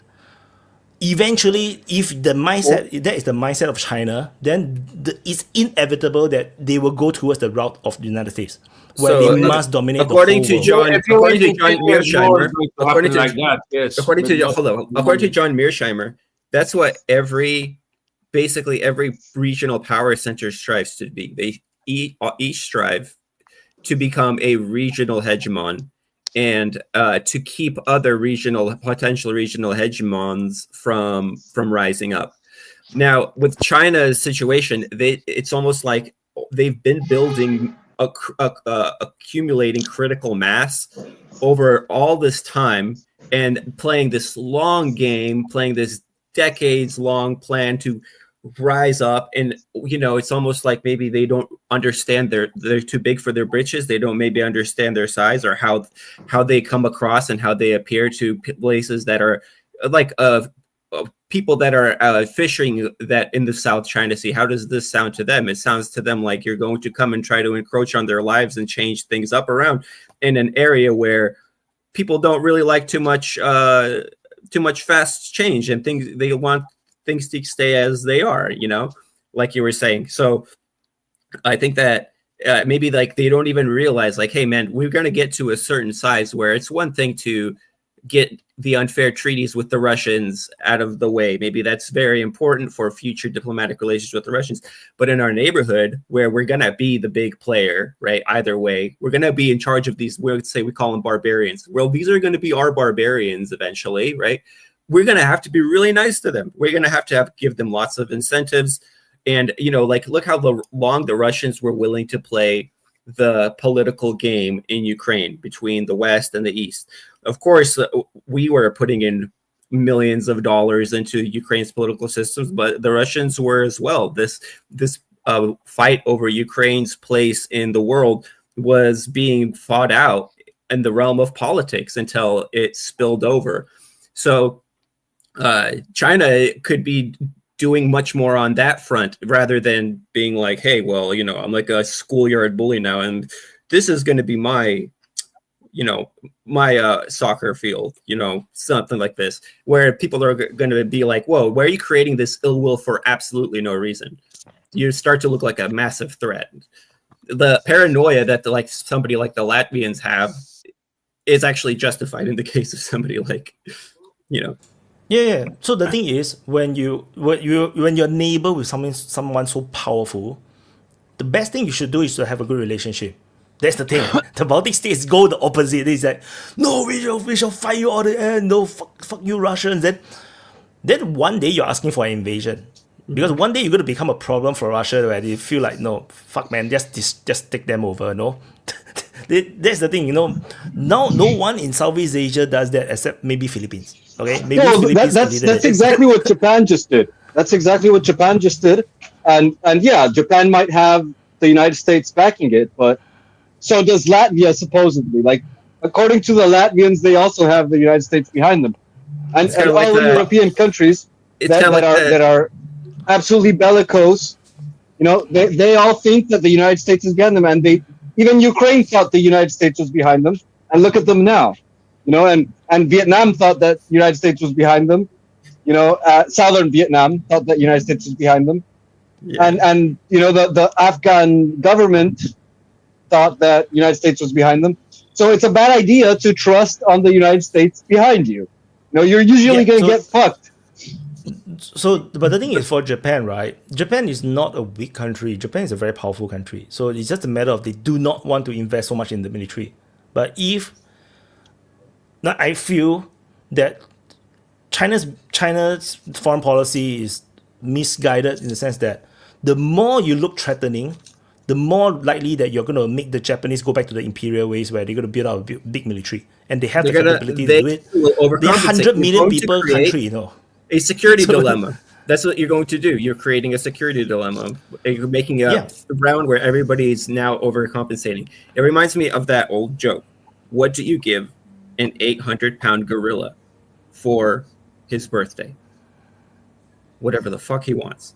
So when your neighbors with the 800-pound gorilla, China doesn't have to actually use force or coerce you. It's going to be the 800-pound gorilla next to you.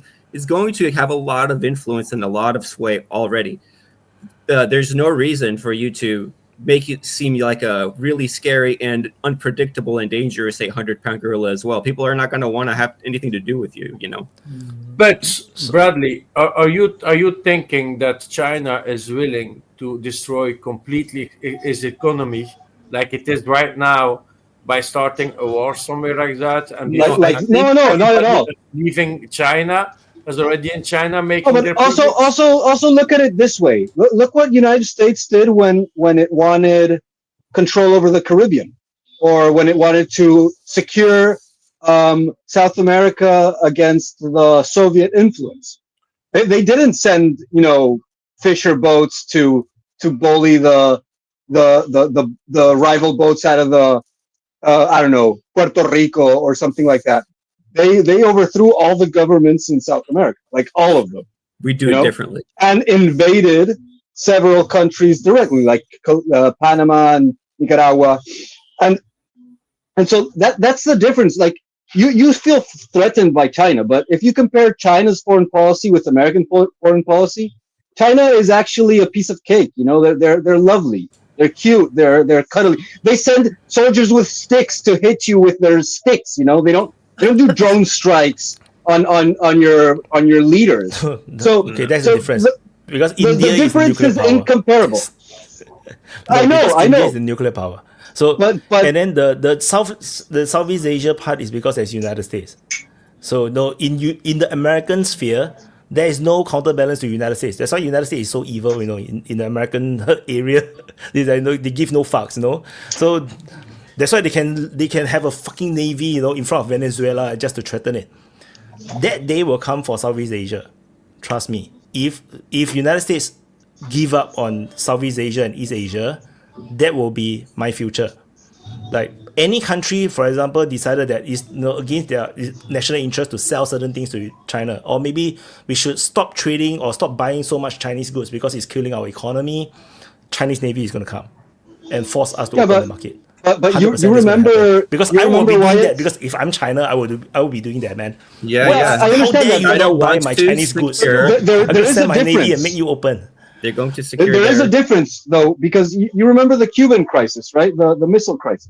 What happened there? The Cubans got nuclear weapons, so there was a counterbalance to power, and you could say, from an American perspective, that American strategy was super effective. They actually wiped out the resistance from their backyard, and China hasn't done that.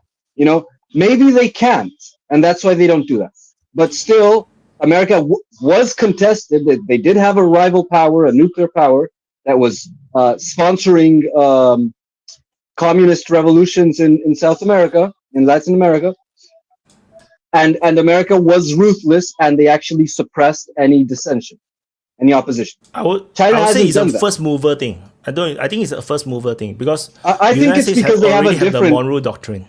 Political. I think that exactly they have a different political doctrine for their foreign policy. No. What I mean is that United States managed to dominate and become the hegemony of its region because there was no counterbalance then. China came out and already there's a counterbalance there because there's a British Empire around and then there's the American Empire around. So they can't do anything because they started off at that footing. So, but you see why the Monroe Doctrine, just to understand, like the Monroe Doctrine was a project that was partially achieved, not completely because Cuba never was actually submitted, but the Monroe Doctrine was a project that wasn't achieved to its fullest extent until the wave of military coups in South America. Before that, you had the British, you had the French, you had the Russians in Cuba, the Soviets, and you had all sorts of powers competing over Latin America. Britain controlled most of Latin America for most of Latin American history, like independent history, after the revolt against Spain. And it was only after America achieved its supremacy that it could actually take control over America. And it was contested. And it was a strategy that was effective. So, like, I'm not saying that it was wrong. I'm saying that it worked because of its ruthlessness. And I don't see China having that level of ruthlessness, even though they could do it. They already did. They already did. Or in certain instances, it's just that they cannot go all out because geopolitically it's just not viable. They have basically wrestled Paracel Islands, basically conquered it from the South Vietnamese. No, but that is beside the point. Because during the Vietnam War, I think that was, I'm not sure the Khmer Rouge thing or it was a South Vietnam thing. So they conquered the Paracel Islands. That is by force. Then the reclaiming of the island in South China Sea, that's another one of the examples. They are doing. There is the Chinese Monroe Doctrine for sure, 100%. Just that it's going to take decades to set up. One of the way is to destabilize United States inside of the United States first, because there's always the way to defeat the United States.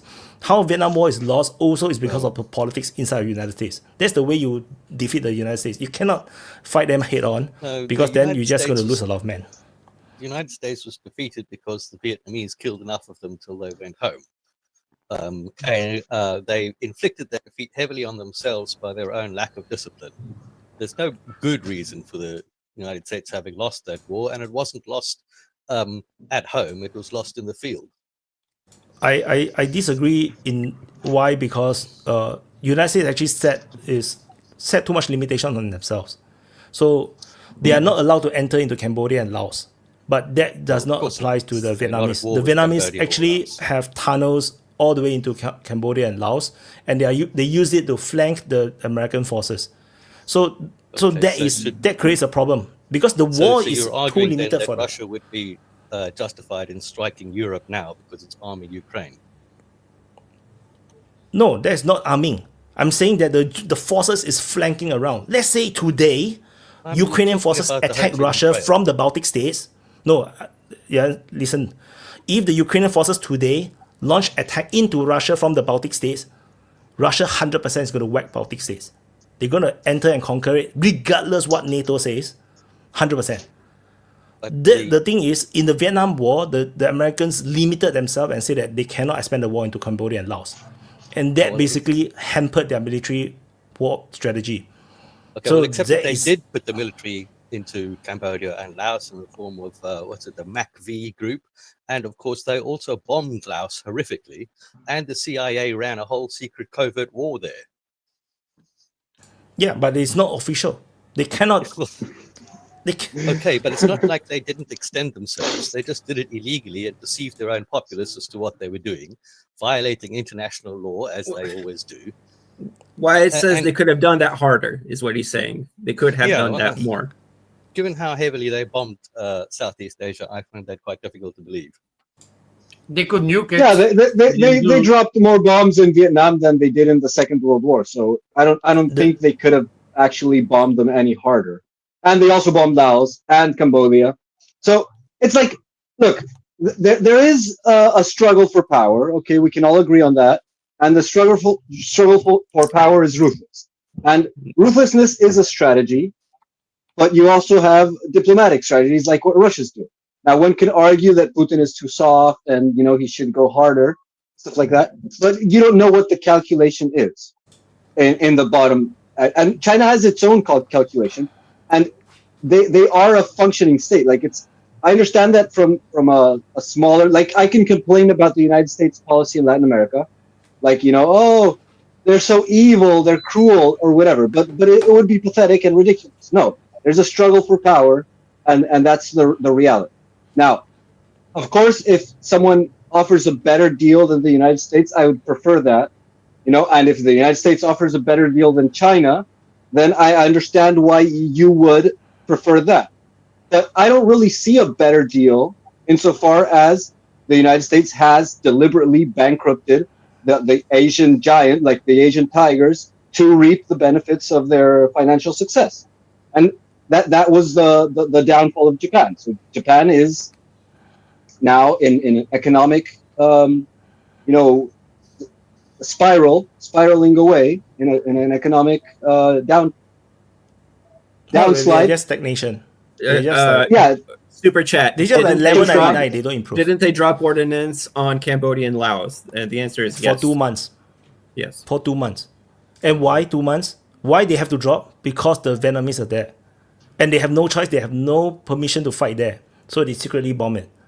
That just shows you exactly the point I'm talking about. The Vietnamese forces is flanking the Americans, and the Americans is so desperate that they have to covertly bomb it. Because if not, then their position is worse. If they are able to open war, then what will happen is that the war will spiral into a bigger war. To break international law. So the Vietnamese did not break international law by entering into Cambodia and Laos. Were.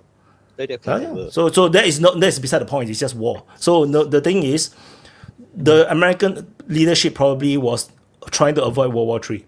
That's probably what was happening, because once they go on the invasion of North Vietnam, then China will enter like the Korean War. Then it's going to be a Korean War all over again. Then it might spiral into World War III. And this time now, China had nuclear weapons, because in Korean War, China do not have nuclear weapons. So that was the concern. So the thing is, but the lack of this inability to show hand means that you're going to lose the war, because the side that is willing to lose the most will always win the war. That's how Hamas until today still survive against Israel, because they're willing to sacrifice no matter how many Palestinians' life, as long as they continue fighting. So they kind of win. You see, Israel is still stuck. They still win stuck by in the not same losing. problem. Yeah, by not surrendering. That's a good, but I think that the profitability of all this discussion, beyond like whatever moralizing can be done, is to like understand what the particular position our own nations are in, as to avoid suicidal policies like the one that Ukraine has, for example, or like the one that Japan seems to be taking right now. It's the same suicidal policy. Like Japan didn't say they're going to go to war with China. Is weaker than Ukraine. Japan is weaker than Ukraine, and they're threatening war for Japan something is that is stronger than officially. Ukraine. No, it's much weaker than Ukraine. No, it's weaker. Wow, weaker how? Well, because they have much less fighting-aged males. Like in the sense of actually fighting age. Like they have a lot of incels, and they have a lot of otakus. And they have a lot of old people. They have good technology, but that's exactly what has failed in Ukraine. Gabriel, Wyatt said earlier, like with Japan, that this policy that they restated under this new prime minister is a long-standing policy. If certain things happen, it creates an existential threat for Japan. It's been on the table for a while. All she's doing is publicly restating it, so that maybe it is stirring the pot a little bit, but it's not anything new. This is just a restatement of a standing policy. If we get pushed into a corner, we're going to fight.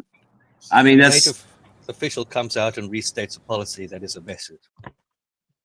Oh, I mean, they might have a point in doing that, but still, it's similar to a suicidal, like not self-interested foreign policy. That's your opinion, and maybe in her opinion and the Japanese government opinion, it is in their interest to state it publicly, so that maybe China does recalculate, or maybe they get whatever they're trying to get out of it. They get out of it. I mean, Wyatt was saying maybe they're playing on their psychological paranoia and saying, "Hey, better think twice." Why even go back to that again? I mean, maybe their calculation is. I'm far away. Vaughn. But my impression is that every prime minister of Japan that has some thoughts of sovereignty gets whacked. He gets assassinated. From time to time. So who knows? She will get assassinated too. So I won't be surprised. I mean, she just made a statement, and everybody acts like we're like 2 seconds to midnight now. It's like she stated a policy. Maybe some people are upset about a policy they already knew about because it's unseemly to say it publicly. You know, maybe it's better said in privacy. But I mean, everyone knows the Chinese are sensitive, and you know, and think about it. The game on the world stage is get outraged and go to the UN and cry. So I mean, if somebody did something to the United States, Trump would be out on TV bitching about it. If somebody does something to the UK or China, whatever, you know, they're going to go out on the world and say, oh, I can't believe they're treating us like this and doing us like that. What dogs? You know, I mean, it's kind of a game. It's so funny, you know. Have you all seen the meme, you know, where they're on the execution board, you know? Then the person says, first time? Yeah, that's my feeling now, you know, because this thing happens so many times, nobody have been paying attention. This is not new. Pirates of the Caribbean. Where, it's not new. China always reacts like this. This is always China's reaction. Just that you guys have not been paying attention because you guys are not from this region. China always behave like this. It's just that now that because of Trump, because of this new prime minister, and China have no LED lights on their buildings, so now everybody's paying attention. Previously, China has always behaved like this, which is also why I always complain about it. I'm saying that no, you cannot trust China's words because their words doesn't match actions because they always say a lot of things. They always does that. So the thing is, this kind of ranting and the saber rattling, where they send their ships or fishing boats or whatever, to go and disturb other countries, always happens. They always use this kind of thing. To the point where they use the term called wolf diplomacy. They themselves coined it. Think about it. It's like, it'll be quiet for a while, then all of a sudden there'll be a big splurge of stories. A Swedish Gripen intercepted a Tu-95 or an AN-120 or something. It's like, or they flew close to each other and flipped each other off, and it's like, yeah, they did that in the Cold War. I'm sure they did it whenever they were flying around each other and got close enough to do some of that diplomacy shit. I mean, there's that one guy, Sully, that landed the plane in the river. Apparently, he was an F-4 pilot. Sully, during the Cold War, and he said that when they got together and did that, a lot of times it was requested by the Russian side or their side, hey, do this or do that or show us a stunt. So it's like, and these people act like, oh my God, I can't believe, this Russian plane flew so close to a lot. It's like, dude, it's been going on for like 60 years. Yeah, nobody cares. The people flying are professional. They're not trying to die. They're just fucking off. Probably the same people. They might even know each other at this point. They're like, hey, it's you again. It's getting worse, Vaughn. I know you are flying your drones. Think about it. Go back to the Cold War. I'm sure there were times, like, think about the Cuban Missile Crisis. I bet you there's a lot more of those incidents then than there was like in, let's say July 4th, 1987. Pick a random date. I'm sure there was things going on where there was more tense moments and there was more aircraft up and maybe a little more tension. But there was plenty of times where they're just flying around. Hey, what's up? I know a guy in the National Guard. They were flying along the East German border in in a Huey. And there was a Hind flying on the other side that was a West German one. They didn't all they did is follow each other and do stuff like that, kind of mimic each other, had some fun. And then they went on their different directions. I mean, it wasn't no international incident. It wasn't putting us to the brink of the war. It was just a bunch of dudes fucking off in a fucking helicopter. Irresponsible flight maneuvers. None of that. No, I mean, I'm just saying. I mean, they always try to make this shit up. You could tell how serious it is. I like Wyatt said, China's always overreacting. You can read stuff about China all the time. Like, I'm sure China threw a huge fit about how it wasn't their fault that their fucking destroyer got smashed in by the other ship when it collided. I'm sure they raised all kinds of hell and said all kinds of crazy shit in the media. But everybody saw the video. If you read the statement, that was funny. If you read the statement, that is even funnier because literally it's on footage that they are trying to pincer the Philippine boats, and then they blame the Filipinos for aggressive movements. That's why I say that don't pay too much attention about the spokesman. The spokesman have a job. You have to understand, if he don't do it, he's gonna get sacked. His job is to make China interesting. look screwed. Opposite of the Russians. The Russians always listen to their spokespeople. They're probably telling you literally what the Russians are thinking. and we don't listen to them. Meanwhile, Chinese spokesmen don't listen to them. But that Chinese boat accident with the Filipino Coast Guard or what the fuck it was just showed how not prepared China is for the moment with their navy. It's too new. And I think the China, at least one China sailor died in that incident. So it's actually pretty sad because it's such a pointless maneuver, and then someone have to die for it. But this is what I mean. Because maybe it's a Chinese thing, face is very important. We cannot lose face. So the Chinese always have to build this beautiful, scenery, or this spokesman have to say something very nice to make China look good. It is very normal, I would say, in Chinese culture. So, but the problem is that even I'm not used to it because we expect spokesmen to be really representing the country, but then their words never match with their action. So it's quite difficult. So yeah, but I'm just sharing my experience. You guys don't believe me. It's perfectly fine. You guys can pay attention yourself. Then you see whether if they are actually always the spokesmen say exactly what the country actually does. Not necessary. So, but of course, the United States is the same problem. United States always say something and do another thing also as well. Yeah. It's for the moment. Yeah, for the moment we have for me like our own problems in Europe. Like I said, Vaughan, I accuse you flying your drones over Belgium last week's. But we can catch it. We don't have proof of pictures, but we need help from Germany and other countries to help solve it. We forgot to call our special unit for anti-drone warfare. We forgot they exist. Come on, the plane crashed in. I am not joking.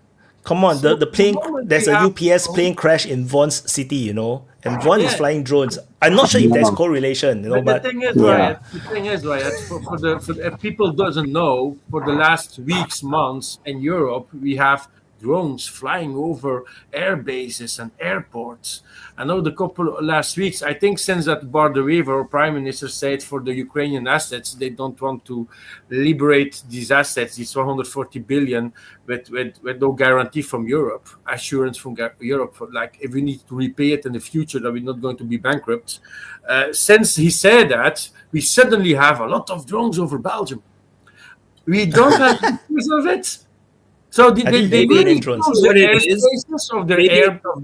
the reason why we didn't shift, maybe the reason why we had a hard time pivoting to China is because we didn't know how to demonize the Chinese as well as we knew. We know how to make the Russians into bad guys. People are going to believe this propaganda, but the Chinese. Oh yeah, because they're blaming. Really, Vaughn's question earlier was like, why did they not do more to stop the rise of China when it became obvious that it was inevitable? And I think that the more serious answer is actually that it was in their short-term interests. It was like a financial quarterly gain type interest stuff. That's what I'm saying. I mean, you had a bunch of fucks like Dick Cheney-ish types or Lindsey Graham or whoever. I mean, Nancy Pelosi, whoever's made tens of millions of dollars since magically getting to Congress.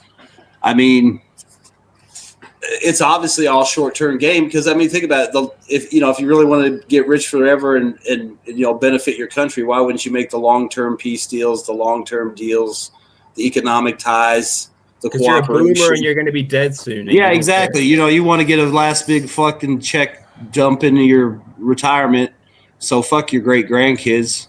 Whereas, you could be, what I'm saying? It's all fucking naive.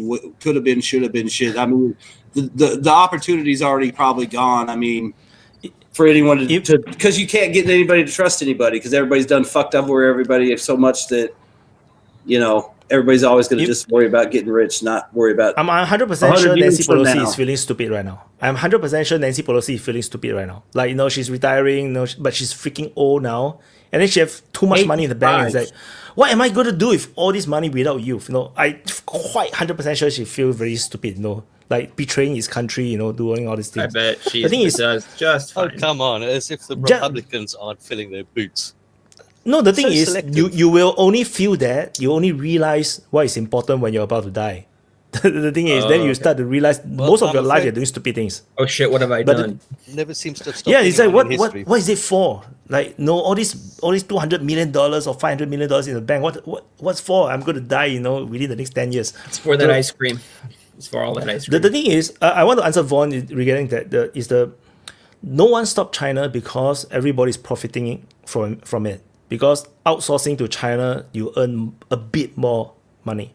That's the main thing. And China weaponized this greed, you see, because no, Chinese are smart. If you want to destroy your own country by earning a bit more money, we let you earn.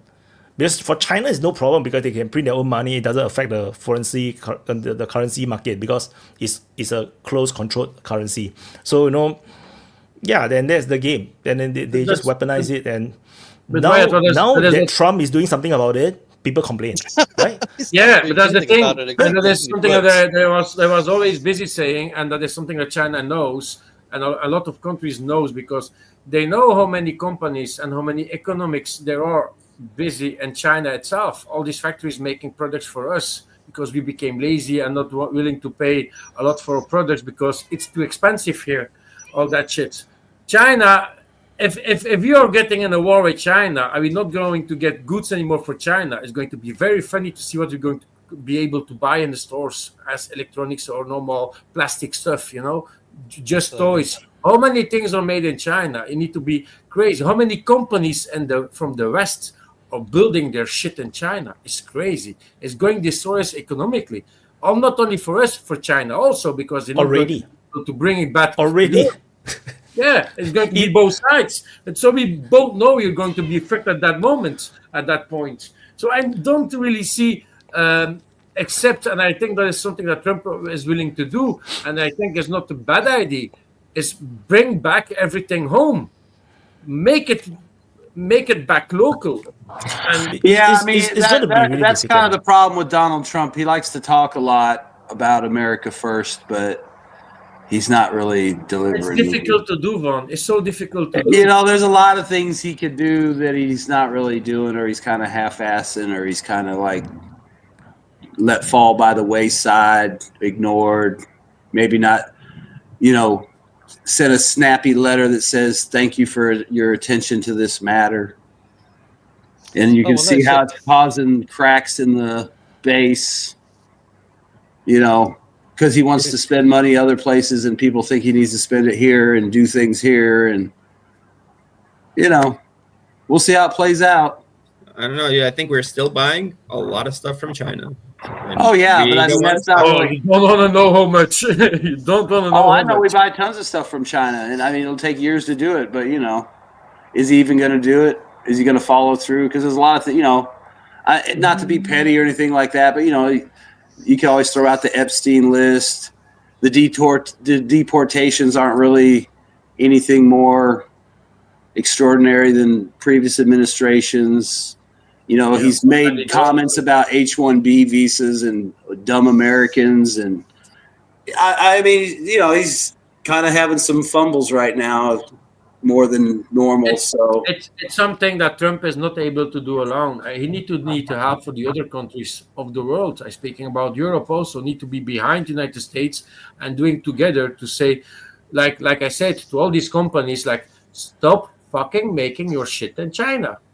But the problem is China bought so much as owner of so many things. I think our container harbor dock and here in Belgium, in Zeebrugge, where I'm living, is owned by China, by a Chinese company, Costco. So they are everywhere. And it's going to be, I hope never going to happen with China. That China is not going to be stupid to open war somewhere and be punished financially and economically by that, because it's going to hurt us even more. If they are not able to bring their containers back to Europe or to the United States, we're going to be fucked because we can't produce, or we don't have the production for what they have.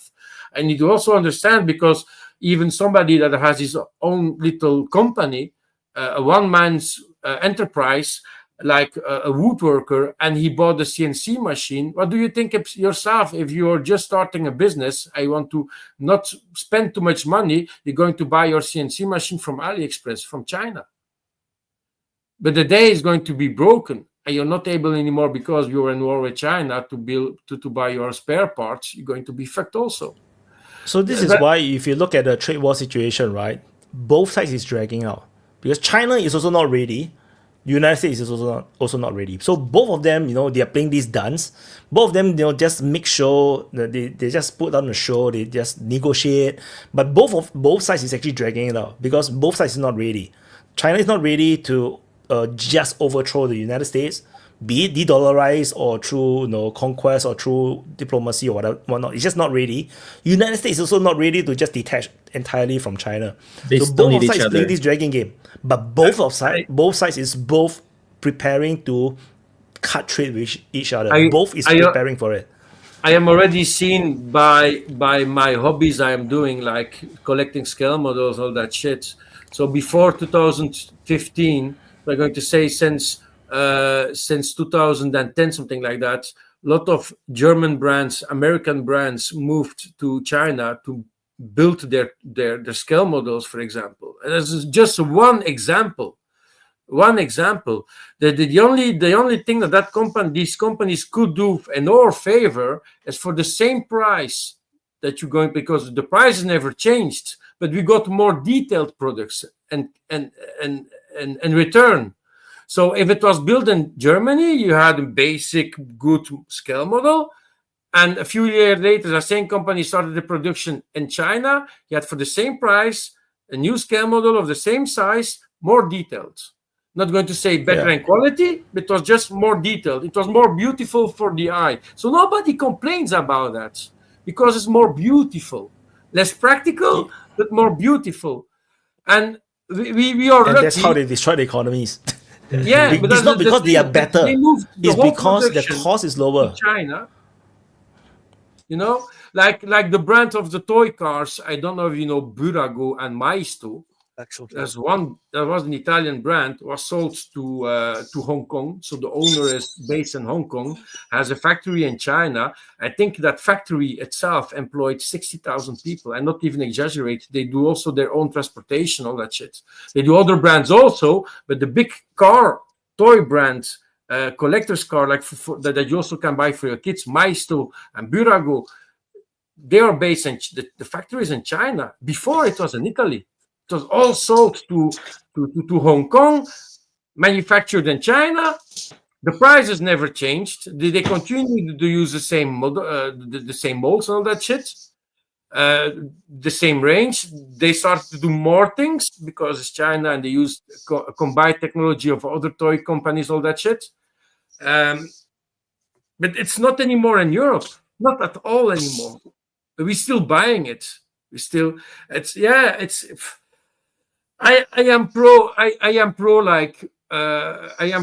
buy local, but it's so difficult because nobody buys anymore local. And I already said that in the open mics, if you're going to a web shop and you're going to buy something, you're going to the chance that you're going to buy a product that you can find exactly the same on AliExpress, but the web shop owner just decided to buy like a whole stock from AliExpress and really sell it on his website, saying it's made and designed by themselves, and it's a fucking totally lie. Because on AliExpress, you're going to find 20 different things, like even on Etsy, and Etsy is not even allowed to sell things like that. It needs to be own made. But they are like faking by saying it's from us. They're going to ask until more than 10 times the amount of money compared what you can buy on AliExpress. It's disgusting. That's called drop shipping. Called drop shipping. Yeah, and nobody is doing something about it. Nobody. Well, so basically, I think that's the short answer to Juan. It's the short term. It's the greed. That's why I say that the Chinese is really good at weaponizing greed. That is the main thing. And the thing is, China, there is no reality where China can make things cheaper.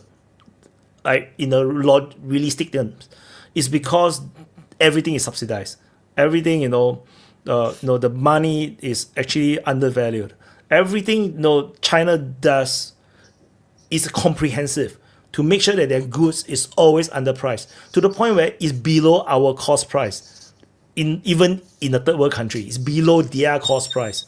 So there's no way you can compete. And this is also why I say, as China compared to Russia, is totally different. Russia gave you a chance to make money. We trade. We let you dominate certain markets. We dominate other markets like energy markets.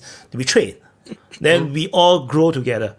China don't. China dominates everything, and I can tell you, even right now, they are still in the process of becoming totally independent from the entire world. What's the whole point of the EV? The EV market, the whole full massive investment in it, in battery, in solar panels and everything, because they want to stop buying oil as well. They don't want to buy energy if they can.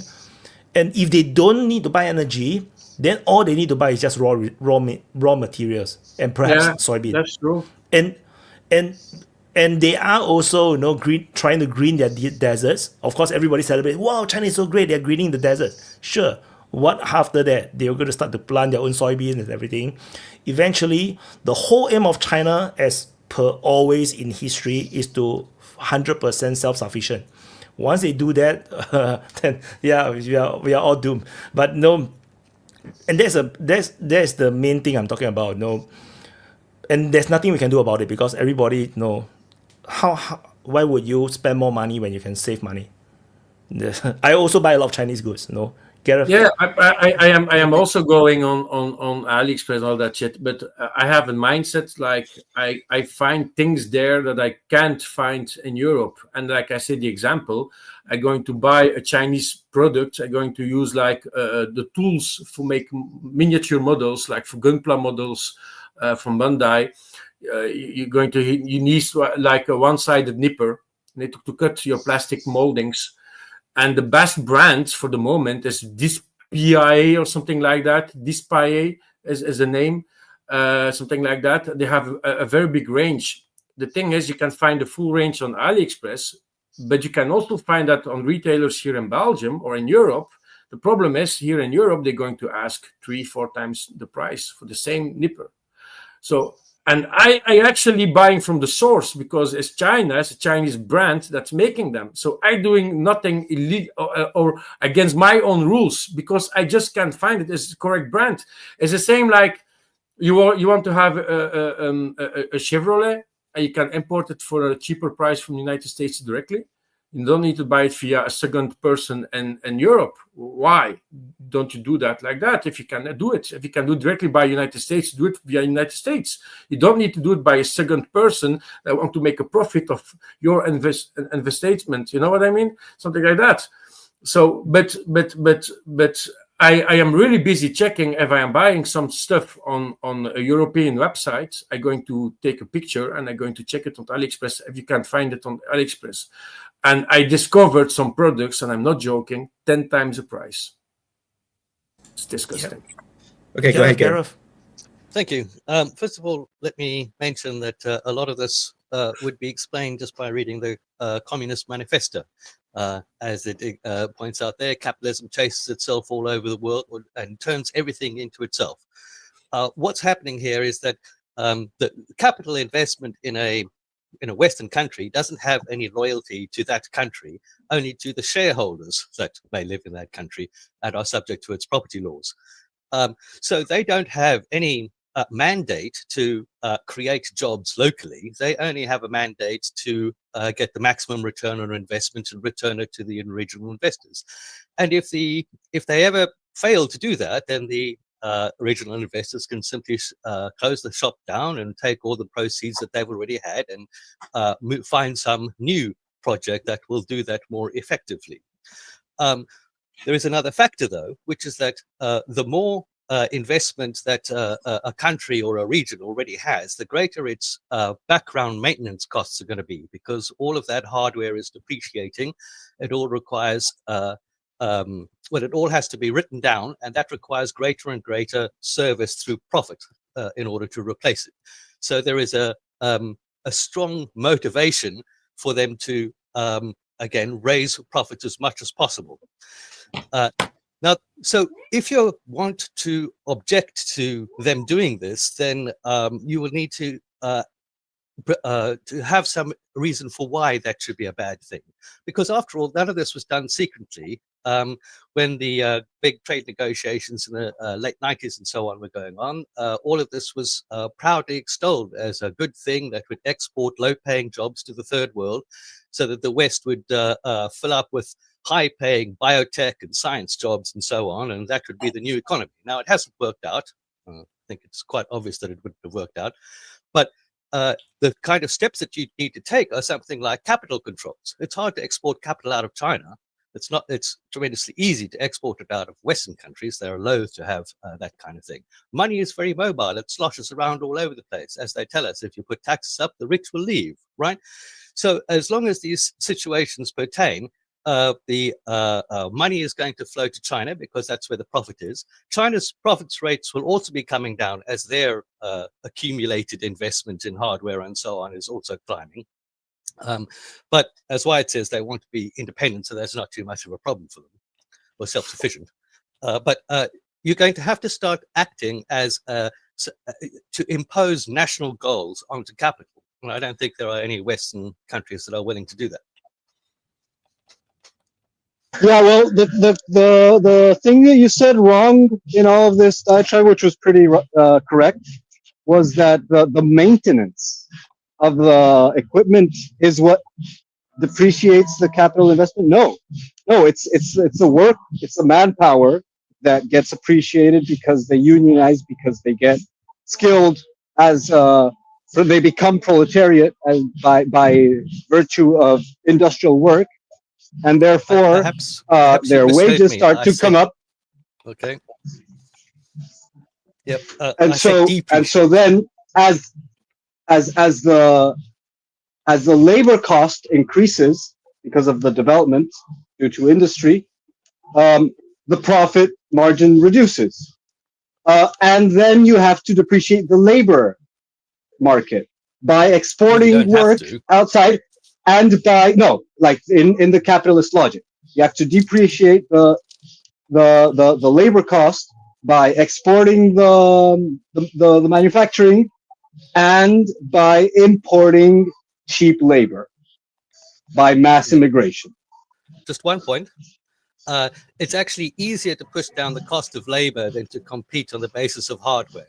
Because when you're competing on the basis of capital equipment, you're competing against other firms with real money to spend. Whereas when you're in conflict with workers over wages, it's quite easy to just sack them all and hire them at a lower rate. That's happened many times. And so it's a lot easier to push down wages than to push down capital expenses. But realistically, that's the one that you can push down, really, because I think that capital expenses are probably at what they need to be, and wages is where you can make up the most, I think, of the profits. Yeah, exactly, and that's why and besides, the capital expenses aren't the ones that go on strike. And it's true that you can replace your entire workforce, but then eventually you run out of workforce, especially when like you have a tight working market, productive in a productive nation, and so you need to fight like the greatest. That's why it's a class struggle, because the fight for profit isn't against the cheapest machine or the more expensive machine. It's against the labor force. It's always been like that, because they're the ones that will fight back. No. The workers are set against each other by employers. I mean, literally, you hire one set of workers to police the rest. There's an industrialist called Jay Gould who said, "I can hire one half of the working class to kill the other half." Yeah, and if you don't pay them enough, eventually they're also going to go on strike. But yeah, well, like the whole story of like states of well-being, or like the first world, is basically the story of the bargaining between the labor force and the industrial capitalists that developed the nations, that funded the development. Well, and then getting concessions to lift their quality of life, and that's what's being eroded now by the importation of migration, by the no, of foreign proletariat. The foreign proletariat, or the external, in terms of hegemonic control of the globe, the foreign proletariat isn't foreign. Actually, it's external. It's periphery proletariat, which is pitched against the internal proletariat, both in bargaining power for wages, and also by dissolving the cohesion of the working class by introducing foreign elements into it. That's actually, there's papers, there's studies from Amazon of how the working force of the plants that had a diverse ethnicity were much less likely to unionize than more homogeneous working force. So that's another strategy. What I'm just going to the different strategies of depreciating the cost of labor, of production, for the end of making profit. And that's what happened in the 90s with the Reaganomics, and also with Margaret Thatcher. They liberalized the economy so that, all the oligarchs could basically just screw the labor force and get cheaper labor in Asia. Right. So that is the issue that needs dealing with. So, Yes, so it's not. Sorry, go on. Go ahead, Gabriel. Go on. No, yeah. So because I want to do closing, so so you can go ahead. Oh yeah, I was just going to say that it's not that like China has been weaponizing this or weaponizing that. They have come from a very unfortunate position. They have been very clever in utilizing, as you say, like the psychology of the Western man, of the Western barbarians, to be able to create for itself a footing on the world stage, in spite of its unfortunate origin story as a modern communist state. They were able to utilize that capitalistic mentality for their own benefit. And it's not just by like every nation does manipulation of currency. Every nation can print money. Some nations have more leeway in that than others. No one can print more money than the U.S. without having runaway hyperinflation. Only the U.S. can do that, and maybe China to a certain point. But since they have a surplus, then they can do that with more leeway. But the greatest, like the consensus amongst the logistic experts and production experts, is that China's profitability now is not because of their cheap labor or because of the manipulation of the currency, but because of the efficiency of their logistics. Like their supply chains have become so efficient that that's like the cheapest part, like of the entire, and that's why it's so hard to compete with their. So it is a technical feat. What I'm trying to say, it's not like just shady or. Now, it can have terrible consequences even for China in the long run. I've talked about this before. Maybe they do strangle the productivity out of the rest of the world if they don't, take that into account and act accordingly. But that is yet to be seen. Anyways, yes, I agree, Wyatt. We can do closing. I wouldn't mind. Shall we do closing? I'm ready to do Any more closing. topics? Yeah. Oh, you guys. I mean, talk what was the other thing that we totally Epstein. Yeah, we never talked about Epstein. So the Epstein file, the Epstein thing is what I think that this is some overhyped BS. They're just trying to get ahead of it, and they're trying to throw Trump under the bus by saying things like, "Oh, his name is all over the Epstein documents." I think they know this is a home run hitter. People care about it. I even see signs just driving by. I see people with signs about like release the Epstein files. So that this is one that people care about, and I think that's the reason why it's just more horse race American domestic Trump bad, type politics. I mean, I think, yeah, of course Trump is bad for reasons besides that, but this is where they're trying to hammer him. And I think that what would be smart for Trump to do is to say, okay, well then let's release the Epstein files, all of them. But maybe see with this, they kind of prevent him from having the confidence to do that because he doesn't know, maybe.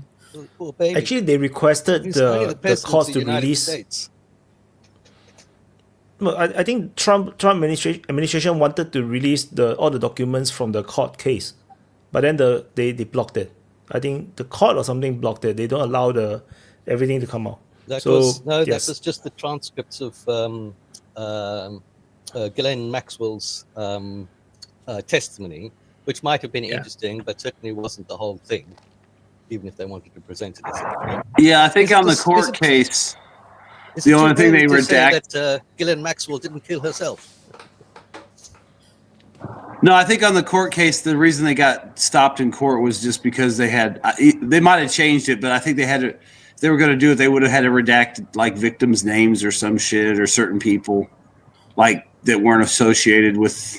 That's not the part that Americans want to see. The Americans want to see. I know. I'm just saying. I mean, I think that's what they did because they would have to redact these victims' names, and they didn't do that. But yeah, we understand if the victims' names are redacted. We don't want to see redacted names of the perpetrator. We want to see Bill Gates' name on there, and I think that Donald Trump does not want to see Donald Trump's name on there, and he knows how the media is going to play this. But most likely,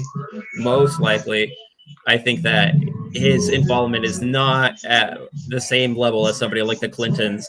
There's probably a lot more scary corruption to find out there in terms of the Clintons. Like, for example, oh my gosh, they were involved with the Epstein operation for money laundering reasons as well, right? More like those kinds of skeletons, I think, more so than the 17-year-old girl gave Prince Andrew a blowjob kind of controversy. But it's just the first one. It's going to be that half the GOP is in the files. The what? Half the grand old pedo party. Oh well, yeah. Well, I think the thing, all of them. The thing, you might be right, Bradley. You might be wrong. We don't really know. Right. But the issue is that his treatment of the issue is really suspicious. Like, it's really hard to have. It makes sense if you think how much he's always been protecting Israel. If this is a Mossad thing, it could make sense that he's protecting that as well as himself covering his own. Yeah, butt. but it's a serpent eating its own tail, right? Because why would he be protecting? Why would he be protecting Israel? Why would he be protecting a Mossad operation that was there to blackmail politicians and influential people for the support of Israel, right? Through all these horrors. So, that's the complicated part, because that's exactly why there's, his treatment of this issue has been so suspicious, because everyone recognizes this as a honeypot operation for extortion. Think about this. Maybe he didn't do anything like y'all said about with the kids or nothing like that. But think about it. He's a billionaire. He's a rich guy. He's in construction. What better way to launder money for illegal operations or covert operations through Mossad or CIA? Maybe he's involved that way, maybe willingly or unwillingly. Maybe there's all kinds of paper trails like, like, hey, we're going to invest, we hear you're going to build a casino here. We're going to give you $20 million in seed money, and make it happen. And, maybe he pays them back some other way, or maybe there's some other thing done. But I mean, if you think about what he was doing back then, I mean, maybe he's willingly or unwillingly laundering money through construction projects. I mean, these are multi-billion-dollar projects. You got cream of the crop developers and rich people from all over the country and world. I mean, sure if it's a blackmail thing, I mean, what better way to get people in different ways? Some guys you can't get with sex. Maybe you can get them with money. Maybe you get them with, hey, no matter what, all your construction projects are always going to have some seed money, So that's all, maybe that's how these guys are getting. And you're still dirty. Your hands are you're still dirty. I'm just saying, I mean, it could be any number of things that's going on. I mean, I'm just saying with his money and background, I mean, maybe he was laundering money through construction projects. Because think about it, all that shit's always over budget. And think about back then, it wasn't digital, so how easy would it be to hide, payments or overpayments or whatever? How much did he spend on that golden toilet? Whatever. Yeah, I mean, it says it was marble, but it's really fucking plastic from Home Depot. I mean, it's the same kind of shit. I mean, that's if all that is possible, but and you're tied in with guys like Bill Gates and all the other, maybe. But this is the issue, Ron. But they all have money where you can just stash money and move money around. All your research for vaccines will always have $10 million in it. And that's really just some slush fund for some other bullshit. Yeah, but this is the issue, Ron. Okay. Well, super chat. They overhype these nothing burger releases about salacious stuff to distract from the financial stuff that implicates powerful people and orgs. Yeah, I think that the thing is, the sexy thing stuff is that the thing is that the financial stuff, can be overlooked by the American people, if it is to expose the morally abhorrent. Okay, so like if you have political opponents that can be accused, that have tried to destroy you, and that can be accused of these horrible stuff, your financial involvement would be absolutely irrelevant. You would be a hero. You would be praised for centuries after centuries. And so that's not it. You can't say, oh, he might have had some. So like, I understand that like the most, even in the best case scenario, but it might have legal implications. You don't want to have. Yeah, it doesn't matter. I think what it is you don't understand how powerful people are that are above the president and the kind of money and legacy and power these people have. And maybe that's what I was going to say. That's what I was going to say. Like every other president for the last 60 years, ain't really been calling all the shots and has a lot of people that advise and consent. Heavy on the advise, and you're going to consent. Or, maybe you get shot in Dallas. Maybe you get shot by some guy who's in love with Jodie Foster. Who knows what the fuck they do? I mean, everyone talks about the deep state, but then you want to sit there and why is it, maybe these guys really got the reach people think they got. Maybe they really got something on everybody, whether you fuck kids or you fucking steal money. I mean, maybe they got something for everybody. Maybe just what they're capable of doing. I mean, think about it. How many dudes do they smoke with pagers? I mean, yeah, that was a particular country, but what? You think that shit's like licensed only to them? I mean, Netanyahu did look how fucked up George Soros is. How many countries? Netanyahu did give a golden pager to Trump. You can't even touch that motherfucker. Which can be understood as a threat. I mean, look at guys like Soros. He's evil. Everyone knows what he did. He's got a history, a legacy. He's burned countries that like Russia. They'll go poison a motherfucker about it. And nobody touches him. He's untouched. Is he that well protected, or is he protected because of who he is? Did he have that much pull? Maybe he's just doing nothing wrong. I know that doesn't fit into you're right. I mean, if you agree with his agenda, all the capitalists, wrong. all the capitalists are evil, but Soros is the only good one. No, not at all. We should eat the capitalists, but not Soros. Let's and the Rothschilds. Don't touch the Rothschilds either. Only one and excuse. Yeah, I mean, what if I say the Rothschilds or whoever? I mean, the Rothschilds and Soros are the only good billionaires in history. Okay, don't touch them. They're the good guys. Why don't you mention others? We're talking about Trump, dumbass. So then why even bring up Soros? I only brought him up because he's a great example of what evil billionaires. He is. Everybody knows his story. Everybody knows all the accusations. It's easy. I'm not going to. Why do you have to jump to defend the guy? From the 1800s. Why do you have to jump to defend the guy? Because it's such a ridiculous, laughable, mockable conspiracy theory. That's your opinion. It's your he says it. He brags about it. Whether it is or not, people know the conspiracy theory, so I was using them as an example. Wait. If the guy's, and I'm going from the premise is, if the guy's that fucking evil and done all this evil shit, how come he's not touched? How come he gets to walk and breathe? Wait, Vaughn. Is it because let me ask you a question, Vaughn. Hold up. Is it because he's that well protected, or is it because of who he knows and the power he has and the money he has? I mean, that's the difference. That's all. The guy literally says. The guy literally says. Oh, sorry. Go on, Wyatt. I just want to say Soros is so infamous to the point where even Singapore bans his NGOs from funding anyone in Singapore. So it might sound like a conspiracy theory, but he's not. A lot of countries actually actively, keep a lookout about Soros' activity. Yeah, like so China, like Singapore. He's like a Bond villain that Yeah. everybody knows. So the thing is, of course, we do not know who Soros is working with. Who knows he's working with Mossad or whatnot? No, we do not know. But Super Chat, Tech Dub said it's morally abhorrent to launder money for intelligence's clandestine activities, Iran Contra, and who knows what else for foreign agencies like Mossad. I just want to add, from my understanding of this Epstein situation is that the timeline between Trump and Epstein is that Trump and Epstein was very good friends. Then after that, Trump had a fall with Epstein because he realized that Epstein is recruiting underage girls at his Mar-a-Lago resort.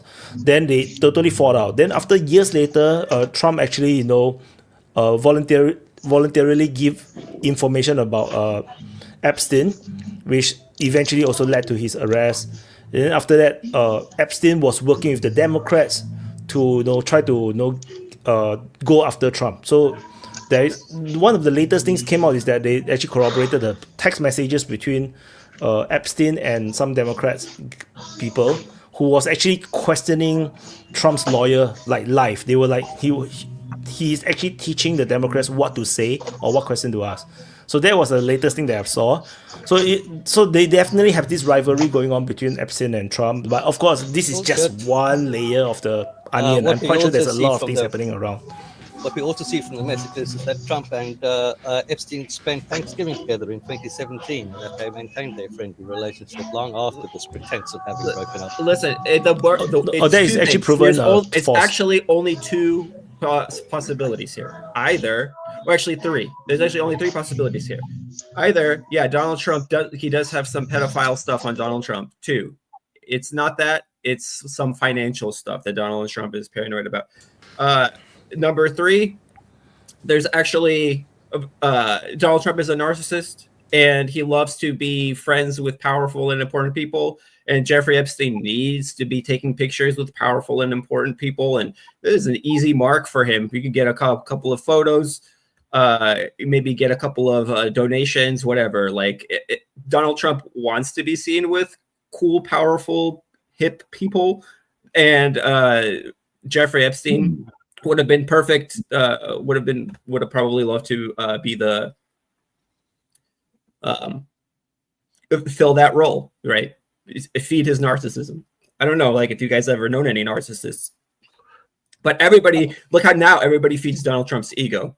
So I think that it could be something as innocuous as that.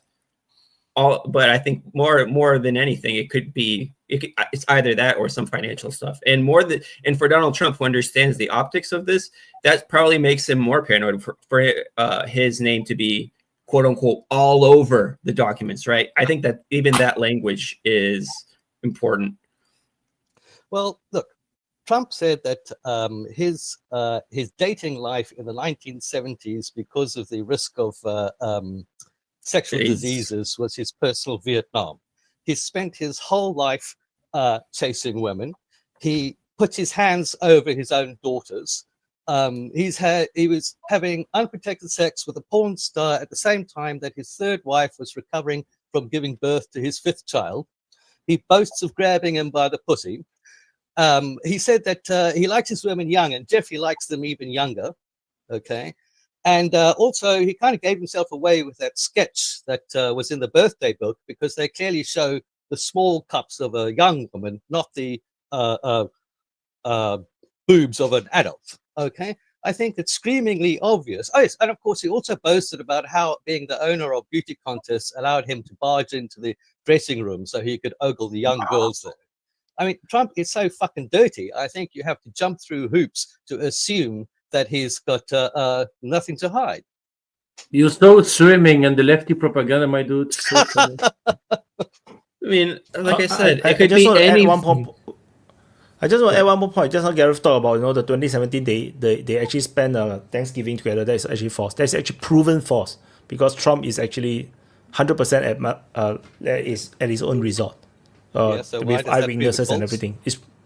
It's proven. No, it's reported by CNN. I'm just telling you. It may well be. So You may have seen news more recent than no, I the have. thing is now because we imagine one day people going to investigate our chat messages in the DPA speakers lounge. They're going to have a totally different understanding of who we are. So the chat messages of Epstein, just we have to take like 50% off, like.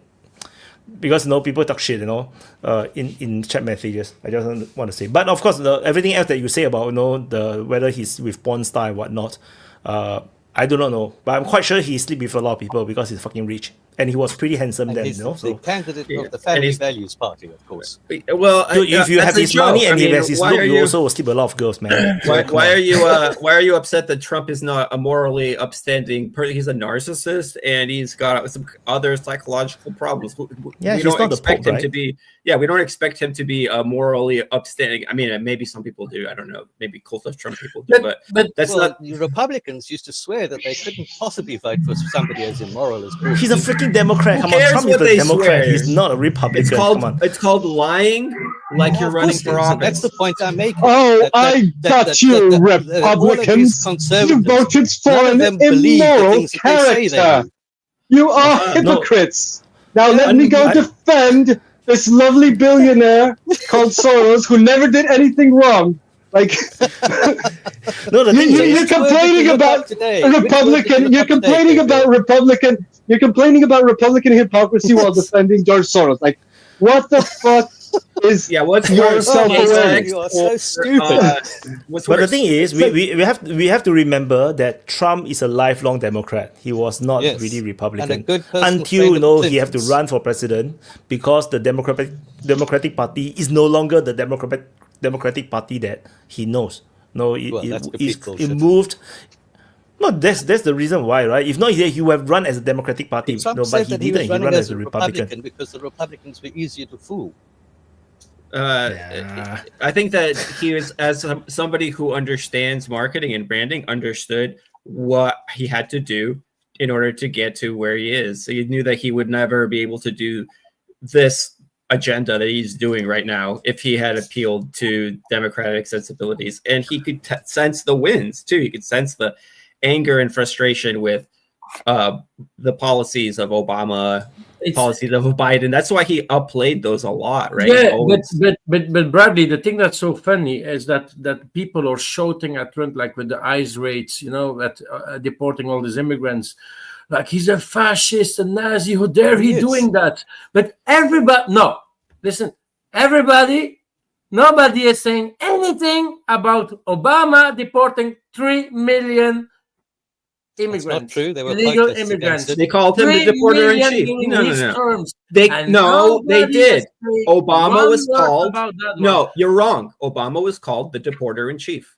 That was the nickname Yeah, for but not Obama like while that. he was. not like that right now. Well, Not it's like because that. the mainstream Nobody media wasn't cares. playing it up like that. Burnt, Obviously, ICE facilities and all that shit like right now. okay, Can I I'm remind just you that about a year ago, I warned that if the Trump administration went ahead with deportations on the scale that it was talking about, it would face physical resistance.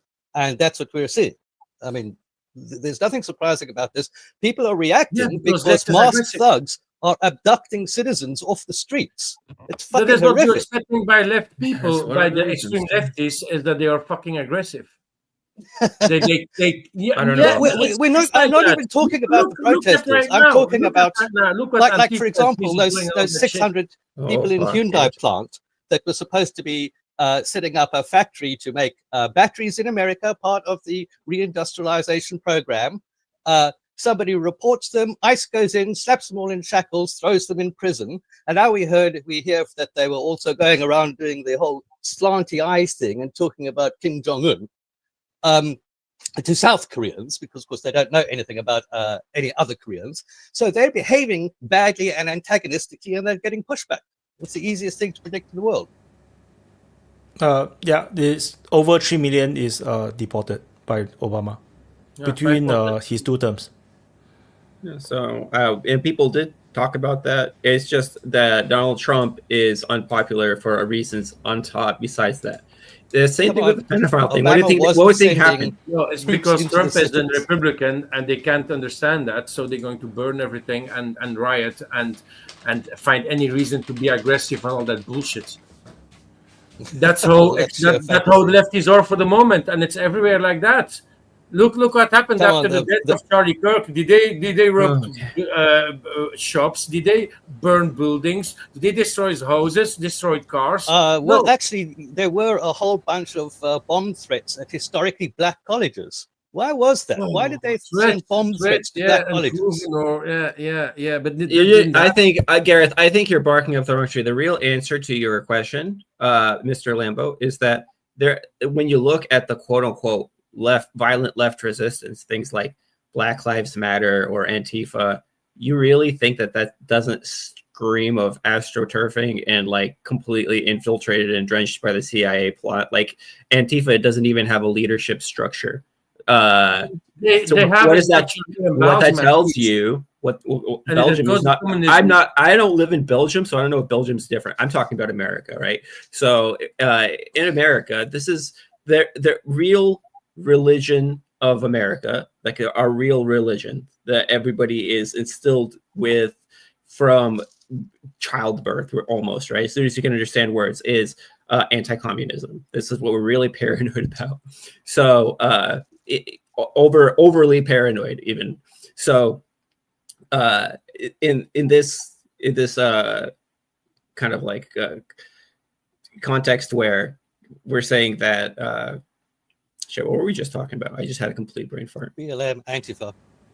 Right. So when you have any of this kind of like resistance that starts to rise on the left, that's really what they're paranoid about. It's not. I'm not saying that doesn't happen on the right, but I would say that, for example, they were much more frightened by Occupy Wall Street than by January 6th, for example. So that when it comes to this, like, okay, some black people were breaking windows and they got it on video, and then they played it back on the news over and over again on Fox News. So their boomer audience lapped it up. You know, I think that's you always have to look at that with equal amounts of suspicion, no matter which side it comes from. If it looks like a duck and it quacks like a duck, probably is a duck. If that's acting like totally suspicious and totally sketchy. Like, I know some people that are communists. Gareth is a communist, right? I don't think that Gareth is the kind of guy to be running around and breaking windows and causing mass riots for absolutely no reason, or for pocket change that somebody else is paying, like paid for by an NGO or a different country, or even George Soros. So... No, I've said before, I find the whole idea that you can pay people to riot ridiculous. I can tell you what my formal position is on that kind of thing, though. I went on a lot of demonstrations in the 90s, and well, there's a section of anarchists called the Black Bloc, and that's where the all black dress comes from. And their position is that they do want to cause property damage. They want to demonstrate to capital that we, the people, still have the power to fight back, to do some damage. And the way they will operate, this was negotiated more or less, is they will operate in a separate column from the main march, and there will be a big peaceful march and a small band of rioters who make some other route to wherever the meeting place is, and they will set off flares and smash windows, and if they get a chance, they'll wreck a McDonald's, that kind of thing. And they will fight the police deliberately, and that's part of a strategy. And there was a great deal of that in the 1990s and the noughts. So when I experienced this, at first I was all like, don't bring the cops on us, don't discredit us in the eyes of the media. And then what I found through grim experience is that the cops would attack us regardless of whether there was a black bloc or whether it had done anything, and the media would believe whatever the police said, even if the police were lying. And so now I think that the black bloc is an absolute necessity, and I strongly support them. So I don't doubt that there will be some element of that kind of thing going on, but understand that it is certainly not nihilistic nor hired. can't hire people to do that kind of thing. That's silly. Yeah, well, I think that there are such thing as astroturfed, color revolution type protests. I think that does happen, but I don't know. Basically, but the overall point I'm trying to make is that we're really paranoid about specifically what we would call the radical left, and there's a lot of work that gets done to make sure that the outlet for this so-called radical left is either Bernie Sanders and Alexandria Ocasio-Cortez, or make him look like Antifa, big scary anarchists that are trying to ruin your city and take over your small business because they're hippies and they smell bad or something. Whatever though that particular portion of the population will believe, whatever the trope is. So yeah, when you say, Lambo, oh, well, look how violent the left was and how nonviolent the right was. I think that the left is much more heavily astroturfed, and with the right, yeah, there is some astroturfing, but it's just on a different level. Like, what have they done after Charlie Kirk's passing? Well, his widows come out there and double down on how awesome Israel is and stuff, right? So they're misleading their people into a different kind of, they're misleading their own sheep in their own way, the way that they do it. So what they're focused on is something else. So it's not this culture stuff. It's trying to keep the right as much as they can in the pocket of, the Zionist project, or closely aligned with it, because the Zionist project and Israel will be screwed if the Americans continue to cool on their support for Israel. Go ahead. I have one big rule, and it's every extreme can be very dangerous because it's an extreme of something. An extreme of something can be too dangerous at certain point. So I'm not going to blame only the left. Extreme right is also very dangerous, of course. You have a lot of examples but people doesn't want to understand anymore what's happening. They don't want to read anymore about what's really happening, and they don't want to learn words correctly. So they're just shouting at everything that they just want to show to. Just the example for the United States is Donald Trump. He's red. That color red became so toxic for a lot of left people. They're just not able anymore to see a red hat. They're going to burn it. They're going to pull you over restaurants. That's so fucking nuts, because you just have another. No, these people are ruining the country. Let me speak. Just because you have another mindset about your political way of thinking, I respect your political way of thinking. You Garrett. don't. I do. I'll shut up. I'll mute myself. I just do. But people are not allowed anymore to do that. You are directly shouted by a fascist, a Nazi. They're saying that J.D. Vance is a fucking Nazi, a fascist. The guy is married to an Indian woman. How racist, fascist can you be by doing that? You know what I mean? People just, if you ask a left people, and during demonstration, and you can see millions of examples on YouTube, what is a fascist? They can't even answer the question. That is a fucking huge problem, Garrett. That is the reality right now. People are shouting about Ukraine, and they don't even know where Ukraine is on the map. That is a fucking big problem, Garrett. That's what's that big got to do with problem. Me? Yeah, I'm well aware of that, but the thing is that this is fantasy. Mr. Lambo, okay, you said what you needed to say. Shut up, please. No, I let everybody talk. Garrett need to stop. You keep repeating yourself. No, I have the right to say my moment of speaking. Like, I let you speak your shit, so let me speak. No, you interrupted a bunch of times, and then you interrupted, and you started saying the same thing over again. No, not even. I am not even speaking for 30 seconds. I already been interrupted. So be a little bit logical with me. Go ahead. But the problem with human being, and then you're seeing that, and there's a problem for both sides, people not thinking anymore. They're just shouting and following other way what they are reading, all that shit. If you're asking a person what is a woman on the left side, they're not even going to be answering you the question. They don't even know what the woman is. We are in 2025. We have everything in our hands to find information about.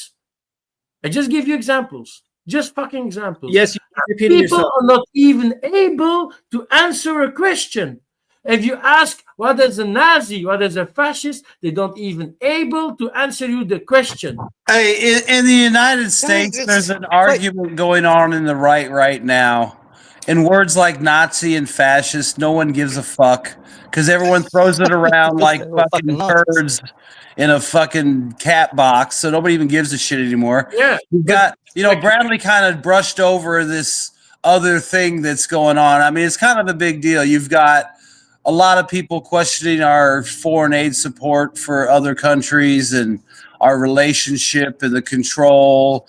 And there's a lot of people wanting to cancel and act like the left that they spent the last 10 years complaining that was horrible for doing exactly what they want to do. So there's a lot of interesting dynamics coming into play. Then you've got the left, which is also obviously very anti-foreign aid, shall we say, to certain countries also. So you've got this maybe odd coalition forming in the United States ahead of, the midterms. And, you've got Trump going after Thomas Massey, a very popular Kentucky congressman, and Marjorie Taylor Greene, again, whether you like her or not, another popular politician for her state. And the reason they're going after him is because they don't support, unlimited foreign aid for other countries, basically. And they run the risk of losing both seats in Kentucky because they have a hand-picked Trump-approved successor to run for McConnell's seat. And then they're supposedly going to drop $20 million on trying to get Massey unseated. And it's like, how are you going to work that with your base who loves Massey, would probably support your pick, but you're going after Massey. So, I mean, there's a lot of things going on. I mean, right, left right now, I mean, that's kind of getting blurred in the United States on some issues.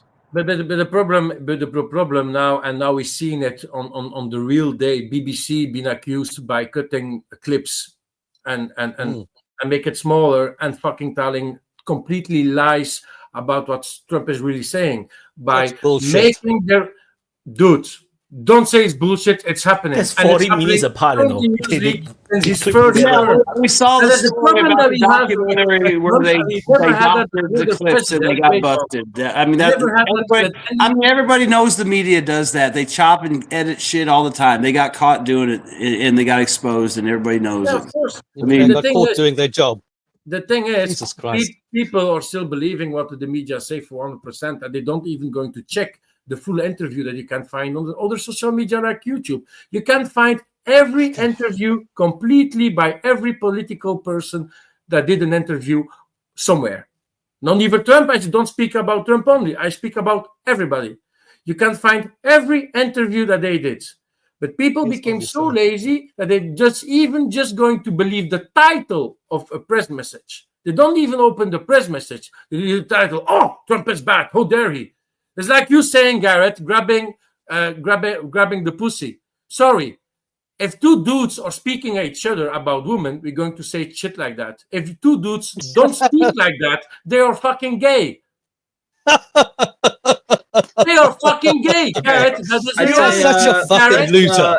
I'm going to speak about boobies and pussies. It seems like can I respond to some of this bullshit? You're a heterosexual man.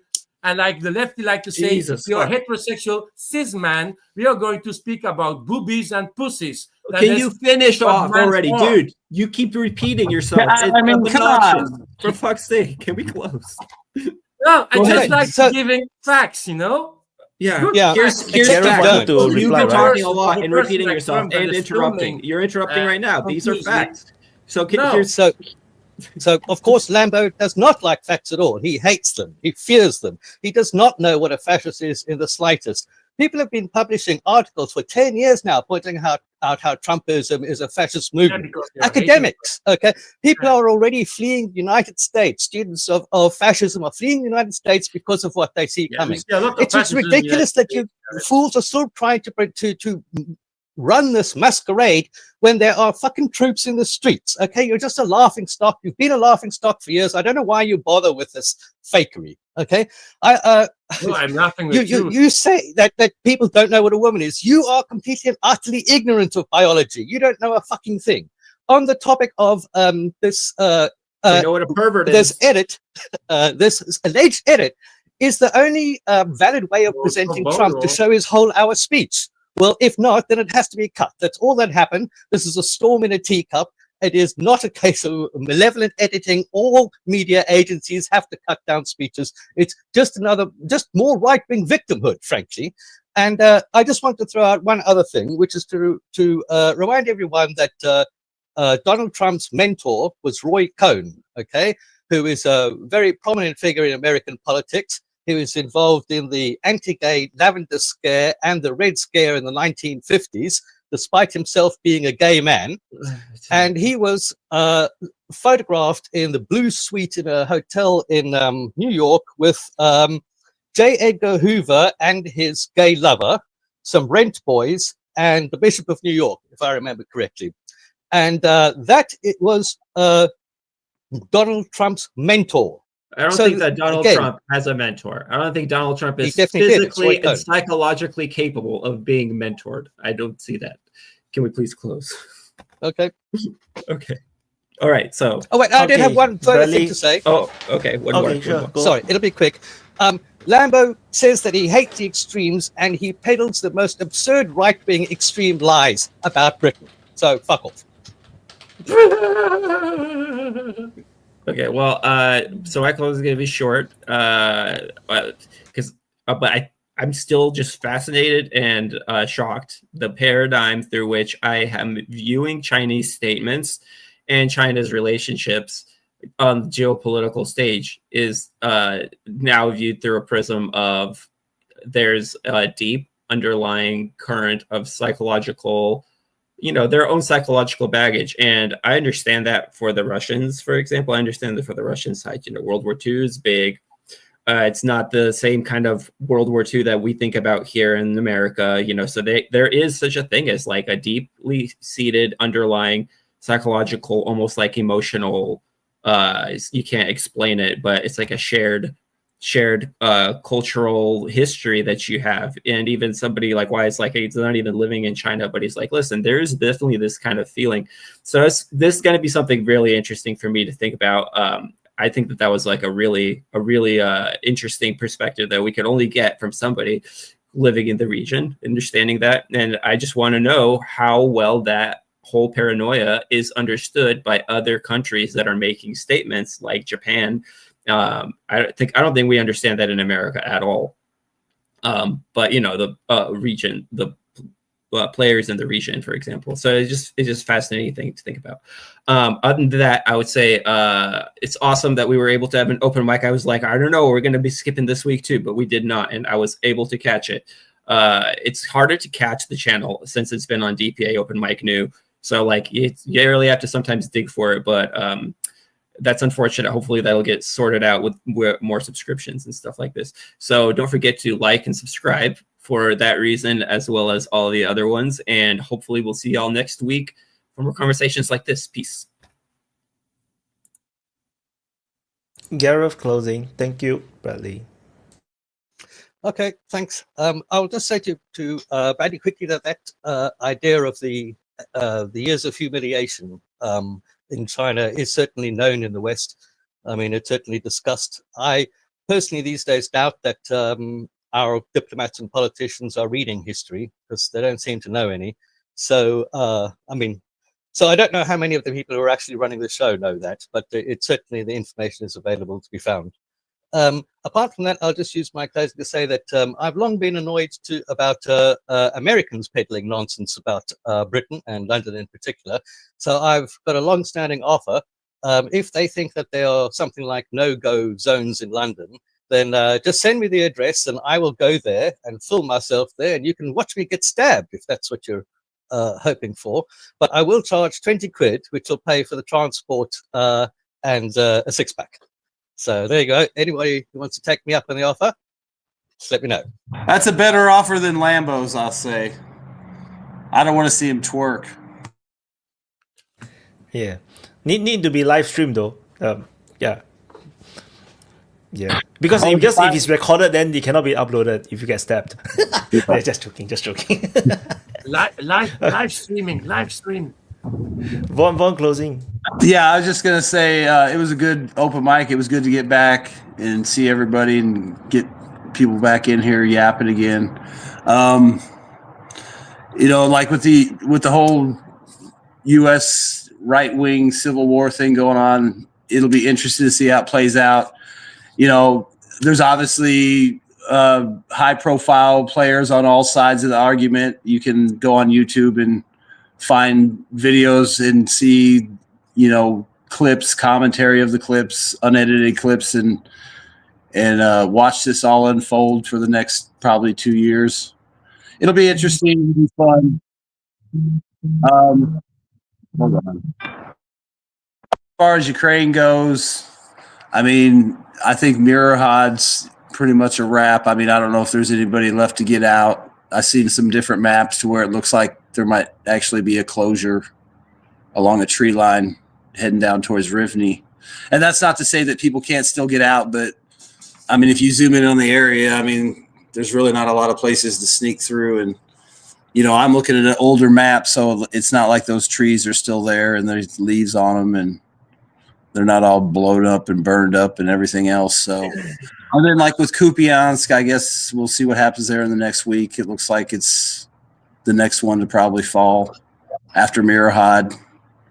And then, I don't know, down there around Hololopoli, whatever. That's definitely the hot spot. Every time Wyatt comes on, it's like another 20, 30, 100. It was 80 something the other day. So, obviously that's the weak spot right now. And that's where the Russians have all the momentum. So I guess we'll see what happens. Maybe they'll actually get close to that town or that city this week sometime. Maybe it's Sunday now. Maybe by next Sunday they'll be, sitting nearby. Maybe they'll start taking it. I'm sure they could fly drones over there, but maybe it'll be a lot more like FPV drone type stuff, or maybe some DRG action, because it seems like in that northern sector it's pretty wide open. But yeah, y'all have a good week. Like, subscribe, and share, and always try to support Wyatt on a super chat now. But more importantly, like on the Patreon, because then he doesn't have to share as much. But yeah, let's see what else. I wish some of these bastards from the regular DPA chat would come on the open mic, like Songer and Kovacs and Tone and other people. Even those dirty Croat women might actually be enjoyable for 5 minutes. But we'll see. Y'all have a good week. Thank you, Vaughn. Yeah. And super chat by Tagda. Wyatt, thank you for hosting open mic. Thank you, Tagda, for the support. Yeah, I think she's number one top fan for today's stream. Anyway, Lambo closing. Yeah, I spoke actually the less during the open mic, and then I get blamed to interrupt because. So we need to fund 20 is too less. $200 for. Are we going to divide it? $100 for Wyatt and $100 for Garrett. Are we going to make sure there is a very big list, a lot of addresses? If we really want to be stabbed, we can arrange that. It's not a problem. It's Europe. United Kingdom is not a big difference compared to Belgium. They are calling Belgium a hellhole and dangerous neighborhoods. If you really want to take your chance and going at the right hour and the right street, where you're going to see the gangs dealing and maybe going to play grenade tennis against each other because they like to kill each other for the moment, not a problem. You can arrange that. There's not going to be a difference in United Kingdom. There is a problem in Europe. And I always saying the problem in Belgium is not that big. There is other cities and other countries that are bigger, I can guarantee you that I can give you some streets in Paris where you're never, ever going to dare to walk. Even the police, even the ambulance doesn't even dare to walk there. So, yeah, we can arrange that, and we can fund DPA with that also. So if there are people that are willing to pay $200 in one time, not going to fund. There's one guy need to be crazy to pay $200. You can arrange that for Garrett. As my same theory I have with my twerking, never going to happen. So we're going to both sleep on our both ears easily, and it's going to be sad for Wyatt. He's not going to be funded $200, but that's the rule. One person need to pay. Not but no, it was a short open mic for me because it was a strange hour. I needed to eat at my mom's house to see I am godfather of the sister's child, to see the little boy living in that difficult world like we are right now. I just wanted to quote something that I posted on the WhatsApp group. We can't keep sending anti-aircraft systems to Ukraine if they are to be destroyed within a week. This has been happening for the last 2-3 years now. Marco Rubio said. Patriot systems sent by Germany to Ukraine were destroyed within hours of their arrival. I think we already, of course, Stalin, I need my mummy. I think a normal human being is happy to see his mummy sometimes. Otherwise, something is terribly wrong in your relationship status at your family bullshit, you know. That is actually how the situation is in Ukraine. We don't see these big anti-aircraft systems or anti-air systems anymore active because they've been targeted and destroyed. And if you see how many drones Russia is launching on one night, you can be pretty sure that they're going to do everything to destroy a Patriot system if they're going to find out where it is. Makes sense. If you need to attack a country and attack a city, you're going to do everything first to destroy the anti-air weapons before destroying other things. Makes sense. But the situation in Ukraine is that bad. Everybody is screaming when after an attack some drones hit buildings accidentally. I always say these drones can't really see, so they are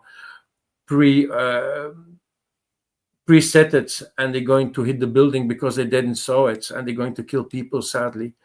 But the Russians are still not killing civilians like any other world ever war happening in the history of humankind. There's never been a war where there was that less civilian killed. So you just can understand that Russia is not playing even so hard the game. So it's going to be a long one, and we will see.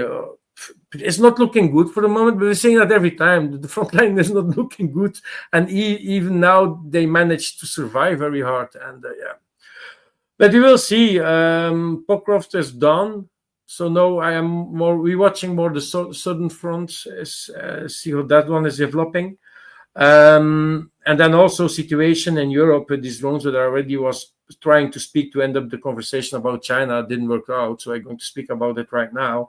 The problem with the drones that we have in Europe is actually very bad, because at one point you have a few options. Otherwise, they're lying. They're just trying to fund their own country defense system by the governments, or as Ukraine that is trying to trigger the attention to say that we need to prepare more against Russia. Is actually basically logic. But the jokes that's happening in my sort of country, Belgium, that they didn't even call the anti-drone brigades that we have. We have like a part in our military that is anti-drone units, something like that. They didn't been called for aid because we had sort of drones flying over our air bases and our big airports, and it's hurting us economically, actually, to do things like that. It's raising me questions about how bad it is in the military of Europe. So the conflict of Ukraine has really started, so the war 2022 So any country in the world saw everything happening since then. They saw that drone warfare became very big and huge. We're not speaking about these big Reaper drones flying kilometers in the sky. No, we're speaking about very cheap drones hitting these trenches, hitting inside of houses. Big problem, difficult to find, difficult to see, difficult to hear. So any army in Europe or in the world, I needed to have a little bell in their head saying, like, we have a problem because the warfare is changing. And we are now 2025, and countries like Belgium, Germany, France, Denmark, Sweden, that all had these drones also over their bases, sort of drones, because I don't even know it's really true. They have nothing to defend against it. Is that not a little bit alarming? That we have nothing to defend ourselves at night against drones? I think it had been a good topic to speak about it, Wyatt, during this open mic. I didn't have the chance to do it, but I think for next week, we really need to speak about any army in the world, even United States, about these little stupid drones that you can buy on AliExpress. And even on AliExpress, you can buy little drones, and you can buy like a holder that you can attach to it, and you can attach like plastic cones. Actually, in real life, you can attach grenades on it, and you can drop them by your remote control. You can buy stuff like that on AliExpress. I hope that like criminals not hearing my speaking right now and not bringing them into IDs, because it's fucking scary for the future that you can have like criminal groups doing drone attacks also. It's not only army that can do it, but now we will see, Wyatt. I am understanding that you, for the last weeks, you didn't have time. You need to have also your health, your family, be correct also. So we don't expect for you to do every week an open mic. Maybe a stupid idea, if you don't have the time, you can ask somebody to do it in your place, that you have your open mic every week. If it's not possible by you, just a stupid idea. But I respect your choices. If you don't have the time, to do an open mic for something else, it's perfectly normal. Everybody needs to have some rest also, so yeah, thank you for your effort. Really, I mean that, for your effort you're doing every week for us, to be also doing your mappings every week, of multiple times in a week, to keep us informed. So that's why I'm like to do these jokes about fund me $200. You deserve to have the $200, and I deserve then to be punished and do stupid thing to give you the $200. But I will doing them with my biggest pleasure. So if somebody want to pay big money to let me do something stupid, I will do that with the biggest fun. But no, it's a very big pleasure to be there for you. And I was also very happy to see Shadowy finally again today. It was a long time. Very happy to see him. And I hope in the future more open mic speakers are coming here, and new ones. Guys in the chat, please, it's fun. You're going to learn a new community, new guys from all over the world. You're going to speak with them offline, off open mic with us on the chats. It's fun. Don't be afraid. If you're not afraid to show your face and to play with your identity a little bit, I don't even use my real name. Just please join us. It's fucking fun. Don't be afraid. And we do big arguments with each other, but I'm not going to hate like somebody like Garrett. I'm going to laugh at him. Everybody has his opinion. So yeah, good. Wyatt, thank you very much, and chat, thank you, and guys, bye. Thank you, Lambo. So see you next week, and I'll see you in the lounge. Yeah. Okay, I gotta pull you off, and it's my turn to do closing. So thank you everyone for watching the DPA Open Mic episode 151. After 2 weeks, 2 weekends of no open mic, Open mic should be every week, unless I'm totally not around. Tentatively, it's not possible to do to let someone else do it on behalf of me. The main reason is because the access will allow the person to stream or post on the DPA's YouTube channel, and that's actually pretty risky. That's the main thing. So that's the reason why, unless I have my own staffing and whatnot, then maybe that's another thing altogether. But there probably for the future, tentatively, I still have to bootstrap everything for now. So, but yeah, the open mic will be back every week. If nothing goes wrong, unless maybe I on holiday. I think there's possibly one of the weekend on in December I may not be able to do, but let's see how that goes. And yeah, that's probably definitely, or maybe I can do, because I'll be back on Sunday. So yeah. So anyway, we shall see how that goes. Otherwise, yeah, today is a great session. We have a lot of good conversations about all sorts of different things. And again, like Lambo said, I'm happy to see Shadow V back. Long time no see him. So we shall see how this goes. Anyway, yeah, that's it. I have nothing more to add. So that's it. Thank you everyone for watching. Press the like button, subscribe. And yeah, we have the super chat on. Finally, the open mic channel is monetized, but it's not 100% monetized. It's like half monetized. So there will be membership. I'm setting up the membership. So then you guys can support by becoming members, and then you can have access to the DPA the DPA's special emoticons. That one I haven't set up yet. I will set up this week, and that will help and give you some special thingy. And yeah, and super chat is back, so that's great. That means that we can focus on the open mic channel, and also yeah, I'll look to see what else I can do for the open mic channel. We need to grow until 1,000 subs before we can have advertisement, which means that if I put up clippings, there will be no income. So for now. So anyway, we shall see how this goes. The open YouTube now is very hard to do because too many AI created videos, and like it's just a lot of AI slobs, choking up all the airways, or so basically, yeah, everyone's channel is have seen a reduced viewership, and not to mention smaller channels like DPA is definitely heavily affected. But we shall see. So that's it. Thank you for watching. Press the like button, subscribe, and I'm going to drop the outro, and I'll see you guys in the next update.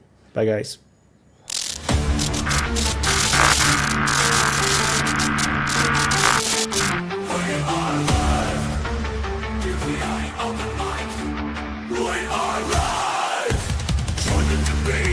Join the discussion, share your voice, share your opinion, swallow your ego, expand your mind. DPA Open Mic, free speech zone. DPA Open Mic, we are live. DPA Open Mic, we are live. Don't hold back, 'cause here we go. Let's go, let's go. We are live. Find your safe space. Let's go. We are live. DPA Open Mic. DPA. We are live. We are live. We are live. We're all here from far and wide. Voices bright like morning tide. In this world of news and change, together we rearrange. Conversations sparking light. From the dark, we'll take flight. Different lands and views combined. In our words, new worlds we'll find. Rise up, speak out, together in the open mic. DPA echoes through the night, guiding the world to what is right.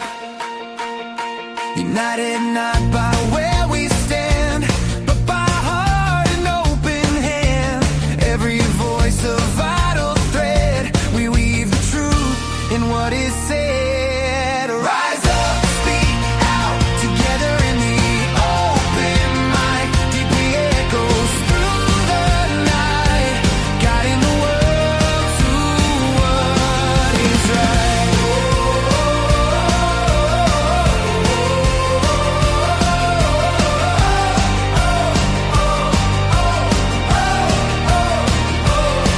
When the world seems out of sync, it's our words that make us think. From random thought to crazy speech, here we are to build that bridge.